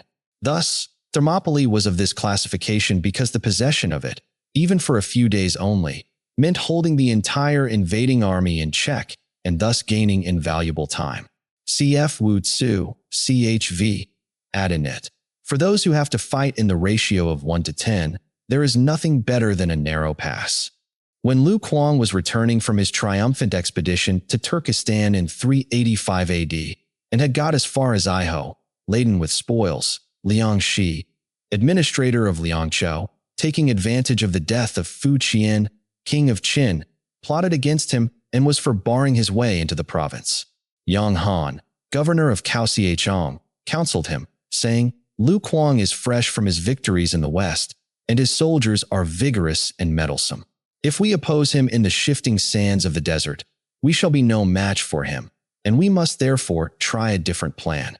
Let us hasten to occupy the defile at the mouth of the Kaowu Pass, thus cutting him off from supplies of water, and when his troops are prostrated with thirst, we can dictate our own terms without moving. Or if you think that the pass I mention is too far off, we could make a stand against him at the Aiwu Pass, which is nearer. The cunning and resource of Fang himself would be expended in vain against the enormous strength of these two positions. Liang Shi, refusing to act on this advice, was overwhelmed and swept away by the invader. Ground on which each side has liberty of movement is open ground. There are various interpretations of the Chinese adjective for this type of ground. Tso Kung says it means ground covered with a network of roads, like a chessboard. Ho Shi suggested, ground on which intercommunication is easy, ground which forms the key to 3 contiguous states. Tso Kung defines this as our country adjoining the enemies and a third country conterminous with both. Meng Shi instances the small principality of Cheng, which was bounded on the northeast by Qi, on the west by Qin, and on the south by Chu, so that he who occupies it first has most of the empire at his command. The belligerent who holds this dominating position can constrain most of them to become his allies. Is a ground of intersecting highways. When an army has penetrated into the heart of a hostile country, leaving a number of fortified cities in its rear, it is serious ground. Wang Shi explains the name by saying that when an army has reached such a point, its situation is serious. Mountain forests, or simply forests, rugged steeps, marshes and fens, all country that is hard to traverse. This is difficult ground, ground which is reached through narrow gorges, and from which we can only retire by tortuous paths, so that a small number of the enemy would suffice to crush a large body of our men. This is hemmed-in ground, ground on which we can only be saved from destruction by fighting without delay, is desperate ground. The situation, as pictured by Tso Kung, is very similar to the hemmed-in ground, except that here escape is no longer possible. A lofty mountain in front, a large river behind. Advance impossible, retreat blocked. Chn Hao says, to be on desperate ground is like sitting in a leaking boat or crouching in a burning house. Sun Tzu quotes from Li Qing a vivid description of the plight of an army thus entrapped. Suppose an army invading hostile territory without the aid of local guides. It falls into a fatal snare and is at the enemy's mercy. A ravine on the left, a mountain on the right, a pathway so perilous that the horses have to be roped together and the chariots carried in slings, no passage open in front, retreat cut off behind, no choice but to proceed in single file. Then, before there is time to range our soldiers in order of battle, The enemy is overwhelming strength suddenly appears on the scene. Advancing, we can nowhere take a breathing space. Retreating, we have no haven of refuge.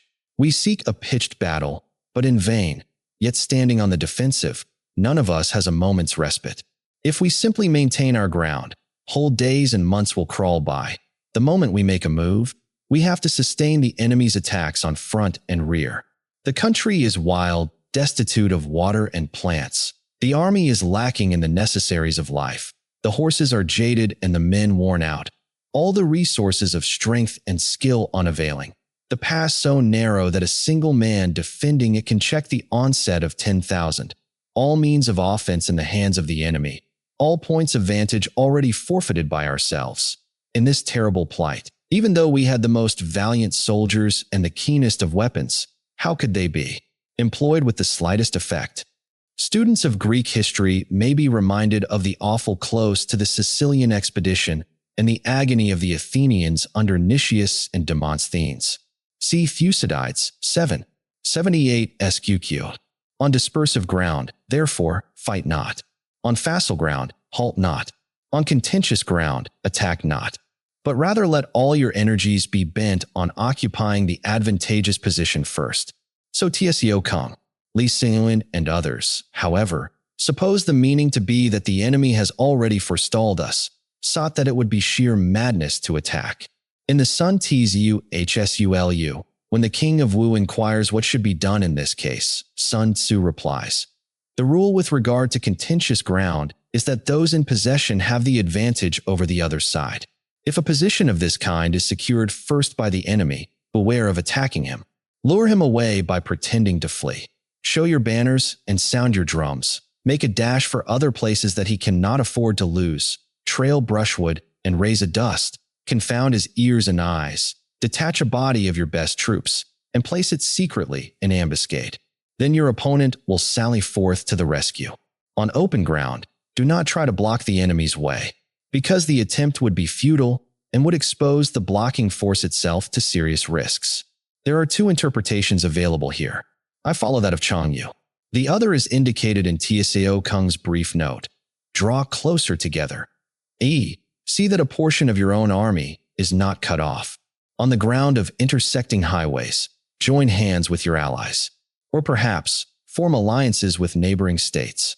On serious ground, gather and plunder. On this, Li Xinwen has the following delicious note. When an army penetrates far into the enemy's country, care must be taken not to alienate the people by unjust treatment.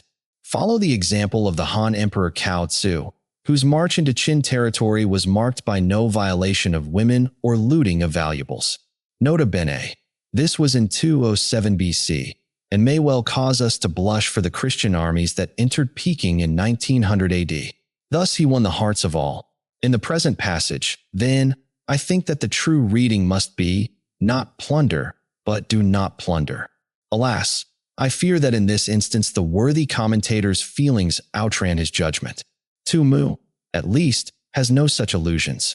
He says, when encamped on serious ground, there being no inducement as yet to advance further, and no possibility of retreat, one ought to take measures for a protracted resistance by bringing in provisions from all sides, and keep a close watch on the enemy. In difficult ground, keep steadily on the march. Or, in the words of 8 SS2, do not encamp. On hemmed-in ground, resort to stratagem. Tso Kung says, try the effect of some unusual artifice. And Tu amplifies this by saying, in such a position, some scheme must be devised which will suit the circumstances, and if we can succeed in deluding the enemy, the peril may be escaped. This is exactly what happened on the famous occasion when Hannibal was hemmed in among the mountains on the road to Casilinum, and to all appearances entrapped by the dictator Fabius.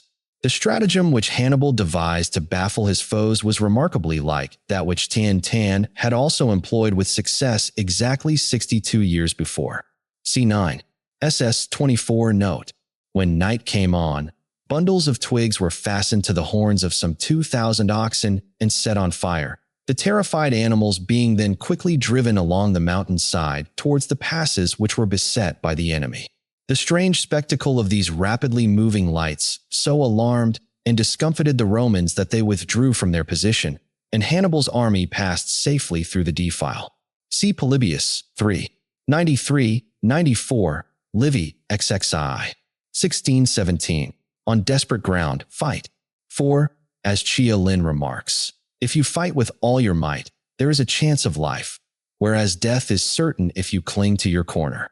Those who were called skillful leaders of old knew how to drive a wedge between the enemy's front and rear.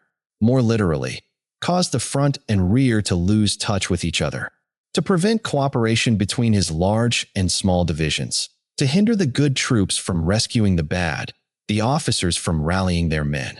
When the enemy's men were united, they managed to keep them in disorder. When it was to their advantage, they made a forward move. When otherwise, they stopped still.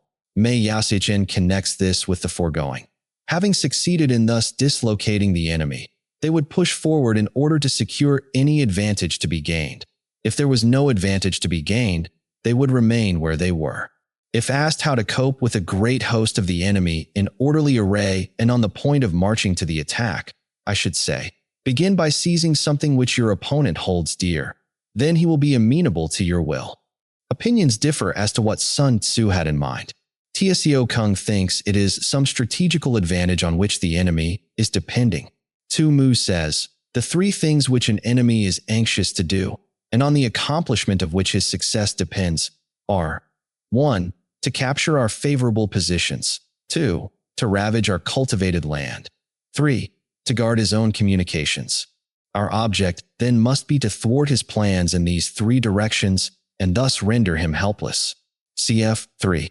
SS 3. By boldly seizing the initiative in this way, you at once throw the other side on the defensive. Rapidity is the essence of war. According to Tu Mu, this is a summary of leading principles in warfare, and he adds, these are the profoundest truths of military science and the chief business of the general. The following anecdotes, told by Ho Shi, shows the importance attached to speed by two of China's greatest generals. In 227 AD, Meng Ta, governor of Hsing under the Wei Emperor Wen Ti, was meditating defection to the House of Shu and had entered into correspondence with Chu Keo Liang, prime minister of that state. The Wei general Sima I was then military governor of Wan, and getting wind of Meng Ta's treachery, he at once set off with an army to anticipate his revolt, having previously cajoled him by a specious message of friendly import. Suma's officers came to him and said, if Meng Ta has leagued himself with Wu and Shu, the matter should be thoroughly investigated before we make a move. Suma I replied, Meng Ta is an unprincipled man, and we ought to go and punish him at once, while he is still wavering and before he is thrown off the mask. Then, by a series of forced marches, he brought his army under the walls of Hsing within a space of 8 days. Now Meng Ta had previously said in a letter to Chu Keo Liang, Wan is 1200 li from here. When the news of my revolt reaches Suma I, he will at once inform his imperial master, but it will be a whole month before any steps can be taken, and by that time my city will be well fortified. Besides, Suma I is sure not to come himself, and the generals that will be sent against us are not worth troubling about. The next letter, however, was filled with consternation. Though only 8 days have passed since I threw off my allegiance, an army is already at the city gates. What miraculous rapidity is this? A fortnight later, Hsing had fallen and Meng Ta had lost his head.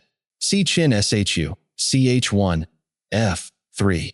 In 621 AD, Li Qing was sent from Keichou and Susiyuan to reduce the successful rebel Xiao Xin, who had set up as emperor at the modern Qingzhou Fu in Hupa. It was autumn, and the Yangtze being then in flood, Xiao Xin never dreamt that his adversary would venture to come down through the gorges, and consequently made no preparations. But Li Qing embarked his army without loss of time, and was just about to start when the other generals implored him to postpone his departure until the river was in a less dangerous state for navigation. Li Qing replied, to the soldier, overwhelming speed is of paramount importance, and he must never miss opportunities. Now is the time to strike, before Xiao Xin even knows that we have got an army together. If we seize the present moment when the river is in flood, we shall appear before his capital with startling suddenness, like the thunder which is heard before you have time to stop your ears against it. C7. SS19. Note: this is the great principle in war. Even if he gets to know of our approach, he will have to levy his soldiers in such a hurry that they will not be fit to oppose us. Thus the full fruits of victory will be ours. All came about as he predicted, and Xiao Xin was obliged to surrender, nobly stipulating that his people should be spared and he alone suffer the penalty of death. Take advantage of the enemy's unreadiness, make your way by unexpected routes, and attack unguarded spots. The following are the principles to be observed by an invading force. The further you penetrate into a country, the greater will be the solidarity of your troops, and thus the defenders will not prevail against you. Make forays in fertile country in order to supply your army with food. Cf. Supra, SS 13. Li Xiaochuan does not venture on a note here. Carefully study the well-being of your men. For well-being, Wangxi means pet them, humor them, give them plenty of food and drink, and look after them generally. And do not overtax them. Concentrate your energy and hoard your strength. CHN recalls the line of action adopted in 224 BC by the famous general Wang Qian, whose military genius largely contributed to the success of the first emperor. He had invaded the Chu state, where a universal levy was made to oppose him. But, being doubtful of the temper of his troops, he declined all invitations to fight and remained strictly on the defensive. In vain did the Chu general try to force a battle. Day after day Wang Qian kept inside his walls and would not come out, but devoted his whole time and energy to winning the affection and confidence of his men. He took care that they should be well fed, sharing his own meals with them, provided facilities for bathing, and employed every method of judicious indulgence to weld them into a loyal and homogeneous body. After some time had elapsed, he told off certain persons to find out how the men were amusing themselves. The answer was that they were contending with one another in putting the weight and long jumping. When Wang Qian heard that they were engaged in these athletic pursuits, he knew that their spirits had been strung up to the required pitch and that they were now ready for fighting. By this time the Chu army, after repeating their challenge again and again, had marched away eastwards in disgust. The Qin general immediately broke up his camp and followed them, and in the battle that ensued they were routed with great slaughter. Shortly afterwards, the whole of Chu was conquered by Qin, and the king Fusichu led into captivity. Keep your army continually on the move, in order that the enemy may never know exactly where you are. It has struck me, however, that the true reading might be link your army together and devise unfathomable plans. Throw your soldiers into positions whence there is no escape, and they will prefer death to flight. If they will face death, there is nothing they may not achieve. Chang Yu quotes his favorite Wei Liao Tzu, ch3. If one man were to run amok with a sword in the marketplace, and everybody else tried to get out of his way, I should not allow that this man alone had courage and that all the rest were contemptible cowards. The truth is that a desperado and a man who sets some value on his life do not meet on even terms. Officers and men alike will put forth their uttermost strength. Chang Yu says, if they are in an awkward place together, they will surely exert their united strength to get out of it. Soldiers, when in desperate straits, lose the sense of fear. If there is no place of refuge, they will stand firm. If they are in hostile country, they will show a stubborn front. If there is no help for it, they will fight hard. Thus, without waiting to be marshaled, the soldiers will be constantly on the qui vive. Without waiting to be asked, they will do your will. Literally, without asking, you will get. Without restrictions, they will be faithful. Without giving orders, they can be trusted. Prohibit the taking of omens, and do away with superstitious doubts. Then, until death itself comes, no calamity need be feared. The superstitious, bound into saucy doubts and fears, degenerate into cowards and die many times before their deaths. Tu Mu quotes Huang Shikong. Spells and incantations should be strictly forbidden, and no officer allowed to inquire by divination into the fortunes of an army, for fear the soldiers' minds should be seriously perturbed. The meaning is, he continues, that if all doubts and scruples are discarded, your men will never falter in their resolution until they die. If our soldiers are not overburdened with money, it is not because they have a distaste for riches. If their lives are not unduly long, it is not because they are disinclined to longevity. Chang Yu has the best note on this passage. Wealth and long life are things for which all men have a natural inclination. Hence, if they burn or fling away valuables and sacrifice their own lives, it is not that they dislike them, but simply that they have no choice. Sun Tzu is slyly insinuating that, as soldiers are but human, it is for the general to see that temptations to shirk fighting and grow rich are not thrown in their way. On the day they are ordered out to battle, your soldiers may weep. The word in the Chinese is snivel. This is taken to indicate more genuine grief than tears alone. Those sitting up bedewing their garments, and those lying down letting the tears run down their cheeks. Not because they are afraid, but because, as Tsao Kung says, all have embraced the firm resolution to do or die. We may remember that the heroes of the Iliad were equally childlike in showing their emotion. Chang Yu alludes to the mournful parting at the Ai River between Qin Ko and his friends, when the former was sent to attempt the life of the king of Qin, afterwards first emperor, in 227 BC. The tears of all flowed down like rain as he bade them farewell and uttered the following lines. The shrill blast is blowing, chilly the burn, your champion is going, not to return. 1. But let them once be brought to bay, and they will display the courage of a Chu or a K. Chu was the personal name of Chuan Chu, a native of the Wu state and contemporary with Sun Tzu himself, who was employed by Kung Tzu Kuang, better known as Ho Lu Wang, to assassinate his sovereign Wang Liao with a dagger which he secreted in the belly of a fish served up at a banquet.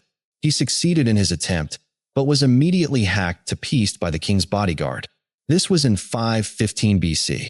The other hero referred to, Tsok or Tsaomo, performed the exploit which has made his name famous 166 years earlier. In 681 BC, Lu had been thrice defeated by Qi and was just about to conclude a treaty surrendering a large slice of territory, when Tsok suddenly seized Huan Kung, the Duke of Qi, as he stood on the altar steps and held a dagger against his chest. None of the Duke's retainers dared to move a muscle, and Tsok proceeded to demand full restitution, declaring the Lu was being unjustly treated because she was a smaller and a weaker state. Huan Kung, in peril of his life, was obliged to consent, whereupon Tsok flung away his dagger and quietly resumed his place amid the terrified assemblage without having so much as changed color. As was to be expected, the Duke wanted afterwards to repudiate the bargain, but his wise old counselor Quan Chung pointed out to him the impolicy of breaking his word, and the upshot was that this bold stroke regained for Lu the whole of what she had lost in 3 pitched battles. The skillful tactician may be likened to the Shuijin. Now the Shuijin is a snake that is found in the Chang Mountains. 1 Giles Biographical Dictionary, number 399. Shuijian means suddenly or rapidly, and the snake in question was doubtless so-called owing to the rapidity of its movements. Through this passage, the term in the Chinese has now come to be used in the sense of military maneuvers. Strike at its head, and you will be attacked by its tail. Strike at its tail, and you will be attacked by its head. Strike at its middle, and you will be attacked by head and tail both. Asked if an army can be made to imitate the Shuijin. That is, as Mei Yaoxichen says, is it possible to make the front and rear of an army each swiftly responsive to attack on the other, just as though they were part of a single living body? I should answer, yes. For the men of Wu and the men of Yu are enemies. Cf. 6. SS 21. Yet if they are crossing a river in the same boat and are caught by a storm, they will come to each other's assistance just as the left hand helps the right. The meaning is, if 2 enemies will help each other in a time of common peril, how much more should 2 parts of the same army, bound together as they are by every tie of interest and fellow feeling? Yet it is notorious that many a campaign has been ruined through lack of cooperation, especially in the case of allied armies. Hence it is not enough to put one's trust in the tethering of horses and the burying of chariot wheels in the ground.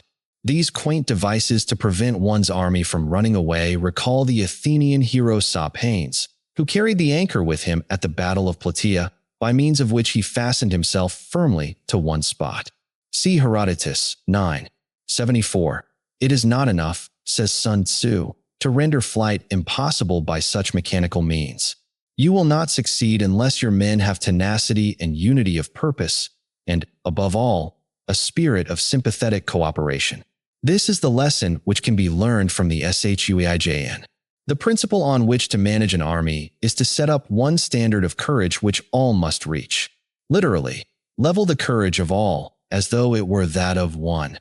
If the ideal army is to form a single organic whole, then it follows that the resolution and spirit of its component parts must be of the same quality, or at any rate must not fall below a certain standard. Wellington's seemingly ungrateful description of his army at Waterloo as the worst he had ever commanded meant no more than that it was deficient in this important particular, unity of spirit and courage. Had he not foreseen the Belgian defections and carefully kept those troops in the background, he would almost certainly have lost the day. How to make the best of both strong and weak? That is a question involving the proper use of ground. Mei Yaosichen's paraphrase is, the way to eliminate the differences of strong and weak and to make both serviceable is to utilize accidental features of the ground. Less reliable troops, if posted in strong positions, will hold out as long as better troops on more exposed terrain. The advantage of position neutralizes the inferiority in stamina and courage. Colonel Henderson says, with all respect to the textbooks and to the ordinary tactical teaching, I am inclined to think that the study of ground is often overlooked, and that by no means sufficient importance is attached to the selection of positions, and to the immense advantages that are to be derived, whether you are defending or attacking, from the proper utilization of natural features. 2. Thus, the skillful general conducts his army just as though he were leading a single man, willy-nilly, by the hand. Tu Mu says, the simile has reference to the ease with which he does it. It is the business of a general to be quiet and thus ensure secrecy, upright and just, and thus maintain order. He must be able to mystify his officers and men by false reports and appearances, literally, to deceive their eyes and ears, and thus keep them in total ignorance. Tsao Kung gives us one of his excellent apothegms. The troops must not be allowed to share your schemes in the beginning. They may only rejoice with you over their happy outcome. To mystify, mislead, and surprise the enemy is one of the first principles in war, as had been frequently pointed out. But how about the other process, the mystification of one's own men? Those who may think that Sun Tzu is overemphatic on this point would do well to read Colonel Henderson's remarks on Stonewall Jackson's Valley Campaign. The infinite pains, he says, with which Jackson sought to conceal, even from his most trusted staff officers, his movements, his intentions, and his thoughts, a commander less thorough would have pronounced useless, etc., etc. 3 in the year 88 AD, as we read in ch. 47 of the Hou Han Shu. Pan Cao took the field. 2-inch The Science of War, page 333. 3-inch Stonewall Jackson, volume 1, page 421. With 25,000 men from Khotan and other Central Asian states with the object of crushing Yarkand. The king of Kutcha replied by dispatching his chief commander to succor the place with an army drawn from the kingdoms of Wensu, Kuimo, and Weitiu, totaling 50,000 men. Pan Cao summoned his officers and also the king of Khotan to a council of war and said, our forces are now outnumbered and unable to make head against the enemy. The best plan, then, is for us to separate and disperse, each in a different direction. The king of Khotan will march away by the easterly route, and I will then return myself towards the west.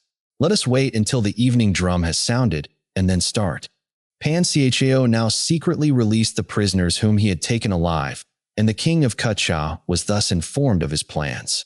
Much elated by the news, the latter set off at once at the head of 10,000 horsemen to bar Pan Cao's retreat in the west, while the king of Wensu rode eastward with 8,000 horse in order to intercept the king of Khotan. As soon as Pan Cao knew that the two chieftains had gone, he called his divisions together, got them well in hand, and at cockcrow hurled them against the army of Yarkand as it lay encamped. The barbarians, panic-stricken, fled in confusion and were closely pursued by Pan Cao. Over 5,000 heads were brought back as trophies, besides immense spoils in the shape of horses and cattle and valuables of every description. Yarkand then capitulating, Kecha, and the other kingdoms drew off their respective forces. From that time forward, Pan Xiao's prestige completely overawed the countries of the West. In this case, we see that the Chinese general not only kept his own officers in ignorance of his real plans, but actually took the bold step of dividing his army in order to deceive the enemy. By altering his arrangements and changing his plans, Wang Shi thinks that this means not using the same stratagem twice. He keeps the enemy without definite knowledge. Chang Yu, in a quotation from another work, says, "The axiom that war is based on deception does not apply only to deception of the enemy. You must deceive even your own soldiers. Make them follow you, but without letting them know why. By shifting his camp and taking circuitous routes, he prevents the enemy from anticipating his purpose. At the critical moment, the leader of an army acts like one who has climbed up a height and then kicks away the ladder behind him. He carries his men deep into hostile territory before he shows his hand. Literally, releases the spring, CV, SS-15, that is, takes some decisive step which makes it impossible for the army to return, like Xiang Yu, who sunk his ships after crossing a river. Chen Hao, followed by Chia. Lin, understands the words less well as puts forth every artifice at his command. He burns his boats and breaks his cooking pots. Like a shepherd driving a flock of sheep, he drives his men this way and that, and nothing knows whither he is going. Tu Mu says, "The army is only cognizant of orders to advance or retreat. It is ignorant of the ulterior ends of attacking and conquering, to muster his host and bring it into danger. This may be termed the business of the general." Sun Tzu means that after mobilization, there should be no delay in aiming a blow at the enemy's heart. Note how he returns again and again to this point. Among the warring states of ancient China, desertion was no doubt a much more present fear and serious evil than it is in the armies of today. The different measures suited to the 9 varieties of ground. Chang Yu says, "One must not be hidebound in interpreting the rules for the 9 varieties of ground. The expediency of aggressive or defensive tactics, and the fundamental laws of human nature. These are things that must most certainly be studied. When invading hostile territory, the general principle is that penetrating deeply brings cohesion. Penetrating but a short way means dispersion." Cf. Supra, SS-20. When you leave your own country behind and take your army across neighborhood territory, you find yourself on critical ground. This ground is curiously mentioned in 8 SS2, but it does not figure among the 9 situations or the 6 calamities in Chapter 10.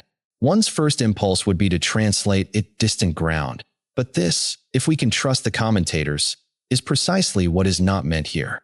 Mei Yaoxichen says it is a position not far enough advanced to be called facile and not near enough to home to be dispersive, but something between the two. Wang Shi says, "It is ground separated from home by an interjacent state, whose territory we have had to cross in order to reach it. Hence, it is incumbent on us to settle our business there quickly." He adds that this position is of rare occurrence, which is the reason why it is not included among the 9 situations. When there are means of communication on all 4 sides, the ground is one of intersecting highways. When you penetrate deeply into a country, it is serious ground. When you penetrate but a little way, it is facile ground. When you have the enemy's strongholds on your rear and narrow passes in front, it is hemmed-in ground. When there is no place of refuge at all, it is desperate ground. Therefore, on dispersive ground, I would inspire my men with unity of purpose. This end, according to Tu Mu, is best attained by remaining on the defensive and avoiding battle. Cf. Supra, SS-11. On facile ground, I would see that there is close connection between all parts of my army. As Tu Mu says, the object is to guard against 2 possible contingencies. 1. The desertion of our own troops. 2. A sudden attack on the part of the enemy. Cf. 7. SS-17. Mei Yaoxichen says, "On the march, the regiments should be in close touch. In an encampment, there should be continuity between the fortifications. On contentious ground, I would hurry up my rear." This is Tseo Kung's interpretation. Chang Yu adopts it, saying, "We must quickly bring up our rear so that head and tail may both reach the goal. That is, they must not be allowed to straggle up a long way apart." Mei Yaoxichen offers another equally plausible explanation. Supposing the enemy has not yet reached the coveted position, and we are behind him, we should advance with all speed in order to dispute its possession. Hao, on the other hand, assuming that the enemy has had time to select his own ground, quotes 6. SS1, where Sun Tzu warns us against coming exhausted to the attack. His own idea of the situation is rather vaguely expressed. If there is a favorable position lying in front of you, detach a picked body of troops to occupy it. Then if the enemy, relying on their numbers, come up to make a fight for it, you may fall quickly on their rear with your main body, and victory will be assured. It was thus, he adds, that Chaoshi beat the army of Qin. See page 57. On open ground, I would keep a vigilant eye on my defenses. On ground of intersecting highways, I would consolidate my alliances. On serious ground, I would try to ensure a continuous stream of supplies. The commentators take this as referring to forage and plunder, not, as one might expect, to an unbroken communication with a home base. On difficult ground, I would keep pushing on along the road. On hemmed-in ground, I would block any way of retreat. Meng Shi says, to make it seem that I meant to defend the position, whereas my real intention is to burst suddenly through the enemy's lines. Mei Yaoxichen says, in order to make my soldiers fight with desperation. Wang Shi says, fearing lest my men be tempted to run away. Tu Mu points out that this is the converse of 7. SS 36, where it is the enemy who is surrounded. In 532 AD, Cao Huan, afterwards emperor and canonized as Shenwu, was surrounded by a great army under Chu Chao, and others.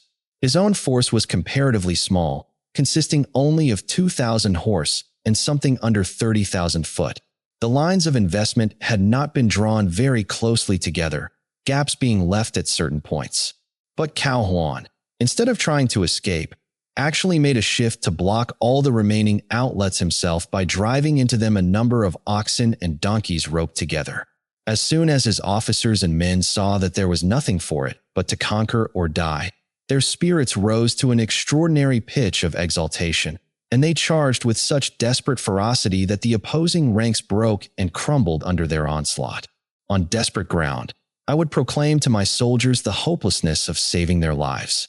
Tu Yu says, burn your baggage and impedimenta, throw away your stores and provisions, choke up the wells, destroy your cooking stoves, and make it plain to your men that they cannot survive, but must fight to the death. Mei Yaoxichen says, the only chance of life lies in giving up all hope of it. This concludes what Sun Tzu has to say about grounds and the variations corresponding to them. Reviewing the passages which bear on this important subject, we cannot fail to be struck by the desultory and unmethodical fashion in which it is treated. Sun Tzu begins abruptly in 8. SS2 to enumerate variations before touching on grounds at all, but only mentions 5, namely numbers 7, 5, 8, and 9 of the subsequent list, and one that is not included in it. A few varieties of ground are dealt with in the earlier portion of Chapter 9, and then Chapter 10 sets forth 6 new grounds, with 6 variations of plan to match. None of these is mentioned again, though the first is hardly to be distinguished from ground number 4 in the next chapter. At last, in Chapter 11, we come to the 9 grounds par excellence, immediately followed by the variations. This takes us down to SS 14. In SS 43 to 45, fresh definitions are provided for numbers 5, 6, 2, 8, and 9, in the order given, as well as for the 10th ground noticed in Chapter 8. And finally, the 9 variations are enumerated once more from beginning to end, all, with the exception of 5, 6, and 7, being different from those previously given. Though it is impossible to account for the present state of Sun Tzu's text, a few suggestive facts may be brought into prominence. 1. Chapter 8, according to the title, should deal with 9 variations, whereas only 5 appear. 2. It is an abnormally short chapter. 3. Chapter 11 is entitled The 9 Grounds. Several of these are defined twice over, besides which there are 2 distinct lists of the corresponding variations. 4. The length of the chapter is disproportionate, being double that of any other except 9. I do not propose to draw any inferences from these facts. beyond the general conclusion that Sun Tzu's work cannot have come down to us in the shape in which it left his hands. Chapter 8 is obviously defective and probably out of place, while 11 seems to contain matter that has either been added by a later hand or ought to appear elsewhere. For it is the soldier's disposition to offer an obstinate resistance when surrounded, to fight hard when he cannot help himself, and to obey promptly when he has fallen into danger. Chang Yu alludes to the conduct of Pan Seicheo's devoted followers in 73 AD. The story runs thus in the Hou Han Shu, ch. 47. When Pan Seicheo arrived at Shanshan, Huang, the king of the country, received him at first with great politeness and respect, but shortly afterwards his behavior underwent a sudden change, and he became remiss and negligent. Pan Seicheo spoke about this to the officers of his suite. "Have you noticed," he said, "that Huang's polite intentions are on the wane? This must signify that envoys have come from the northern barbarians, and that consequently he is in a state of indecision, not knowing with which side to throw in his lot. That surely is the reason. The truly wise man, we are told, can perceive things before they have come to pass. How much more, then, those that are already manifest?" Thereupon he called one of the natives who had been assigned to his service and set a trap for him, saying, "Where are those envoys from the Sun Tzu who arrived some day ago?" The man was so taken aback that between surprise and fear, he presently blurted out the whole truth. Pan Seicheo, keeping his informant carefully under lock and key, then summoned a general gathering of his officers, 36 in all, and began drinking with them. When the wine had mounted into their heads a little, he tried to rouse their spirits still further by addressing them thus: "Gentlemen, here we are in the heart of an isolated region, anxious to achieve riches and honor by some great exploit. Now it happens that an ambassador from the Sun Tzu arrived in this kingdom only a few days ago, and the result is that the respectful courtesy extended towards us by our royal host has disappeared. Should this envoy prevail upon him to seize our party and hand us over to the Sun Tzu, our bones will become food for the wolves of the desert. What are we to do?" With one accord, the officers replied, "Standing as we do in peril of our lives, we will follow our commander through life and death." For the sequel of this adventure, see Chapter 12. SS1 note: we cannot enter into alliance with neighboring princes until we are acquainted with their designs. We are not fit to lead an army on the march unless we are familiar with the face of the country, its mountains and forests, its pitfalls and precipices, its marshes and swamps. We shall be unable to turn natural advantages to account unless we make use of local guides. These three sentences are repeated from 7 SS 12 to 14. In order to emphasize their importance, the commentators seem to think, I prefer to regard them as interpolated here in order to form an antecedent to the following words. With regard to local guides, Sun Tzu might have added that there is always the risk of going wrong, either through their treachery or some misunderstanding such as Livy records, XXI.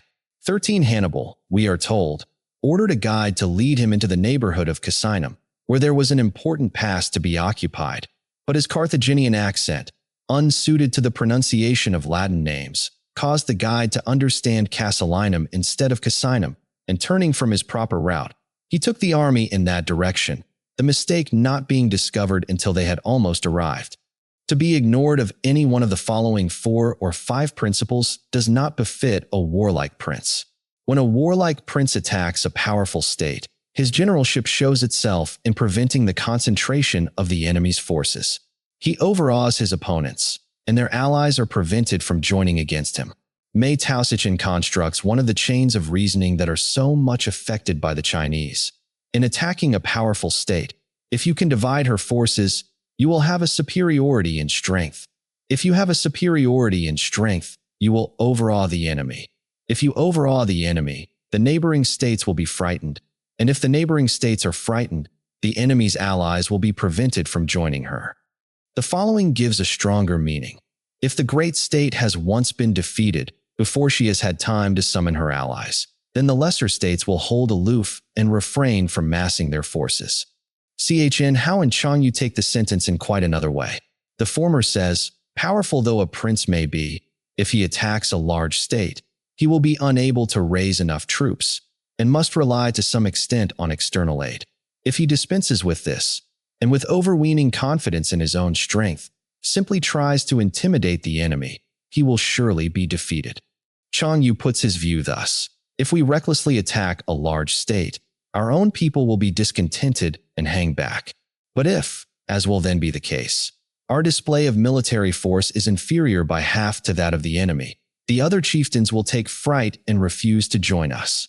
Hence he does not strive to ally himself with all and sundry, nor does he foster the power of other states. He carries out his own secret designs, keeping his antagonists in awe. The train of thought, as said by Li Xin, appears to be this: secure against a combination of his enemies, he can afford to reject entangling alliances and simply pursue his own secret designs. His prestige enable him to dispense with external friendships. Thus he is able to capture their cities and overthrow their kingdoms. This paragraph, though written many years before the Qin state became a serious menace, is not a bad summary of the policy by which the famous six chancellors gradually paved the way for her final triumph under Shi Huangti. Chang Yu, following up his previous note, thinks that Sun Tzu is condemning this attitude of cold-blooded selfishness and haughty isolation. Bestow rewards without regard to rule. Wu Tzu, ch. 3, less wisely says, let advance be richly rewarded and retreat be heavily punished. Issue orders, literally, hang, or post up, without regard to previous arrangements. In order to prevent treachery, says Wang Shi. The general meaning is made clear by Tso Kung's quotation from the SSUMAFA. Give instructions only on sighting the enemy. Give rewards when you see deserving deeds. Tso Kung's paraphrase. The final instructions you give to your army should not correspond with those that have been previously posted up. Chang Yu simplifies this into your arrangements should not be divulged beforehand. And Chia Lin says, there should be no fixity in your rules and arrangements. Not only is there danger in letting your plans be known, but war often necessitates the entire reversal of them at the last moment. And you will be able to handle a whole army as though you had to do with but a single man. Cf. Supra, SS 34. Confront your soldiers with the deed itself. Never let them know your design. Literally, do not tell them words, i.e., do not give your reasons for any order. Lord Mansfield once told a junior colleague to give no reasons for his decisions, and the maxim is even more applicable to a general than to a judge. When the outlook is bright, bring it before their eyes, but tell them nothing when the situation is gloomy. Place your army in deadly peril, and it will survive. Plunge it into desperate straits, and it will come off in safety. These words of Sun Tzu were once quoted by Han Hsin in explanation of the tactics he employed in one of his most brilliant battles, already alluded to on page 28. In 204 BC, he was sent against the army of Chao and halted 10 miles from the mouth of the Qingxing Pass, where the enemy had mustered in full force. Here, at midnight, he detached a body of 2,000 light cavalry, every man of which was furnished with a red flag. Their instructions were to make their way through narrow defile and keep a secret watch on the enemy. When the men of Chao see me in full flight, Han Hsin said, they will abandon their fortifications and give chase. This must be the sign for you to rush in, pluck down the Chao standards, and set up the red banners of Han in their stead. Turning then to his other officers, he remarked, our adversary holds a strong position and is not likely to come out and attack us until he sees the standard and drums of the commander-in-chief, for fear I should turn back and escape through the mountains. So saying, he first of all sent out a division consisting of 10,000 men and ordered them to form in line of battle with their backs to the river Ti. Seeing this maneuver, the whole army of Chao broke into loud laughter. By this time it was broad daylight, and Han Hsin, displaying the generalissimo's flag, marched out of the pass with drums beating and was immediately engaged by the enemy. A great battle followed, lasting for some time, until at length Han Hsin and his colleague Chang and I, leaving drums and banner on the field, fled to the division on the river bank, where another fierce battle was raging. The enemy rushed out to pursue them and to secure the trophies, thus denuding their ramparts of men, but the two generals succeeded in joining the other army, which was fighting with the utmost desperation. The time had now come for the 2,000 horsemen to play their part. As soon as they saw the men of Chao following up their advantage, they galloped behind the deserted walls, tore up the enemy's flags, and replaced them by those of Han. When the Chao army looked back from the pursuit, the sight of these red flags struck them with terror. Convinced that the Hans had got in and overpowered their king, they broke up in wild disorder, every effort of their leader to stay the panic being in vain. Then the Han army fell on them from both sides and completed the rout, killing a number and capturing the rest, amongst whom was King Ye himself. After the battle, some of Han Hsin's officers came to him and said, "In the art of war we are told to have a hill or tumulus on the right rear and a river or marsh on the left front. This appears to be a blend of Sun Tzu and Tai Kung. C9SS9, and note, you, on the contrary, ordered us to draw up our troops with the river at our back. Under these conditions, how did you manage to gain the victory?" The general replied, "I fear you gentlemen have not studied the art of war with sufficient care. Is it not written there? Plunge your army into desperate straits, and it will come off in safety. Place it in deadly peril, and it will survive.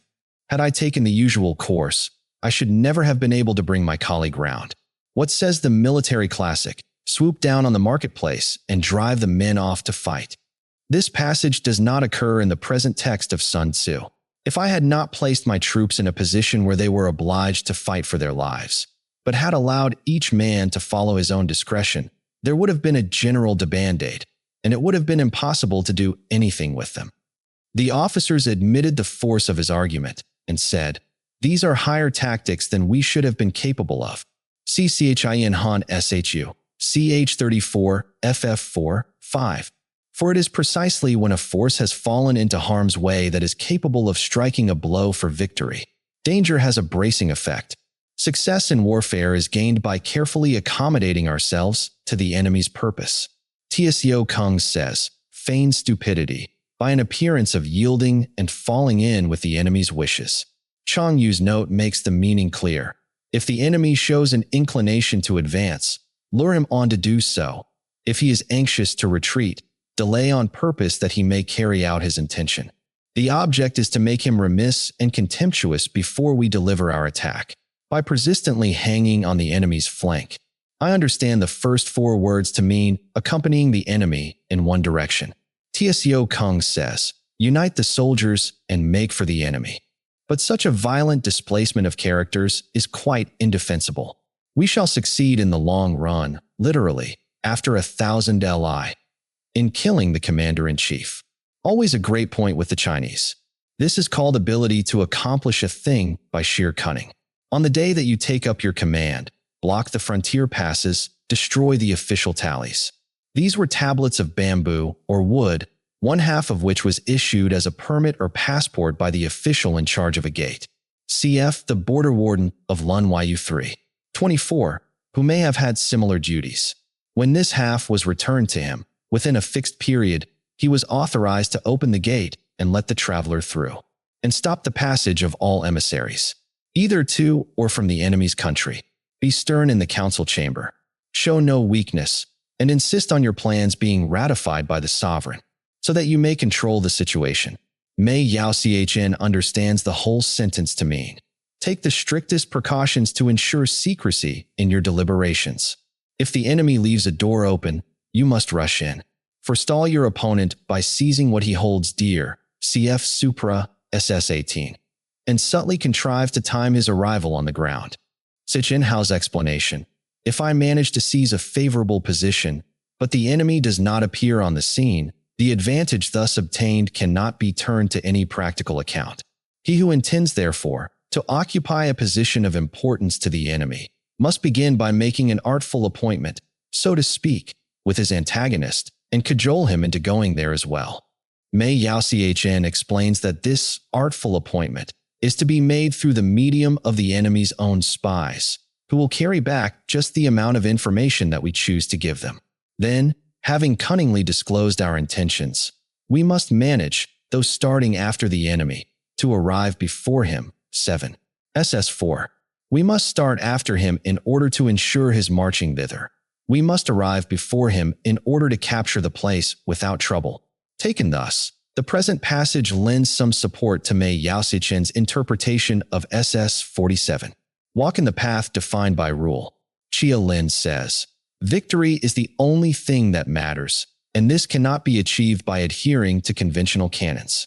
It is unfortunate that this variant rests on very slight authority, for the sense yielded is certainly much more satisfactory. Napoleon, as we know, according to the veterans of the old school whom he defeated, won his battles by violating every accepted canon of warfare. And accommodate yourself to the enemy until you can fight a decisive battle. Sun Tzu says, "Conform to the enemy's tactics until a favorable opportunity offers. Then come forth and engage in a battle that shall prove decisive. At first, then, exhibit the coyness of a maiden until the enemy gives you an opening. Afterwards, emulate the rapidity of a running hare, and it will be too late for the enemy to oppose you." As the hare is noted for its extreme timidity, the comparison hardly appears felicitous. But of course, Sun Tzu was thinking only of its speed. The words have been taken to mean, you must flee from the enemy as quickly as an escaping hare. But this is rightly rejected by Sun Tzu. Chapter 13. The Attack by Fire. Rather more than half the chapter, SS 1-13, is devoted to the subject of fire, after which the author branches off into other topics. Sun Tzu said, "There are 5 ways of attacking with fire. The first is to burn soldiers in their camp." So Tumu, Li Xing'an says, "Set fire to the camp and kill the soldiers when they try to escape from the flames." Pan Cao, sent on a diplomatic mission to the king of Shanshan, C11, SS 51, note, found himself placed in extreme peril by the unexpected arrival of an envoy from the Sungnu, the mortal enemies of the Chinese. In consultation with his officers, he exclaimed, "Never venture, never win. The only course open to us now is to make an assault by fire on the barbarians under cover of night, when they will not be able to discern our numbers. Profiting by their panic, we shall exterminate them completely. This will cool the king's courage and cover us with glory, besides ensuring the success of our mission." The officers all replied that it would be necessary to discuss the matter first with the intendant. Pan Cao then fell into a passion. "It is today," he cried, "that our fortunes must be decided. The intendant is only a humdrum civilian, who on hearing of our project will certainly be afraid, and everything will be brought to light. An inglorious death is no worthy fate for valiant warriors." All then agreed to do as he wished. Accordingly, as soon as night came on, he and his little band quickly made their way to the barbarian camp. A strong gale was blowing at the time. Pan Cao ordered 10 of the party to take drums and hide behind the enemy's barracks, it being arranged that when they saw flames shoot up, they should begin drumming and yelling with all their might. The rest of his men, armed with bows and crossbows, he posted an ambuscade at the gate of the camp. He then set fire to the place from the windward side, whereupon a deafening noise of drums and shouting arose on the front. 1 inch unless you enter the tiger's lair, you cannot get hold of the tiger's cubs. 115. And rear of the Sungnu, who rushed out pell-mell in frantic disorder. Pan Cao slew 3 of them with his own hand, while his companions cut off the heads of the envoy and 30 of his suite. The remainder, more than 100 in all, perished in the flames. On the following day, Pan Cao, divining his thoughts, said with uplifted hand, "Although you did not go with us last night, I should not think, sir, of taking sole credit for our exploit." This satisfied Sun, and Pan Cao, having sent for Quang, king of Shanshan, showed him the head of the barbarian envoy. The whole kingdom was seized with fear and trembling, which Pan Cao took steps to allay by issuing a public proclamation. Then, taking the king's sons as hostage, he returned to make his report to Tu Ku. Hou Han Shu, CH 47, FF1, 2. The second is to burn stores. Tu Mu says, provisions, fuel, and fodder. In order to subdue the rebellious population of Qiangnan, Cao Kung recommended Wen Ti of the Sui dynasty to make periodical raids and burn their stores of grain, a policy which in the long run proved entirely successful. The third is to burn baggage trains. An example given is the destruction of Yuan Shao's wagons and impedimenta by Tsao in 200 AD. The fourth is to burn arsenals and magazines.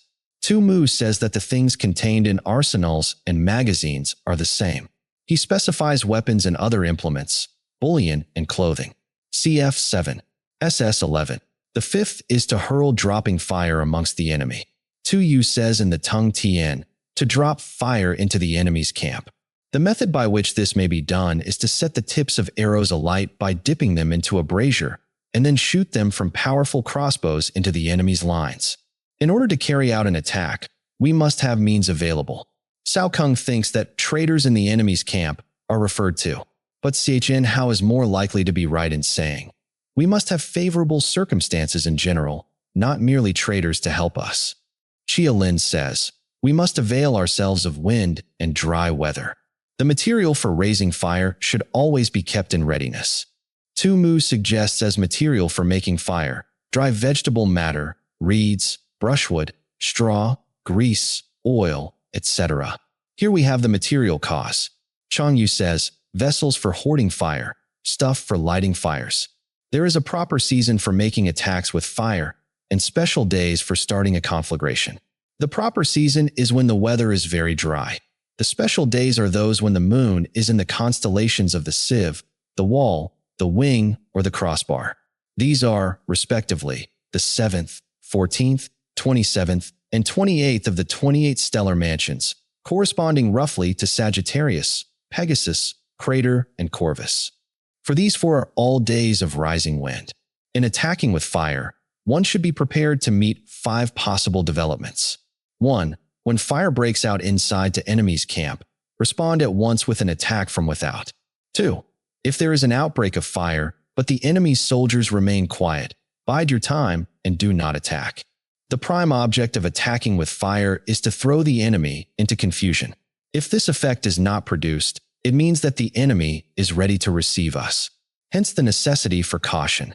3. When the force of the flames has reached its height, follow it up with an attack, if that is practicable. If not, stay where you are. Tsao Kung says, if you see a possible way, advance. But if you find the difficulties too great, retire. 4. If it is possible to make an assault with fire from without, do not wait for it to break out within, but deliver your attack at a favorable moment. Sun Tzu says that the previous paragraphs had reference to the fire breaking out, either accidentally, we may suppose, or by the agency of incendiaries, inside the enemy's camp.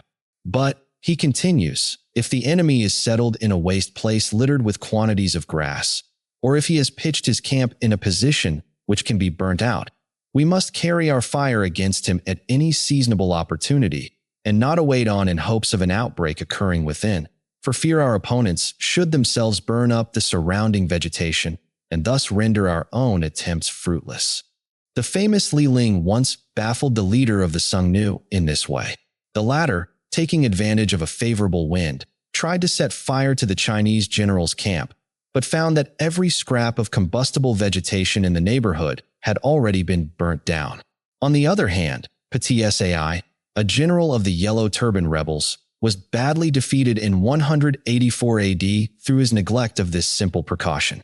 At the head of a large army, he was besieging Sichangshi, which was held by Huang Fusang.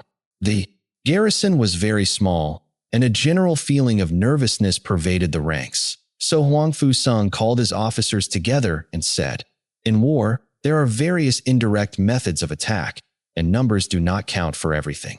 The commentator here quotes Sun Tzu, VSS 5, 6, and 10. Now the rebels have pitched their camp in the midst of thick grass, which will easily burn when the wind blows. If we set fire to it at night, they will be thrown into a panic, and we can make a sortie and attack them on all sides at once, thus emulating the achievement of Tian Tan. See page 90. That same evening, a strong breeze sprang up, so Huang Fusang instructed his soldiers to bind reeds together into torches and mount guard on the city walls, after which he sent out a band of daring men, who stealthily made their way through the lines and started the fire with loud shouts and yells. Simultaneously, a glare of light shot up from the city walls, and Huang Fusang, sounding his drums, led a rapid charge, which threw the rebels into confusion and put them to headlong flight. Hou Han Shu, ch. 71. 5. When you start a fire, be to windward of it. Do not attack from the leeward. Chang Yu, following Tu Yu, says, when you make a fire, the enemy will retreat away from it. If you oppose his retreat and attack him then, he will fight desperately, which will not conduce to your success. A rather more obvious explanation is given by Tu Mu. If the wind is in the east, begin burning to the east of the enemy, and follow up the attack yourself from that side. If you start the fire on the east side, and then attack from the west, you will suffer in the same way as your enemy.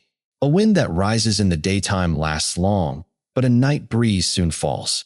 Cf. Lao Tzu's saying, a violent wind does not last the space of a morning. Tote Ching, Chapter 23. Mei Yaoxichen and Wang Shi say, a day breeze dies down at nightfall, and a night breeze at daybreak. This is what happens as a general rule.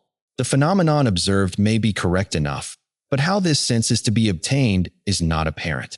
In every army, the 5 developments connected with fire must be known, the movements of the stars calculated, and a watch kept for the proper days. Tu Mu says, we must make calculations as to the paths of the stars, and watch for the days on which wind will rise, before making our attack with fire. Chang Yu seems to interpret the text differently. We must not only know how to assail our opponents with fire, but also be on our guard against similar attacks from them. Hence, those who use fire as an aid to the attack show intelligence. Those who use water as an aid to the attack gain an accession of strength. By means of water, an enemy may be intercepted, but not robbed of all his belongings. Tsao Kung's note is, we can merely obstruct the enemy's road or divide his army, but not sweep away all his accumulated stores. Water can do useful service, but it lacks the terrible destructive power of fire. This is the reason, Chang Yu concludes, why the former is dismissed in a couple of sentences, whereas the attack by fire is discussed in detail. Wu Tzu, ch. 4, speaks thus of the 2 elements. If an army is encamped on low-lying marshy ground, from which the water cannot run off, and where the rainfall is heavy, it may be submerged by a flood. If an army is encamped in wild marshlands thickly overgrown with weeds and brambles, and visited by frequent gales, it may be exterminated by fire. Unhappy is the fate of one who tries to win his battles and succeed in his attacks without cultivating the spirit of enterprise, for the result is waste of time and general stagnation. This is one of the most perplexing passages in Sun Tzu. Tsao Kung says, rewards for good service should not be deferred a single day. And Tu Mu, if you do not take opportunity to advance and reward the deserving, your subordinates will not carry out your commands, and disaster will ensue. For several reasons, however, and in spite of the formidable array of scholars on the other side, I prefer the interpretation suggested by Mei Yaoxichen alone, whose words I will quote. Those who want to make sure of succeeding in their battles and assaults must seize the favorable moments when they come and not shrink on occasion from heroic measures. That is to say, they must resort to such means of attack of fire, water, and the like. What they must not do, and what will prove fatal, is to sit still and simply hold to the advantages they have got. Hence the saying, the enlightened ruler lays his plans well ahead. The good general cultivates his resources. Tu Mu quotes the following from the SNLEH, ch. 2. The warlike prince controls his soldiers by his authority, kits them together by good faith, and by rewards makes them serviceable. If faith decays, there will be disruption. If rewards are deficient, commands will not be respected. Move not unless you see an advantage. Use not your troops unless there is something to be gained. Fight not unless the position is critical. Sun Tzu may at times appear to be overcautious, but he never goes so far in that direction as the remarkable passage in the Tote Ching, ch. 69. I dare not take the initiative, but prefer to act on the defensive. I dare not advance an inch, but prefer to retreat a foot. No ruler should put troops into the field merely to gratify his own spleen. No general should fight a battle simply out of pique. If it is to your advantage, make a forward move. If not, stay where you are. This is repeated from 11. SS 17. Here I feel convinced that it is an interpolation, for it is evident that SS 20 ought to follow immediately on. SS 18. Anger may in time change to gladness. Vexation may be succeeded by content, but a kingdom that has once been destroyed can never come again into being. The Wu state was destined to be a melancholy example of this saying. Nor can the dead ever be brought back to life. Hence the enlightened ruler is heedful, and the good general full of caution. This is the way to keep a country at peace and an army intact. Chapter 14. The Use of Spies. Sun Tzu said, "Raising a host of 100,000 men and marching them great distances entails heavy loss on the people and a drain on the resources of the state. The daily expenditure will amount to 1,000 ounces of silver." Cf. 2. SSSS 1, 13, 14. There will be commotion at home and abroad, and men will drop down exhausted on the highways. Cf. Tote Ching, ch. 30. Where troops have been quartered, brambles and thorns spring up. Chang Yu has the note. We may be reminded of the saying, "On serious ground, gather and plunder." Why then should carriage and transportation cause exhaustion on the highways? The answer is that not victuals alone, but all sorts of munitions of war have to be conveyed to the army. Besides, the injunction to forage on the enemy only means that when an army is deeply engaged in hostile territory, scarcity of food must be provided against. Hence, without being solely dependent on the enemy for corn, we must forage in order that there may be an uninterrupted flow of supplies. Then, again, there are places like salt deserts where provisions being unobtainable, supplies from home cannot be dispensed with. As many as 700,000 families will be impeded in their labor. Mei Yaoxian says, men will be lacking at the plow tail. The allusion is to the system of dividing land into 9 parts, each consisting of about 15 acres, the plot in the center being cultivated on behalf of the state by the tenants of the other 8. It was here also, so Tumu tells us, that their cottages were built and a well sunk, to be used by all in common. C2. SS 12 note. In time of war, one of the families had to serve in the army, while the other 7 contributed to its support.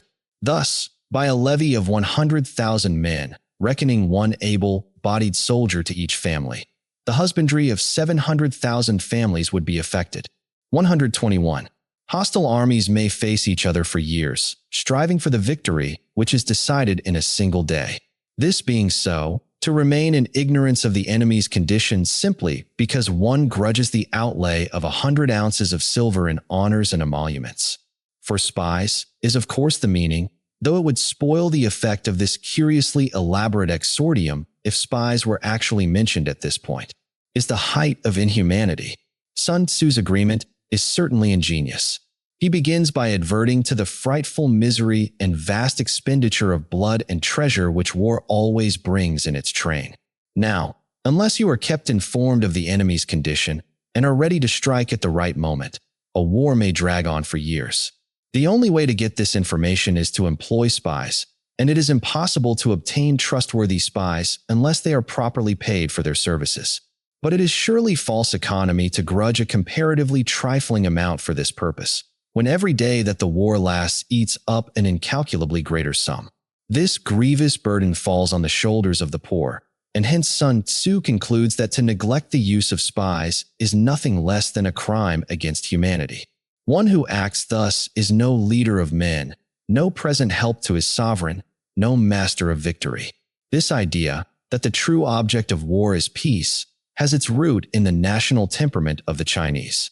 Even so far back as 597 BC, these memorable words were uttered by Prince Chuang of the Chu state.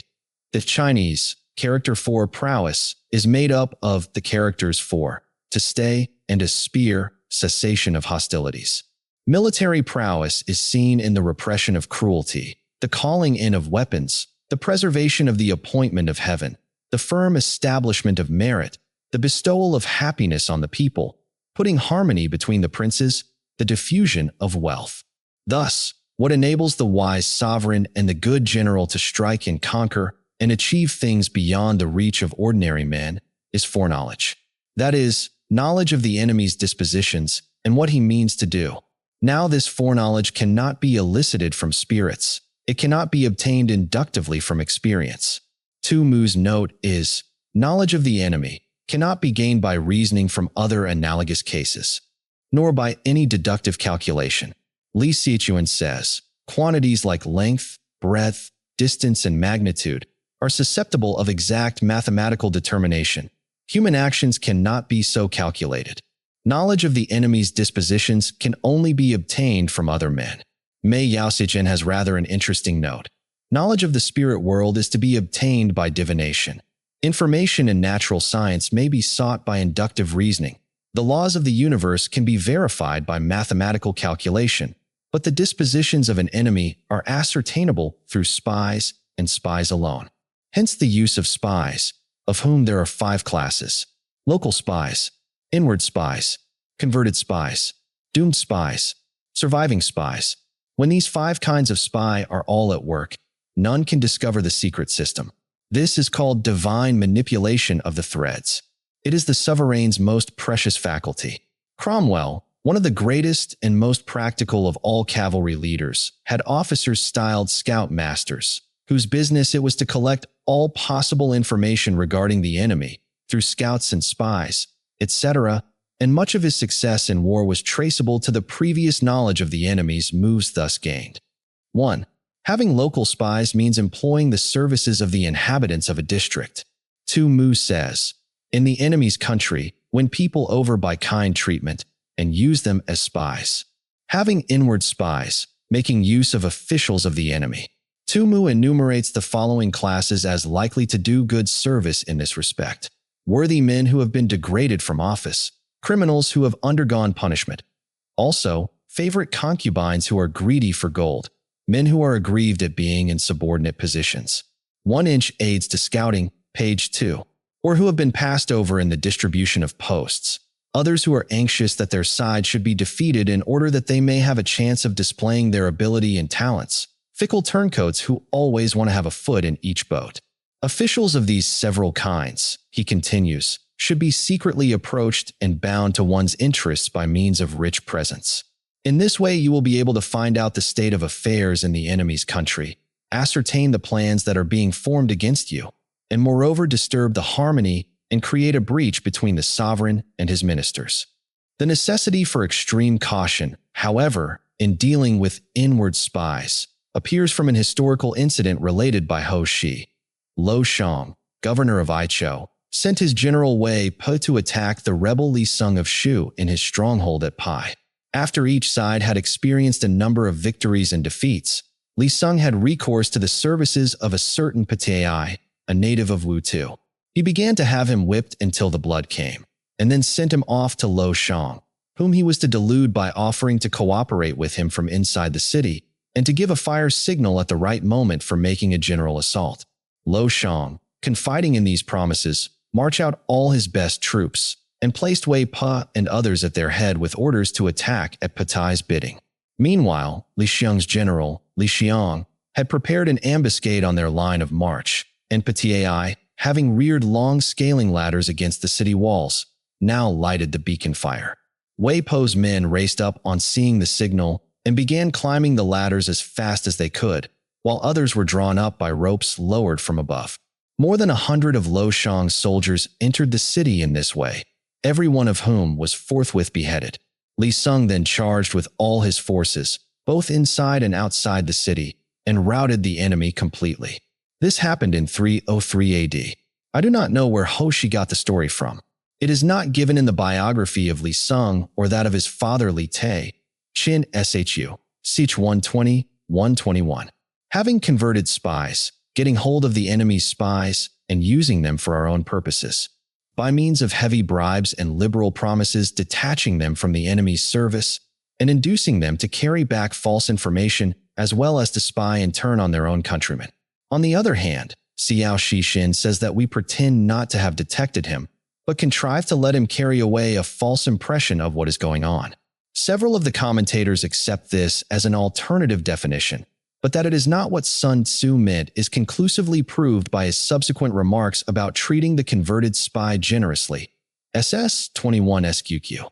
Hoshi notes 3 occasions on which converted spies were used with conspicuous success.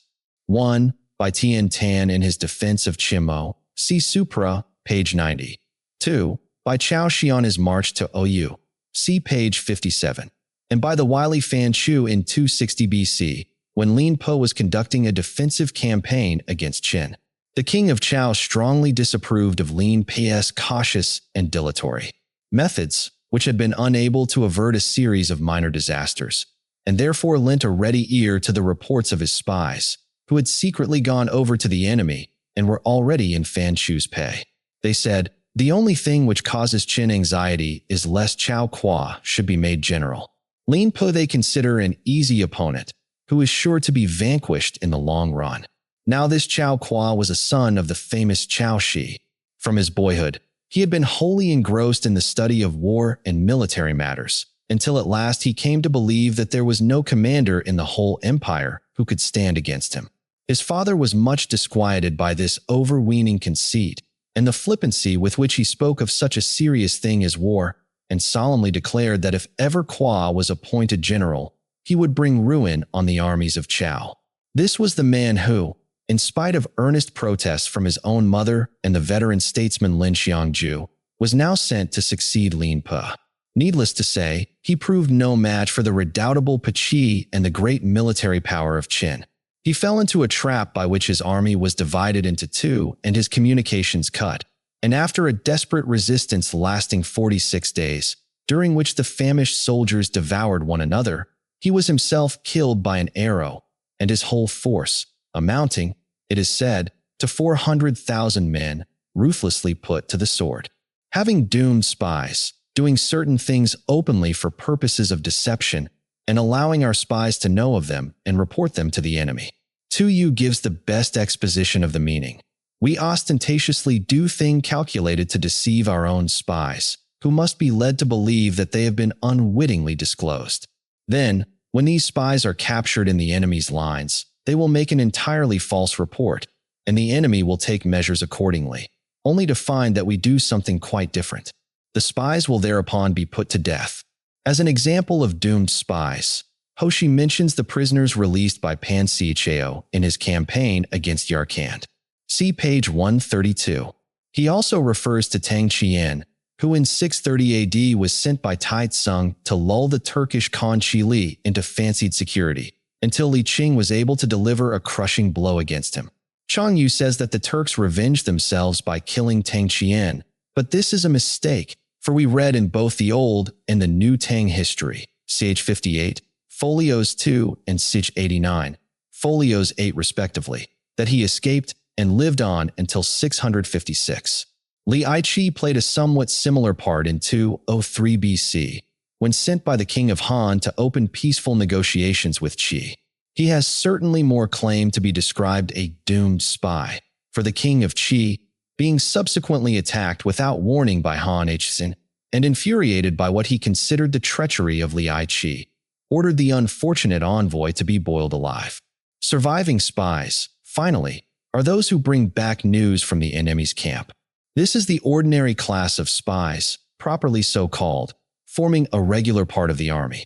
Tu Mu says, "Your surviving spy must be a man of keen intellect, though in outward appearance a fool, of shabby exterior, but with a will of iron. He must be active, robust, endowed with physical strength and courage, thoroughly accustomed to all sorts of dirty work, able to endure hunger and cold, and to put up with shame and ignominy." Hoshi tells the following story of Tashi Wu of the Sui dynasty. When he was governor of eastern Qin, Shenwu of Qi made a hostile movement upon Shaiyuan. The emperor Tai Tzu, Cao Tzu, sent Tashi Wu to spy upon the enemy. He was accompanied by 2 other men. All 3 were on horseback and wore the enemy's uniform. When it was dark, they dismounted a few hundred feet away from the enemy's camp and stealthily crept up to listen, until they succeeded in catching the passwords used in the army. Then they got on their horses again and boldly passed through the camp under the guise of night watchmen, and more than once, happening to come across a soldier who was committing some breach of discipline, they actually stopped to give the culprit a sound cudgeling. Thus, they managed to return with the fullest possible information about the enemy's dispositions, and received warm commendation from the emperor, who in consequence of their report was able to inflict a severe defeat on his adversary. Hence it is that which none in the whole army are more intimate relations to be maintained than with spies. Tu Mu and Mei Yaoxichen point out that the spy is privileged to enter even the general's private sleeping tent. None should be more liberally rewarded. In no other business should greater secrecy be preserved. Tu Mu gives a graphic touch. All communication with spies should be carried mouth to ear. The following remarks on spies may be quoted from Turin, who made perhaps larger use of them than any previous commander.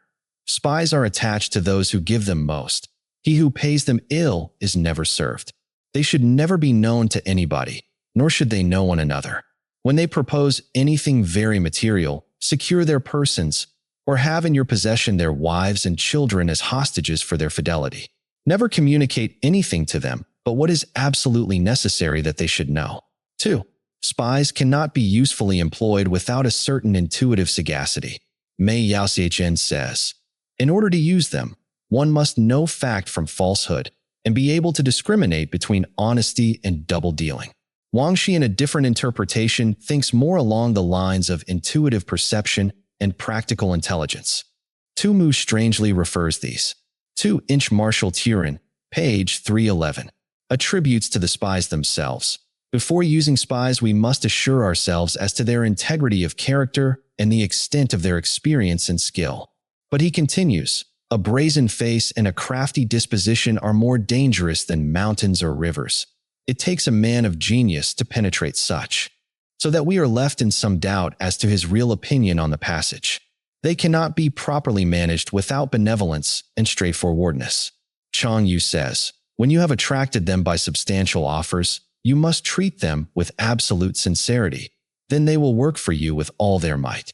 Without subtle ingenuity of mind, one cannot make certain of the truth of their reports. Mei Yaoxichen says, be on your guard against the possibility of spies going over to the service of the enemy. Be subtle, and use your spies for every kind of business. Cf. 6 SS 9. If a secret piece of news is divulged by a spy before the time is ripe, he must be put to death together with the man to whom the secret was told. Word for word, the translation here is, if spy matters are heard before our plans are carried out, etc. Sun Tzu's main point in this passage is, whereas you kill the spy himself as a punishment for letting out the secret, the object of killing the other man is only, as Chien Hao puts it, to stop his mouth and prevent news leaking any further. If it had already been repeated to others, this object would not be gained. Either way, Sun Tzu lays himself open to the charge of inhumanity, though Tu Mu tries to defend him by saying that the man deserves to be put to death, for the spy would certainly not have told the secret unless the other had been at pains to worm it out of him. Whether the object be to crush an army, to storm a city, or to assassinate an individual, it is always necessary to begin by finding out the names of the attendants, the aides-de camp.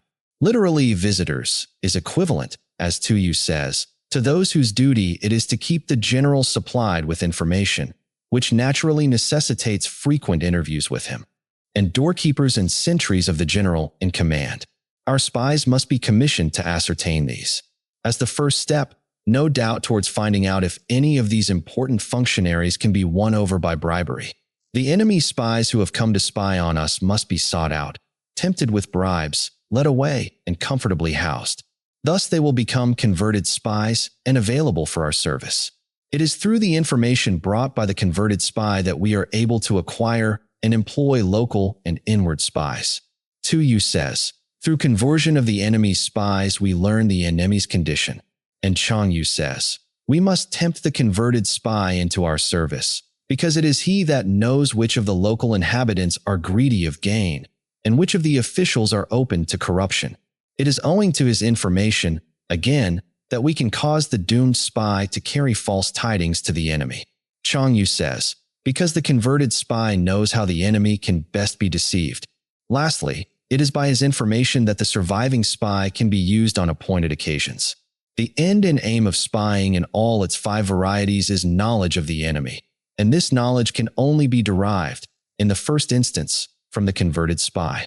As explained in SS 22-24, he not only brings information himself, but makes it possible to use the other kinds of spy to advantage.